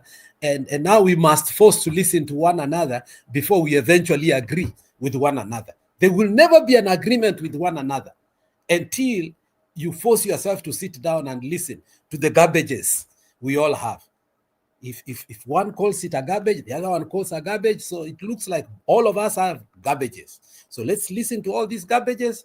Maybe at the moment, we will not agree with each other. But I think at some point we are going to look back in retrospect. Why? As Pacho said, we are all suffering. We have all suffered. And the worst part of it, we are going even to suffer more, because this is his first term. Now, just think about his second term, how brutal it is going to be. That is what should unite us even more. I don't think we should kick anybody and say, the fact, if somebody has already been put up here by the moderator, because nobody has power to put anybody up here, but if moderator puts somebody up here, I mean, just allow them to speak. The fact that you put them, you said you could tolerate them, you know. But I think the conversation between Mzalendo and Pacho will have been a very good conversation for us to view and gauge how the Luo Nyanza views the politics of Kasongo and the politics of Gachagua, and eventually, you know, where the divergent views might meet. I really wanted that conversation, and I wanted even to go worse than it was. But kumbukeni Mzalendo hapa ndiye alitufukuza kutoka kule kwingine with his views. Njiru weka guards kidogo na asitufukuze hapa tena. You know, people don't like the reality. People don't like the truth. You know, when you look at the mirror, that is you. That is not somebody else. When you are beaten in a by-election, that is you. It is not a reflection of Alex. It is you, Alex, who's beaten. Ukijiangalia kwa kioo ni wewe. Whether you talk ati hizi vitu ni garbage, ujinga, I will kill you. You will kill who? Utaua nani? Utaua watu wengi sana kabla ufikie mzalendo, kwa sababu kuna watu wengi sana wanafikiria kama mimi. But the good part about me is that I try to look at the solution to the problem and not just ignite fire, ignite blame to things that I can't solve. The issue of the by-election in Mbere, I was trying to bring I am 100% sure most of the panelists in this platform, they even don't know how the UDA came to get their candidate Uyo Mudende and you akue flag bearer. And then the issue of a DP candidate, the DCP candidate was not even informed that atakuwa kwa ballot. Vitu kama hizo, all those things play in an election. But when you look at what the UDA did, is that they called all those candidates who are vying on a UDA ticket, and they took them somewhere in Mombasa and told them, hey boss, tuko kwa hii vita, you have to support one person, just one person for this battle, na itakuwa ni huyu wa Mudende. So that was resolved. So when they came out in Mombasa, they came out as a team. In the opposition side, instead of coming out as a team, they all went to vie. Then mtu anakuambia hapa ati even that guy sijui got how many votes, he got 900 votes, but even hizo votes zake they count at the end of the day. Ule jamaa alishinda na kura ngapi? Those votes really count, and they matter, and they cause voter apathy. There are people who, by that decision of Wamunyoro sidelining the DCP candidate, they decided now to vote for UDA. Is there? These are facts. We don't just argue without facts. These are facts which are there. So when you come and say that we don't really we have a solution. We have a solution. The opposition must be more organized, more strategic, because they're dealing with an animal who is more organized and more lethal. And it's not just rhetoric that will take Ruto out of power. He is more organized and more strategic. So how do we solve the problem that is affecting us at the moment? Now, analyze who is the Kenyan voter is, first of all. Mpiga kura ni nani? The problem is not William Ruto. The problem is the voter, me and you, who participate in those ballots. Mtu anapatiwa waru in Mbere, anaenda napiga kura na Kitunguu na Dennis Tumbi, anaenda napiga kura tu ile side ile anataka. Votes zinaibiwa. What do? We sit back and complain. Do we have the legal? Do we have the courts where we can go? The courts, then we realize the courts are even controlled by the same government. So what do? We must be more organized, more lethal, more strategic. Now, goonism is becoming part of the political culture. Whether you decide to go on demonstration, the government can hire goons and they walk along with the policemen. And that thing is done. It is the new normal in Kenya. It is the new normal that when you don't have money, you can't participate in an election. It is the new normal that voter bribery is with us. A governor would line up a whole constituency and give them handouts in order to secure victory for a seat of MCA or even at constituency. We are in an age where the political class, we call them political capitalists, they want to rule over you.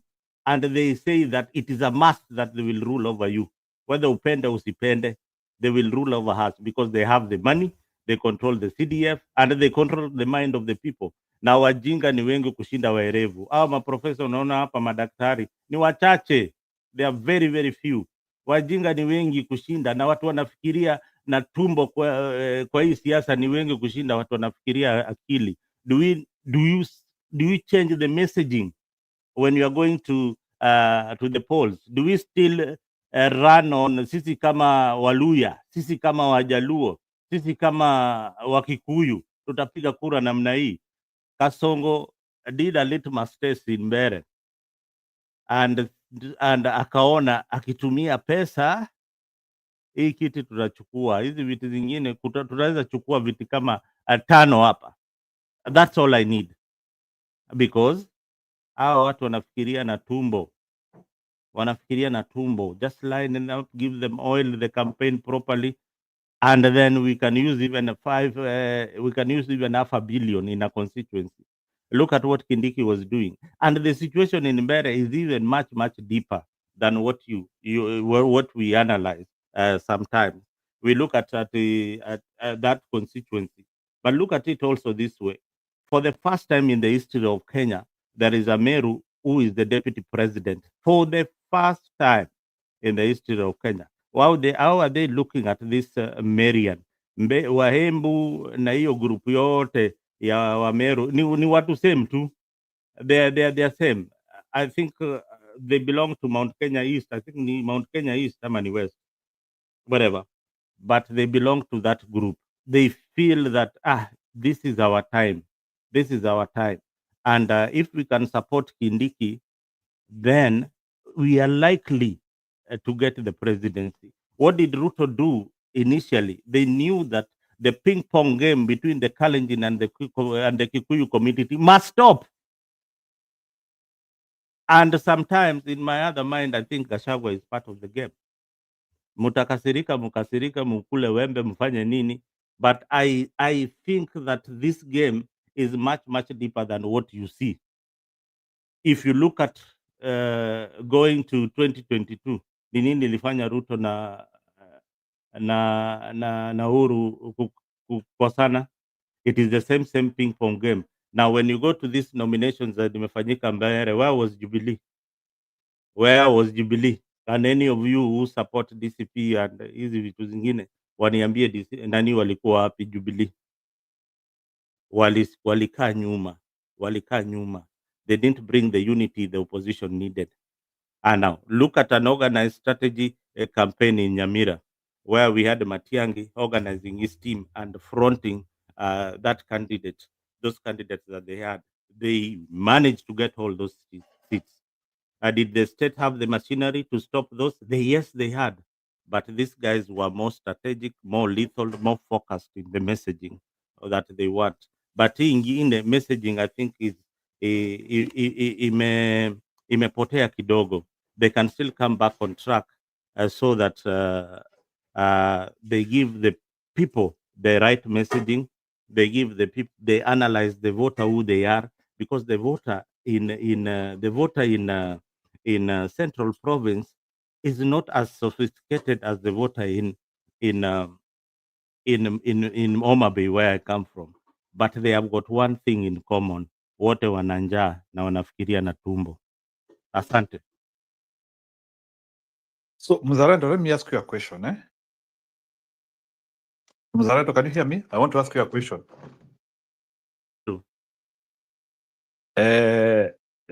Hizo results za by-election, if Ruto was in the ballot paper, what percentage could he have got? Let's say like Mbeere was a presidential election.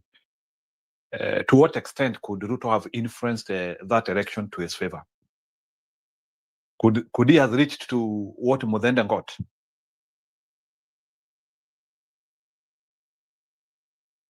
You see, this is a new normal. We have not had a situation where Ruto is in the ballot going against Central Province. We are going to have it for the first time in 2027.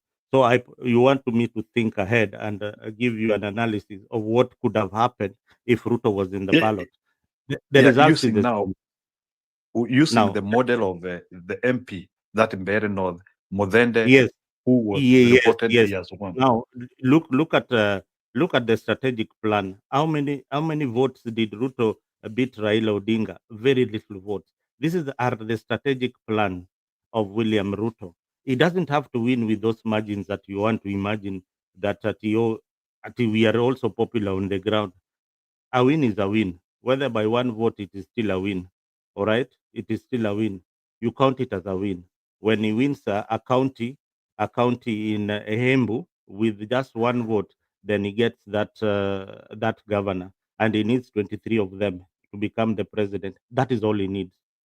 All right? I hope I answered you. Oh, like what I'm trying to ask you is, based on what happened in Mbere, does Ruto have a commanding population in Embu County? Do you think Ruto has a commanding population? Like, because you know, like 25% is a commanding population. Can Ruto harvest 25% in the whole of Embu from what happened? Do you think? No. Can you focus that? Yes. Yeah. No, it cannot. On what happened, looking at the statistics and the percentages in Mbere, yes, he could have. He didn't get the 25% that is needed in that particular constituency. But look at it this way: does he only need Mbere alone? He needs other constituencies also. But if he performs very well, and even force a rerun in the election, he will still beat a disorganized opposition. That's what I'm trying to tell you in short. And had the opposition been more organized and focused on a winning strategy, starting from how they selected their candidate to oppose William Ruto, then they would have at least won that particular seat. Now, and again, I don't think that the opposition, you and I and many other people, knew the extent of Goonism in a by-election. We did not know this extent. We did not know an extent that people would come out in public and say that I came to steal the votes for blah, blah, blah, the votes for Panyako, and I was caught, and it is still okay, and he has not been charged, and he still goes and confesses that this is exactly what I came to do. You know, we have reached a situation where IBC is fining two aspirants in Kasipul 1 million, 1 million each for an election malpractice, and the locals can still not go to court and complain that these elections were not free and fair. You know, that is our new normal. That is our new normal. 5 people are killed in a by-election. It is still okay. We still move on. No, you are diverting from the question. The question is I want us answered the question. to reinforce in that way. So let's Njiru, yes. My answer is yes. And let me help you get to this. To the credit of Ayaga, he said it earlier. We have to ask yourselves, how did these by-elections come in? There are artificial elections, and there are by-elections that come out of the act of God. Maybe somebody dies, accident, something of the sort. Mostly it's deaths, or the courts, okay, declare that cities. So, but this one is because of somebody who actually was appointed. So Ruto understood what he was doing. I want us to agree up to there. So Ruto decides to take somebody from his seat. And the reason he's doing that is because he has seen the disagreement between him and the current deputy president. And he wants to test water.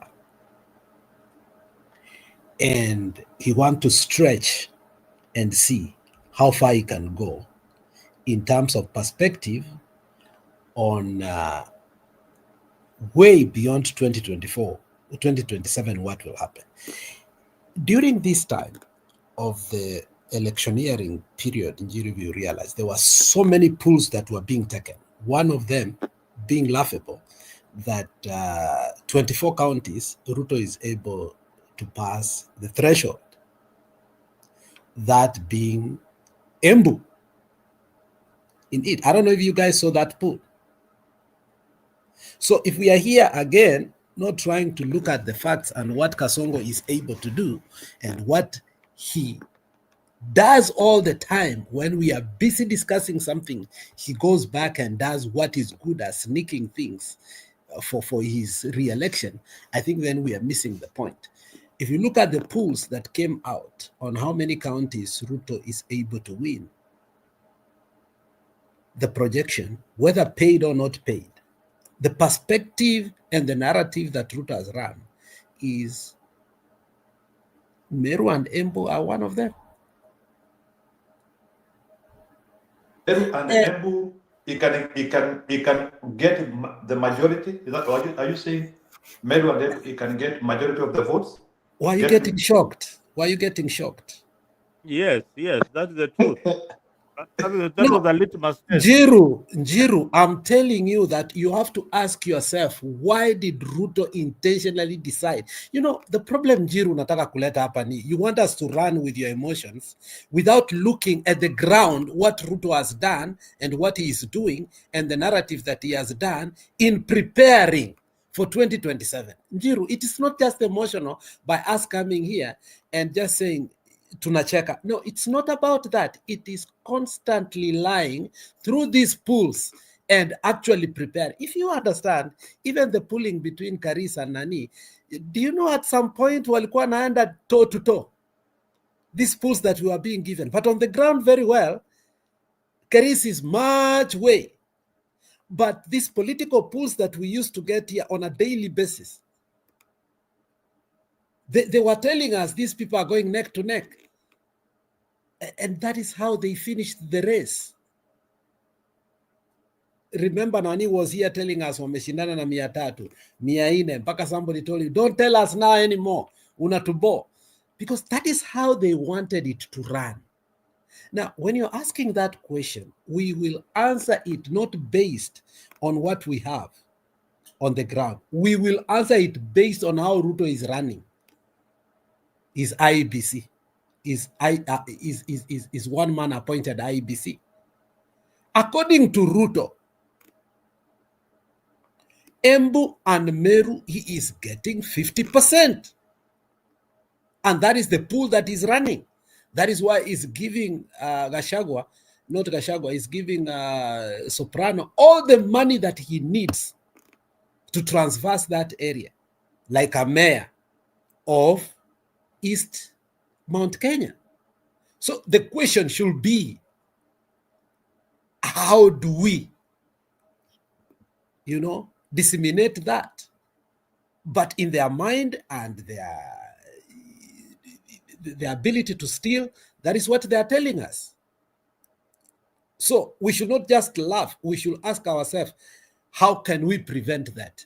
Because don't think he appointed Gachagua. He appointed, Kindiki for no apparent reason. It was strategic, and it was with the promise that you will deliver. You and me know that very well. So if we know that that is his target to steal, then we must do something instead of laughing, because they have already told us what they want to do. Njiru. That's how serious it is. Thank you.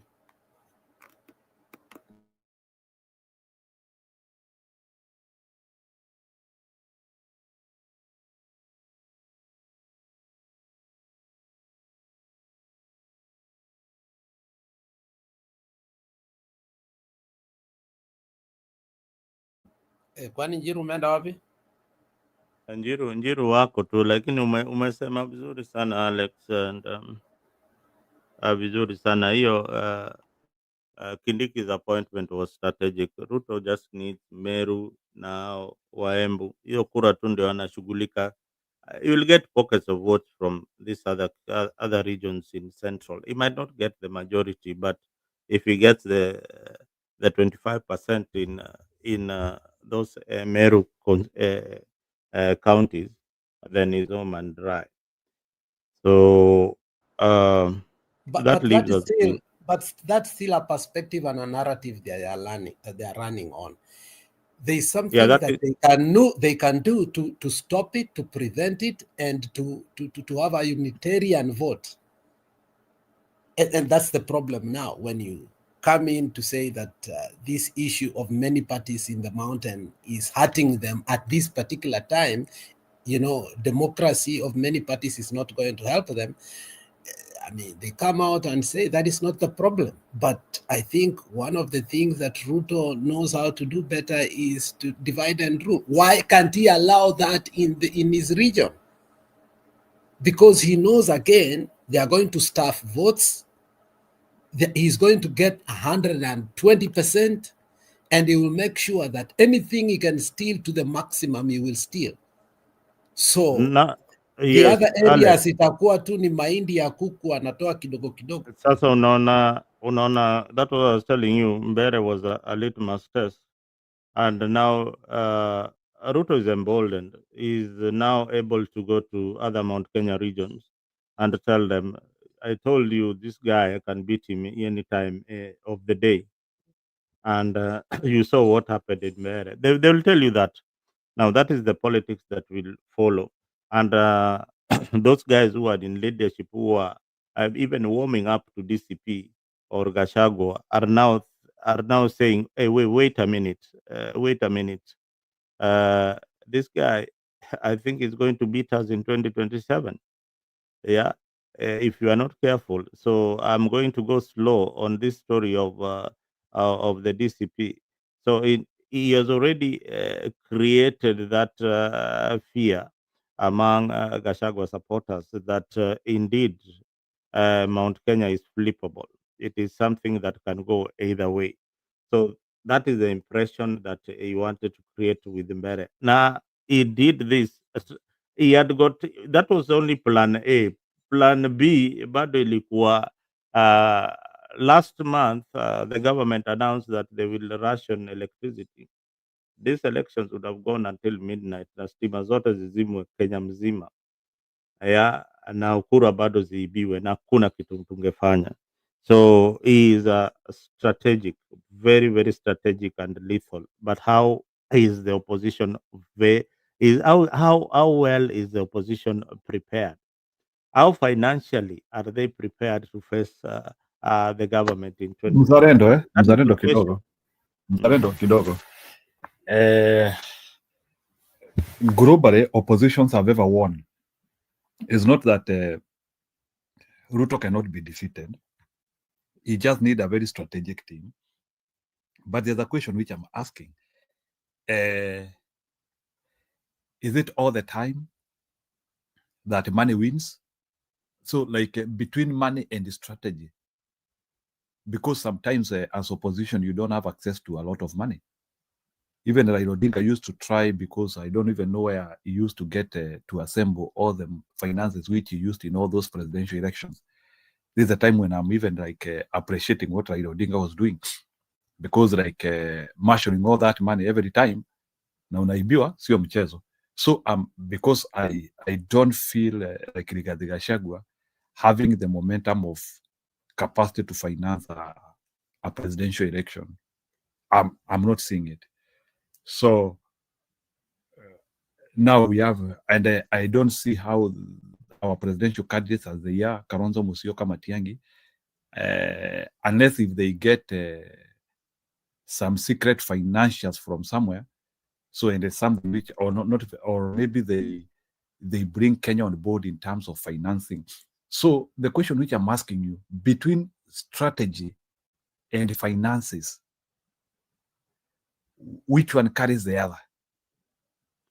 Finances comes first. Even if you live in the first world, you see how Democrats are winning in terms of finance mobilization. And when you see a candidate saying that financially they are beating their opponents who are Republicans by so much, it means that they can do more adverts, they can do more outreach, they can access more people when they have more money. But what does policy drive? It drives nothing without finances. So finances comes first, so that you can reach your target. If you want to do an advertisement on TV or radio, you have to have the money first, so that you can reach your people. If you want to be on a StreamYard with Njeru here, he has to pay for StreamYard so that you can reach the many viewers that you reach to and sell your agenda. So money is a factor. It is the biggest factor in politics. Then now you can drive your policy and agenda, and then form alliances with people who agree within the policies that you are selling. For example, progressive Democrats and Democrats. These are two different people, but they agree on certain aspects. And who is able to mobilize more capital, more finances towards the campaigns? These are the Democrats. So elections are not won by just the best vision that you have, but it is won by it is it's won by normally the number of voters that you can reach with the kind of Sawa msimamo. finances that you can mobilize. That point is home. So let me drive you further. So based on that argument you have pressed, because I also want to encroach Pacho on this as well after you explain this. Based on that, do you think the united opposition has channels of mobilizing money or bringing money on board? And how can they do it? Because it looks like in Mbeere, there were some deficiencies when it comes to cash. Maybe if like I am asked, like for example, even though votes were stolen and the government did all the problems they caused to us, do you think we mobilize finances properly in that field? And do you think if we had enough finances, we could have caused a counter action on what the government was doing? Do you think we suffered finances in Mbeere? Yes, you didn't have the money. You didn't have the money to run that campaign and counter William Ruto. It is all about money. You didn't have it, and that is the reason why you are run over by William Ruto. Look at it also this way: DP and DCP. These are very young parties. They don't even have the political funding that parties like ODM have, or UDA. UDA has got the political funding that comes from the taxpayers, and it is done each and every year. So these political parties have got an edge over these new parties that are coming. Now, what we are asking, this is the strategy in Jiru, that even if you don't win the presidential elections, make sure that you bring as many people in parliament so that you can change the agenda in parliament. Now, if you get the right people who cannot be compromised while they get to that house, that is another strategy that can work for the opposition. Now, how can they mobilize funds? ODM Raila Odinga, you had friends, people like Adani and all that. They used to oil his campaign. People like Soros, they fund campaigns. Chini ya Maji. There are organizations out there that fund political parties that they feel have got an agenda for the people. You only have to know who you are talking to. So if you're talking to the right people, then people like Alonso's have been in politics long enough to make friends who can finance them.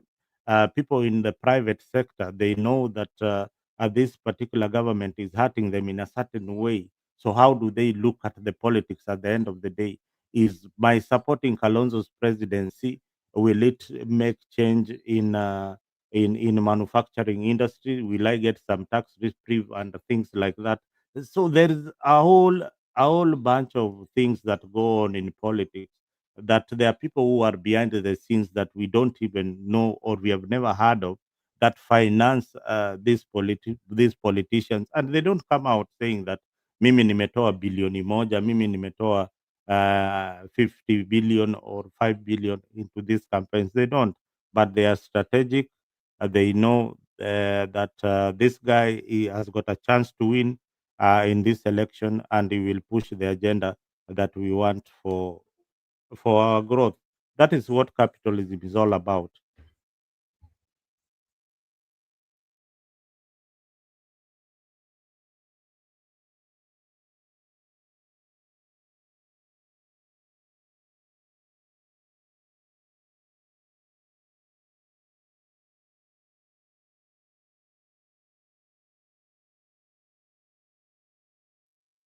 Nyiru, umeenda? Huyo anauliza swali na naye anapika. Pacho, umerudi au sasa? Hujakasirika sana? Rudi sasa, tukue kwa mjadala. He is always Unajua kenye inaudhi Mzalendo, nilikaa na jamaa alivai kwanza kuanguona mkuongo kapo kicha kuweyo kodi. Wewe endelea bwana. Mbona ruta hizo hapo kuanguona mkuongo. Wewe agomo kumiani. Mosbora. Waya kwa chel kiting na beti nikechua uwe ya uwe. Siasa en kisera. Nyakisera seda nyakilomba giwiti mamit. Ego kaburo luti. Sawa, wacha tuendelee sasa. Unajua shida yangu ni si kwa hizi strategies wako nayo kaa inafanya. It should work but fairly. Kenye inaudhi most, unapata kama I have a friend Yugi Salivai for by election through ODM. Jamaa alilazimishwa kulipa 200,000 akalipa. Akaambiwa lazima akate lifetime of membership. Akalipa sijui 25 or something like that. Na alisema ilikuja almost to 50. So ni 250. Alafu hapo nyuma wakaanza kukampeni. Jamaa alisema alihaya gari moja, sijui kuweka mafuta ni 20,000 na ulipe driver, na hiyo gari pia ulipe, na ni gari kubwa, ni hizi gari kubwa LX, hizo kubwa, hizo gari kubwa, na konazo karibu sijui ngapi. Then una haya team wa kusimama hapo juu, yani wenye wako na wewe. So anasema akienda lunch peke yake, the guy was saying he was using like almost 70 to 100,000. Juu mkikaa chini mtu ameitisha kuku, nina wako wengi, the whole of that team. So after doing all that, kufika kwa nomination, kumbe party had somebody in mind. So in all this time, hii time yote hii, kumbe walikuwa wanachezea wakili. Sasa kufika ile time ya nomination, ameangushwa. But si na njia lali, ameangushwa tu kiujinga. Mpaka yani unaona tu wenyewe hii nomination haijafanywa poa. So this guy ametoka. So tunauliza, why do you make these people go through all this process knowing very well inaenda kuibiwa? So hii hasira ni kama ina expand, inatoka kwa hiyo kina Ruto, sasa nikaa inaingia hapa kwa MP. Hatujui senator itakuwaje na governor, because it's like a do or die thing, something yani utakufa ndio upate. So this is where the hasira inakuja. Tunauliza jamaa, mbona tunakubali tunaeneza hiyo uvumi, alafu it's like sasa imekuwa ni vita. After this guy kuvai na nini, yeye akaenda, vitu zake zilipigwa, mpaka OC yake ilipigwa, waliharibu vitu zake, ikaenda hivyo. Then kwa vai election hiyo election tu, yani campaign tu ya kawaida, mtu anawawa, watu wawili wanawawa in broad daylight kama jua inawaka, anapigwa anawawa. And mimi najiuliza, Kasipul ni jina ya mzee, meaning their grandfather is one. Kwa watu hawawani hata kumari, they don't marry each other there, meaning they are brothers. But inafika hapo kwa nini? Because kuna siasa ingine mbaya tunaweka sahihi, yenye inakuja, yenye haina ukweli. Tukaona Tanzania imeleta shida. Tanzania imefika wakati wa election, badala watoke waende wa vote, watu wako kwa street wanawaana. Hiyo tu ndio tunasema, hey mazee, hapa lazima tuongee ukweli. Juu itaenda kwa makansila. Kabuchai kuna mtu alivunjiwa nini? Sasa kansila ward ni clan. Hiyo ni clan tu kabisa, ama ni village tunahitaji hao watu. Can you imagine in a ward sasa watu wanawana? Because ya nini? Bado tunakataa hii story kusema mazee, hii election lazima tukae chini wote na tuongee with one voice. Kama tunajua sio hiyo kitu halali, tuambie watu tokaneni kwa hii kitu, because in the end of it all inaleta mauaji, watu wanakufa, inaleta sira kwa watu. Can you imagine mtu ametumia around 50 million alafu ana nini, yeye amekampaign, amefanya everything na anaambiwa ana won, alafu anashotchenjiwa hiyo, sinaleta sira. So hiyo ndio tulikuwa tunasema inaudhi, hatuwezi kaa chini kweli. Pacho, unajua unasema hivyo, kuna jamaa alitumia 250 million kwa hizi nominations za ODM, na watu wengi sana wajui hii nomination ya ODM inafanywa namna gani. Hata ukiuliza watu hapa watakwambia hiyo uibiwa tu, but how do they steal it? Pacho, nikikuuliza unajua vile, and I'm not trying to test your mind or to test your knowledge, do you have an idea of vile hiyo kura uibiwa ya nominations za ODM? Just a rough idea tu, yani your imagination inaibiwa namna gani? Si ndio nakwambia hii venye iliibiwa. Huyu jamaa waliagree wakaleta maguns, and then wakakuja wale maguns walitolewa kwa constituency nyingine, si hata hapo Uyugis. So walikuwa wanakuja mahali kura imepigwa, wana staff ballot stuffing, na wanakuja na probox, wana staff hizo ballot, na wenye wako around hiyo era wanapigwa na mnatoroka. Sasa sikia, hiyo ni sasa physical aspect of it. Na kabla ifike hapo, unaona pale wana staff hizo ballot ni mali ya stronghold ya huyo jamaa. Now kabla uende nomination by elections ya ODM, kuna ile register au tumia. Kuna mara mingi hao wanasema watatumia registered members of the party are the ones who are going to participate in the by election. Umeshawaisikia hiyo? We did it. Hiyo many times. Now in that that is a rigging message. Yeah. So ule candidate, they have decided Pacho is the one who is going to get the ticket. Mzalendo is also in the ballot. We have Eric also on the ballot, wanting to get this ODM certificate or nomination papers. Hii certificate yao ya ODM, juu ukipata hiyo in Luo Nyanza you are 60% in. So washajua huyu candidate, washatoa pesa mingi sana. This is our candidate. Then the rest of you, you are told, okay, we will have a free and fair nomination process. Mnataka ikuwe aje? Pacho anasema I want it to be free and fair. Nani Eric pia I want it to be free and fair. Good. Okay, fine. Now me ule wame decide kuwa candidates, I go with my agents. I've got 4-6 agents wale wanaenda kunimania polling station. Now portal ya ODM ya elections ya Kasipul iko na all the registered voters pale. They are given the password.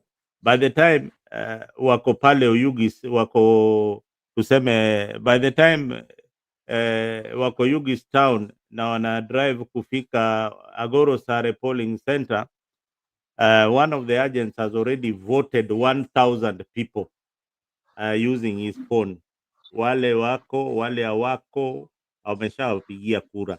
Ile kitu unaona pale ni formality. Ile kura itasomwa ni hii ya simu. Unaona? Lakini ile ya kuhesabiwa 1 2 3 4 sijui nini hiyo tu ni formality. Yeah, lakini ile kura itasomwa ni pale ya simu. So already that election is rigged. But why, the big question is, why do you subject people to, yeah, lakini tuenda back ile question ya Njiru, because it was very important between money and strategy, where you said it's money, and I think you are I think that's why Pacho also went deep to siende hiyo ya Kasipul sana. I want also to remind Nani so that you can also help answer his question well. When Ken Okoth died in Kibra, we had a very unique situation. I know you remember that, whereby Ruto did what he ought to have done, got the best candidate, did his homework, and he had both strategy and money, but he failed terribly. Can you tell Njiru why Ruto failed terribly and how ODM guarded its votes and strategy prevailed money?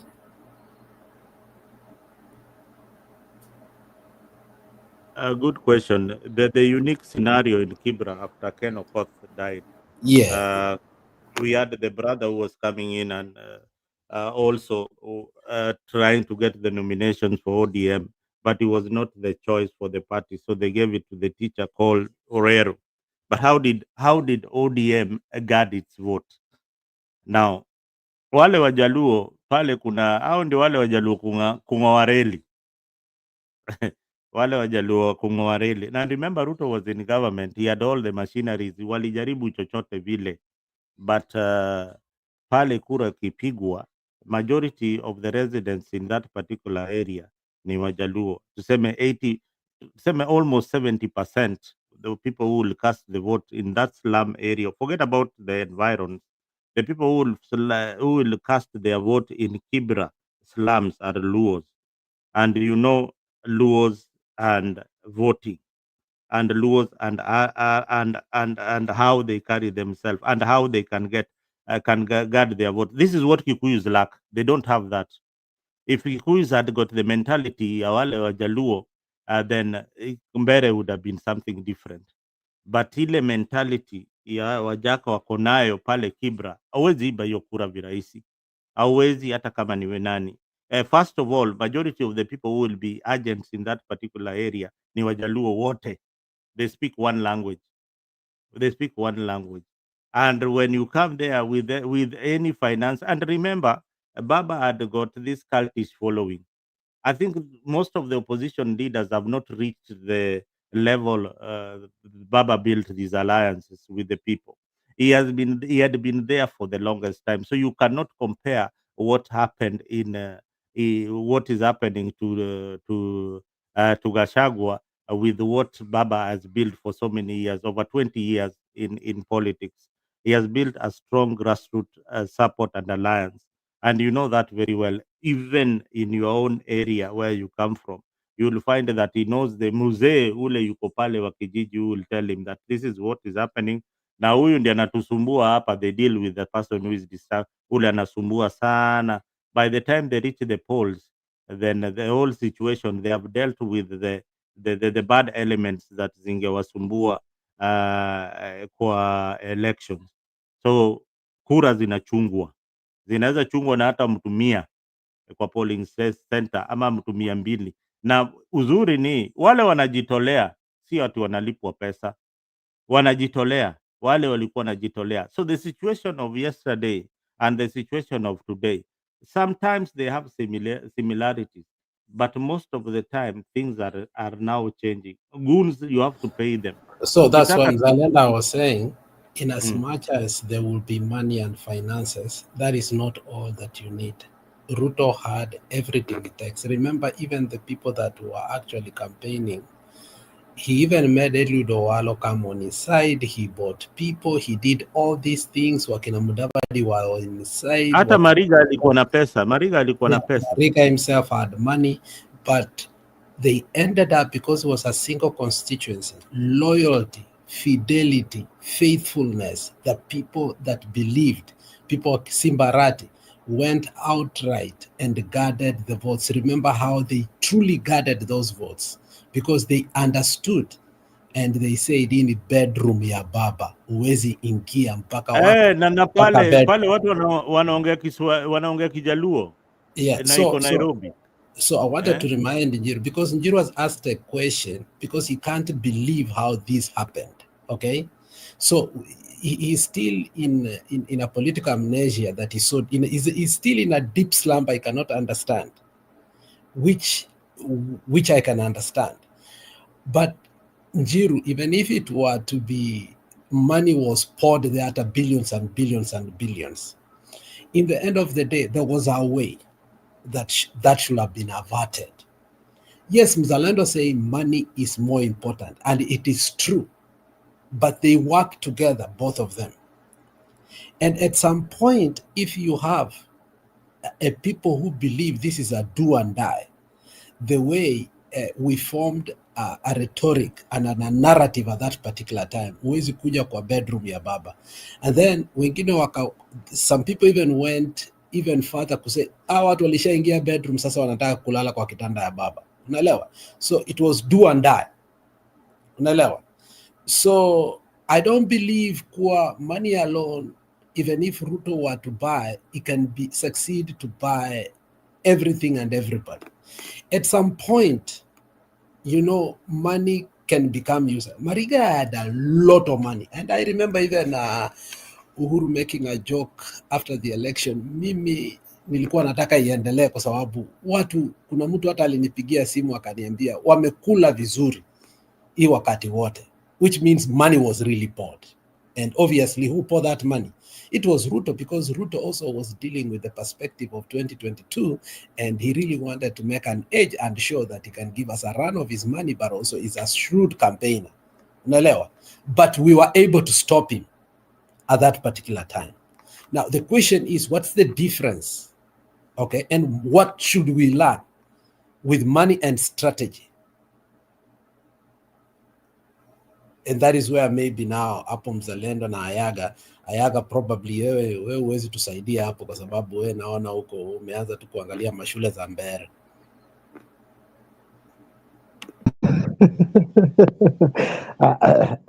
Okay. What? Hi, Mzalendo. Long time, brother. I'm happy to see you. So, me, I can add simple thing, and you know, election is perception. Even the turnout that you see even in the comments, somebody is telling you now you are lying in a broad lay, Luos do not vote, because those are the things they have been fed with for very long time. And those are the notions that we must categorically tell some of our brothers from Mount Kenya.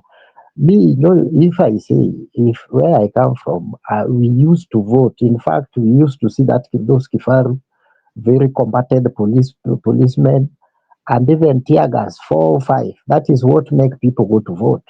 So if Mount Kenya, they have just seen Kifaru, that was just passing, heading to Isiolo, and then they don't want to go and vote. You see, there is now, we live in the same country, but we are different, like the bad, the warm, the cold-blooded and warm-blooded animals.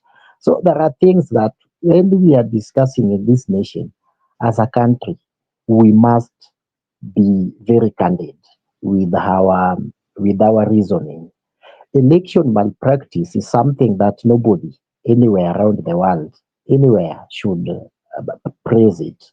But election is not a one-day event like some people want to make us believe, that on that election day, some Kifaru passed when they were heading to Isiolo barracks.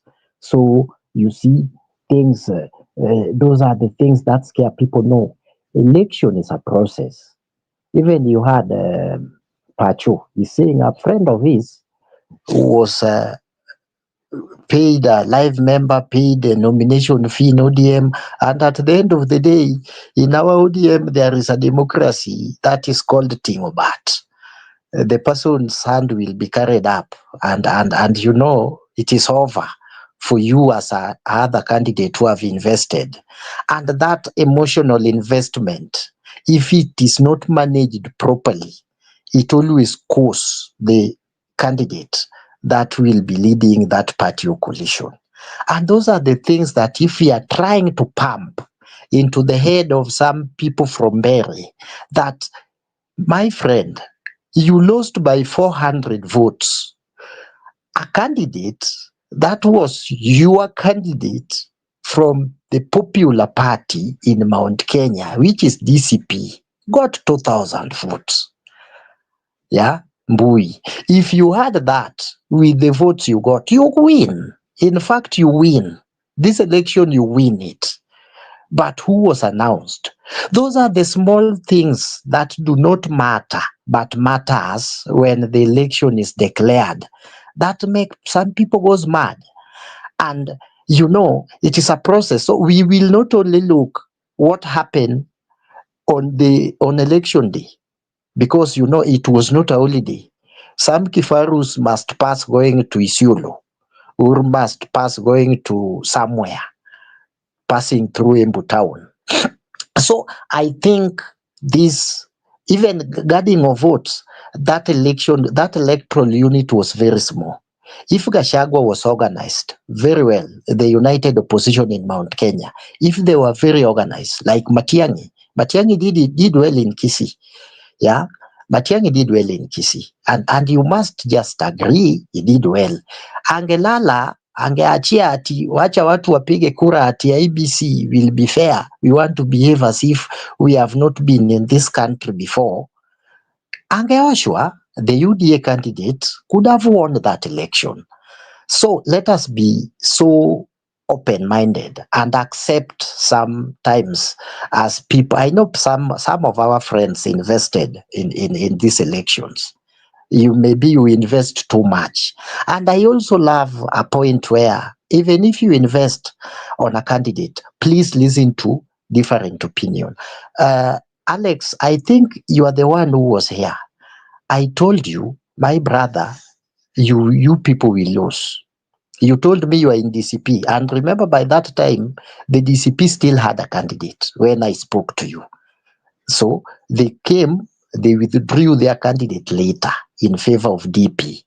And I came here and I told you, even that one of DP will still lose that election. If they are not careful, if they don't do this, if they don't do that, the things some people from Bere are calling garbages, if they don't do those small things heading to election, you only come with the people who are praise worshipping you. Sometimes you find yourself in a situation where Karis was the popular candidate. He has been elected there as IMCA 2 or 3 years. So in terms of groundwork, that guy was the best. But the problem, even if Ruto contributed, the problem also starts in its coalition called United Opposition. That must be accepted.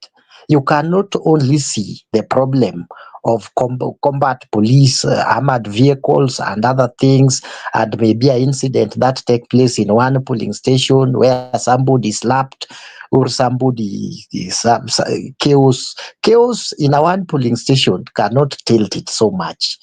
Even if yes, it can tilt it because election was tight. Number one, the people from Bere doesn't even want to agree that the election was tight. It was a tight race. So for them, they had a landslide majority. They didn't see it coming. But obvious, that is now the perception, Mr. Alex, that is now going on the ground, that Ruto can get 50%. And I'm telling you, another by-election will be occasioned in Mount Kenya West. How the Gachagua side will manage that by next year or a quarter of next year, around April, May, there will be another election. Take it to the bank, not by death. There is election that is going to be caused there. Somebody is going to be appointed. And so if he's beaten there, or if Ruto managed to get 40 or 30% again from that election, Ruto is going to go to Mount Kenya very boldly, very powerfully. And number two, we must agree, Gachagua, when he was a deputy, he touched the untouchable in Mount Kenya. And we must accept. And those things are haunting him. Remember when this guy, when they enter, and then there was a maandamano ile ya 20, ile ya sufuria ya kichwa. You remember how they misbehave with Mamanginas and Urus of this world and Northland stories, and the people, the oligarchies in Mount Kenya fear him and are the one who are sabotaging him. If he gets power, he can even overrun those people when you disagree with him. Because politics is about disagreement, but you don't go after somebody's property. Even Ruto cannot dare that. Even Raila Amolo Odinga's family disagreed with Moi all those years. They were kept in jail. Moi never went after Jaramogi's properties. Even Kibaki, he never went after Odinga's properties. Gachagua made a mistake. And those are the mistakes some people don't want to be told. Number two, even as recent after Baba's death, in his, I think he was talking in a certain vernacular TV station while campaigning in Berry. He still went ahead and demeaned the elected leaders in Mount Kenya, saying if only I could have had people like Sifuna, Orengo, sijui nani. Huku kwetu tuko na washenzi, tuko na watu sijui wa keki, wa bangi, sijui wa nini. So those things, they are very small in the eyes of the people, but those people will sabotage you. They will want to have you around, but they will actually try to sabotage you so that you lower your ego. So when I'm telling my brother PK, lower your ego, bro. We may be garbages, but even those garbages, sometimes they are important. Ungenisikia pengine kitambo, aunge invest kwa kari sana, uumie sahi. So sometimes just listen to the small things that some people like us are saying. Even if you disagree, but have a right to listen to us. It might help you. I rest my case, Aleki, unless you have a question. No, I mean Njeru Maura yuko hapa pia atatu address, but I wanted to also bring this point that Njiru brought and then akaenda, and which I think I want us to exhaust. You see, there is something that the mountain has refused, is Matiang'i's presidency, and not because he's a bad guy, because he has been brought in by Uhuru. And I think they are legit, which actually sometimes I also fear is the issue of he's being fronted with people who have money. Now that Njiru has brought the issue between money and strategy, and Nani Mzalendo told us that money is more important. That's what helps the strategy to come in. Now, the question now comes in, okay? Now, the question comes in. Do you think Matiang'i was wrong to fall into path where he will first get the money to crisscross the country? Because Njiru has asked a very good question. If you remember Mzalendo, he said this in his own words, which actually shocked me. He got me off guard. He said, it is now that I'm appreciating Raila to have run over and over, you know, whether he lost or his election was, stolen, but he's appreciating that Raila was able to bankroll his campaigns over and over and over. So Njiru, in one way or the other, was asking a rhetorical question, if I understood him, that does Gachagua has the capacity to bankroll? And if he doesn't have that capacity, does he have a cash cow to fall into?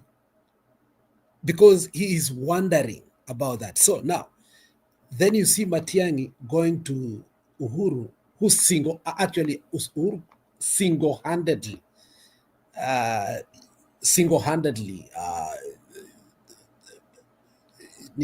tunaweza tumia jina gani,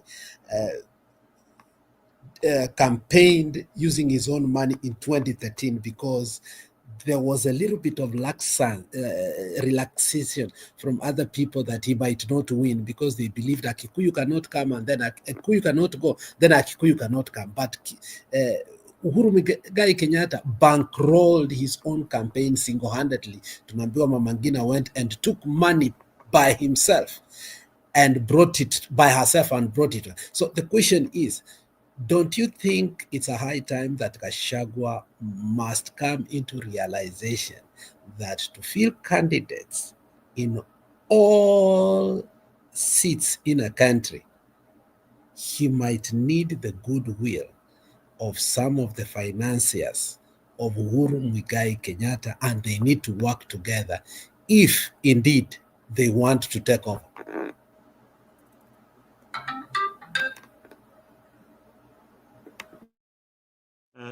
Alex, can you listen? Can you hear me? Yeah. This is what Jeremiah Kioni said after the by-election. Imagine if Gachagua had won the Mbeere seat north.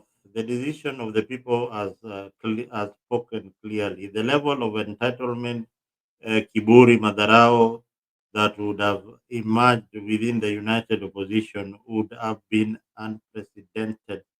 The claim that he alone brings 6 million votes is now proven to be nothing more than a political fantasy.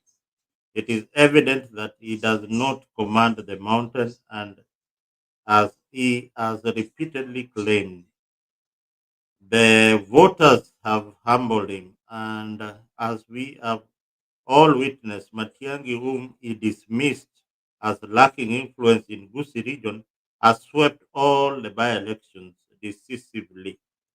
Going forward, let this serve as a lesson. Leadership requires humility, cooperation, and respect in our political landscape. No leader would imagine themselves above others. We must engage one another as equal partners in service to the nation. That is what you see here on the platform.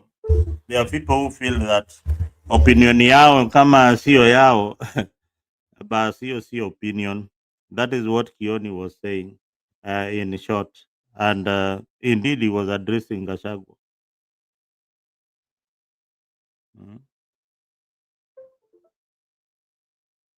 Njero Mwaura, cousin. Yeah, habari cousin zangu, muko tu? Tuko salama. Leo ni Muna jampu sio? Tuko jambo, ni uji tu ya uhuru tunakunywa. Mimi nitarudisha tuseme kweli, opposition need more organized. All right. Sauli wakati Rigiji ali withdraw cabinet, Kalisi na huo mwingine, Kalisi alikuwa tu pale kwa kiti, alikuwa MCA. Niulize swali, huyu mwingine alikuwa anything ama alikuwa tu anaradarada? Hiyo ni kwanza ni swali nijue. Sauli wangesikizana, ule yako tu MCA akae pale asikilie, asukume huyu alikuwa anaenda juu, yeye itafika yake itafika. Kalisi wangesikizana na huyu alisukuliwa na ule Kuria, Moses Kuria. Hiyo namba moja mistake. Sauli wakusikizana, na unaona wakusikizana, big mistake to you Rigiji, Muturi, whatever. Haya, Sauli ya tamaa, hiyo namba moja, tamaa. Sasa tena nikaona wanaenda ni kama chama. Napenda Gacheri ametoka pande hiyo, napenda Ndegwa Njiru wametoka pande hiyo, walienda kupigia chama. Hii maneno ya chama ni ikome. Wakiwa opposition wanatakana wasikane. Mimi sikuona Gacheri na ule mwingine MCA mdogo hivi mweupe na Ndegwa Njiru wakisaidia huko, na hiyo lugha inasikana. Unajua saa zingine tusikii vile wanasema hao watu wa huko. Hiyo saa zingine majina ingine tuelewi amesema nini, na Gachagua alisema nasikia, lakini lugha kidogo tu problem. Sasa hiyo kampeni yote niliona tu Gachagua na ame withdraw, ndio anadirana kabisa na hii kutembea. Hata asubuhi anaenda kwa mlango anadirana, na ndio unaona watu wengi Kenya msima, sijui Kenya wana macho ama nini, wanafikiria ni Gachagua alikuwa anasimama pale. Hapana, walibadilisha. Watu wa Kenya wengine wako tu 2004 hata sasa hii wengine half Kenya Binki Gachagua alikuwa amesimama pale na DCP, na hapana, ali withdraw. Walitagaza, walifanya watu wajue kamili, I'm not going to, it's a little bit talk, Number 2, number 3, wakati hii gazeti ilitokea, huyu mtu he have no good conduct in Kenya law. What action they did? Walifanya nini? Wako na maloya, Ndegwa Njiru wako pale, Martha Karua wako pale, Muturi. Walifanya nini? Wajue good conduct. How could you go in the parliament with no good conduct? Even job ya wahidi pale ni lazima siku hizi uproof good conduct. Sasa akiwa hii gazeti ni nani alikuwa ametoa, ni ya fake or what? That's me, my question myself. Hii gazeti ilitolewa na nani? Na ni ukweli iko pale? Sasa ikiwa imetoka pale, huyu mtu ana na nini? Ana na good conduct. Number 4. Mtu akiwa ako na majina mbili dunia mzima, how could you win election? Which name, which one you going to use? Na wanaona na inaonyeshwa huo Ndegwa Njiru anatuambia tufanye nini? Yeye ndio loe. Anawaambia ameenda kitchen akaangalia nini? Jina yake ni nini? Sijui Njiru, sijui Kamau, sijui whatever. Na hapa anajiita Mudede. What action he did? He is lawyer. Anaambia Wakenya wafanye nini? Nikaona huyu na baigini hiyo kampeni ya Rigiji na Muturi na huyo MP was so soft. Ilikuwa mzuri. MP mmoja tu ndiye alikuwa huyo, alikuwa anasaidia Kalisi. Wengine Kaseri alikuwa Kilifi. Ndegwa Njiru alikuwa anasaidia Kalonzo huko. Kalonzo amejipanga bwana.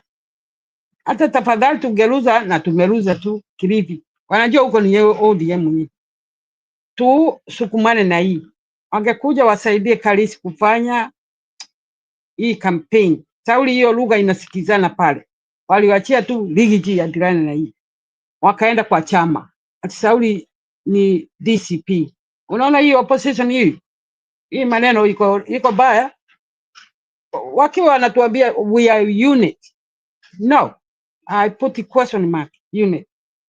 Na wasicheze na hiyo mlima ati waseme Matiang'i atakuwa president. They have to think it twice after this. Ikiwa ni hiyo ukabila ya chama nini, they have to think it twice. Sauli, si kuona watu wa pande hiyo wanaongea kama akina Gaseri, ndikuwa tu kitabu na muona watu wanamusikiza, si kuona wakifanyia Kalisi campaign. Walienda pahali singine. Unaona?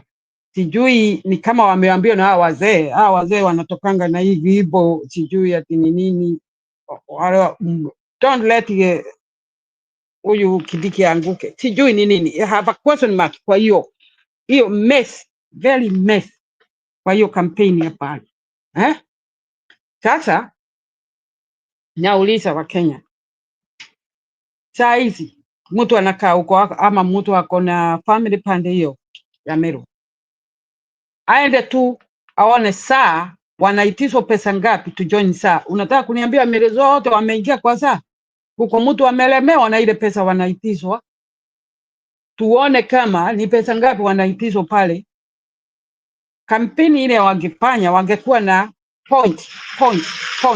Sio kusema Kasongo nini? Ni point. Wakumbushe wa Kenya next year January. Shule ni pesa ngapi wanaitishwa? Mtu wote ako na high school, primary school. Hata inaonekana kabisa imetolewa yote. Watakuwa wanalipa pengine 16,000, 19,000. Wakidanganywa na hii basari pengine hawa MP watakuja tu 2,000. Hiyo ingine yote watatoa wapi? Hiyo ndio point. Unapea watu point kwanza ya masomo na hospitali. Sio kusimama kusema Kasongo na nini na Kidiki whatever. That's also all rubbish. Kwa hivyo opposition hata wakiwa wameibiwa they fail. Kampeni ikuwa vile unapewa jiko point, ashike na hiyo point. Hata akiwa anapewa pesa, atachukua pesa na akubuke, hii pesa italipa watoto shule next year. Kwa hivyo hakuna kuuza point ya Wanjiku. Kalis yes alifanya campaign, lakini kuko na problem na huyu kijana huyu alikuwa pale na Moses Kuria. Nasikia hiyo ndio tabu iko pale, big problem. Hata ikiwa huyu Itubi anafanya vile anafanya, lakini siku yake aabiwe 40 days thief, you never go 41. Amefanya hivi kwa Raila ameenda. Uhuru anajua hii trick, wakiwa na Ruto peke yake na huyu. Hiyo trick ni ya watu tatu, lakini ajue 40 days is going to be the end. Sasa vile tutafanya Wakenya, nimesikiza Gen Z usiku mzima vile wanajipanga. Opposition haven't talked properly to Gen Z. Gen Z wanajipanga hivi, sasa wanataka kuanza kuweka pesa wasimamishe. Hakuna mtu asa welcome Gen Z properly. Unaona? Gen Z wanaliga tuko, wanafanya vile wanataka. So hiyo uchaguzi yes imeibiwa, lakini wako wamejipanga vizuri. Hiyo tu ndio nitasema mimi. Asante sana Jiro.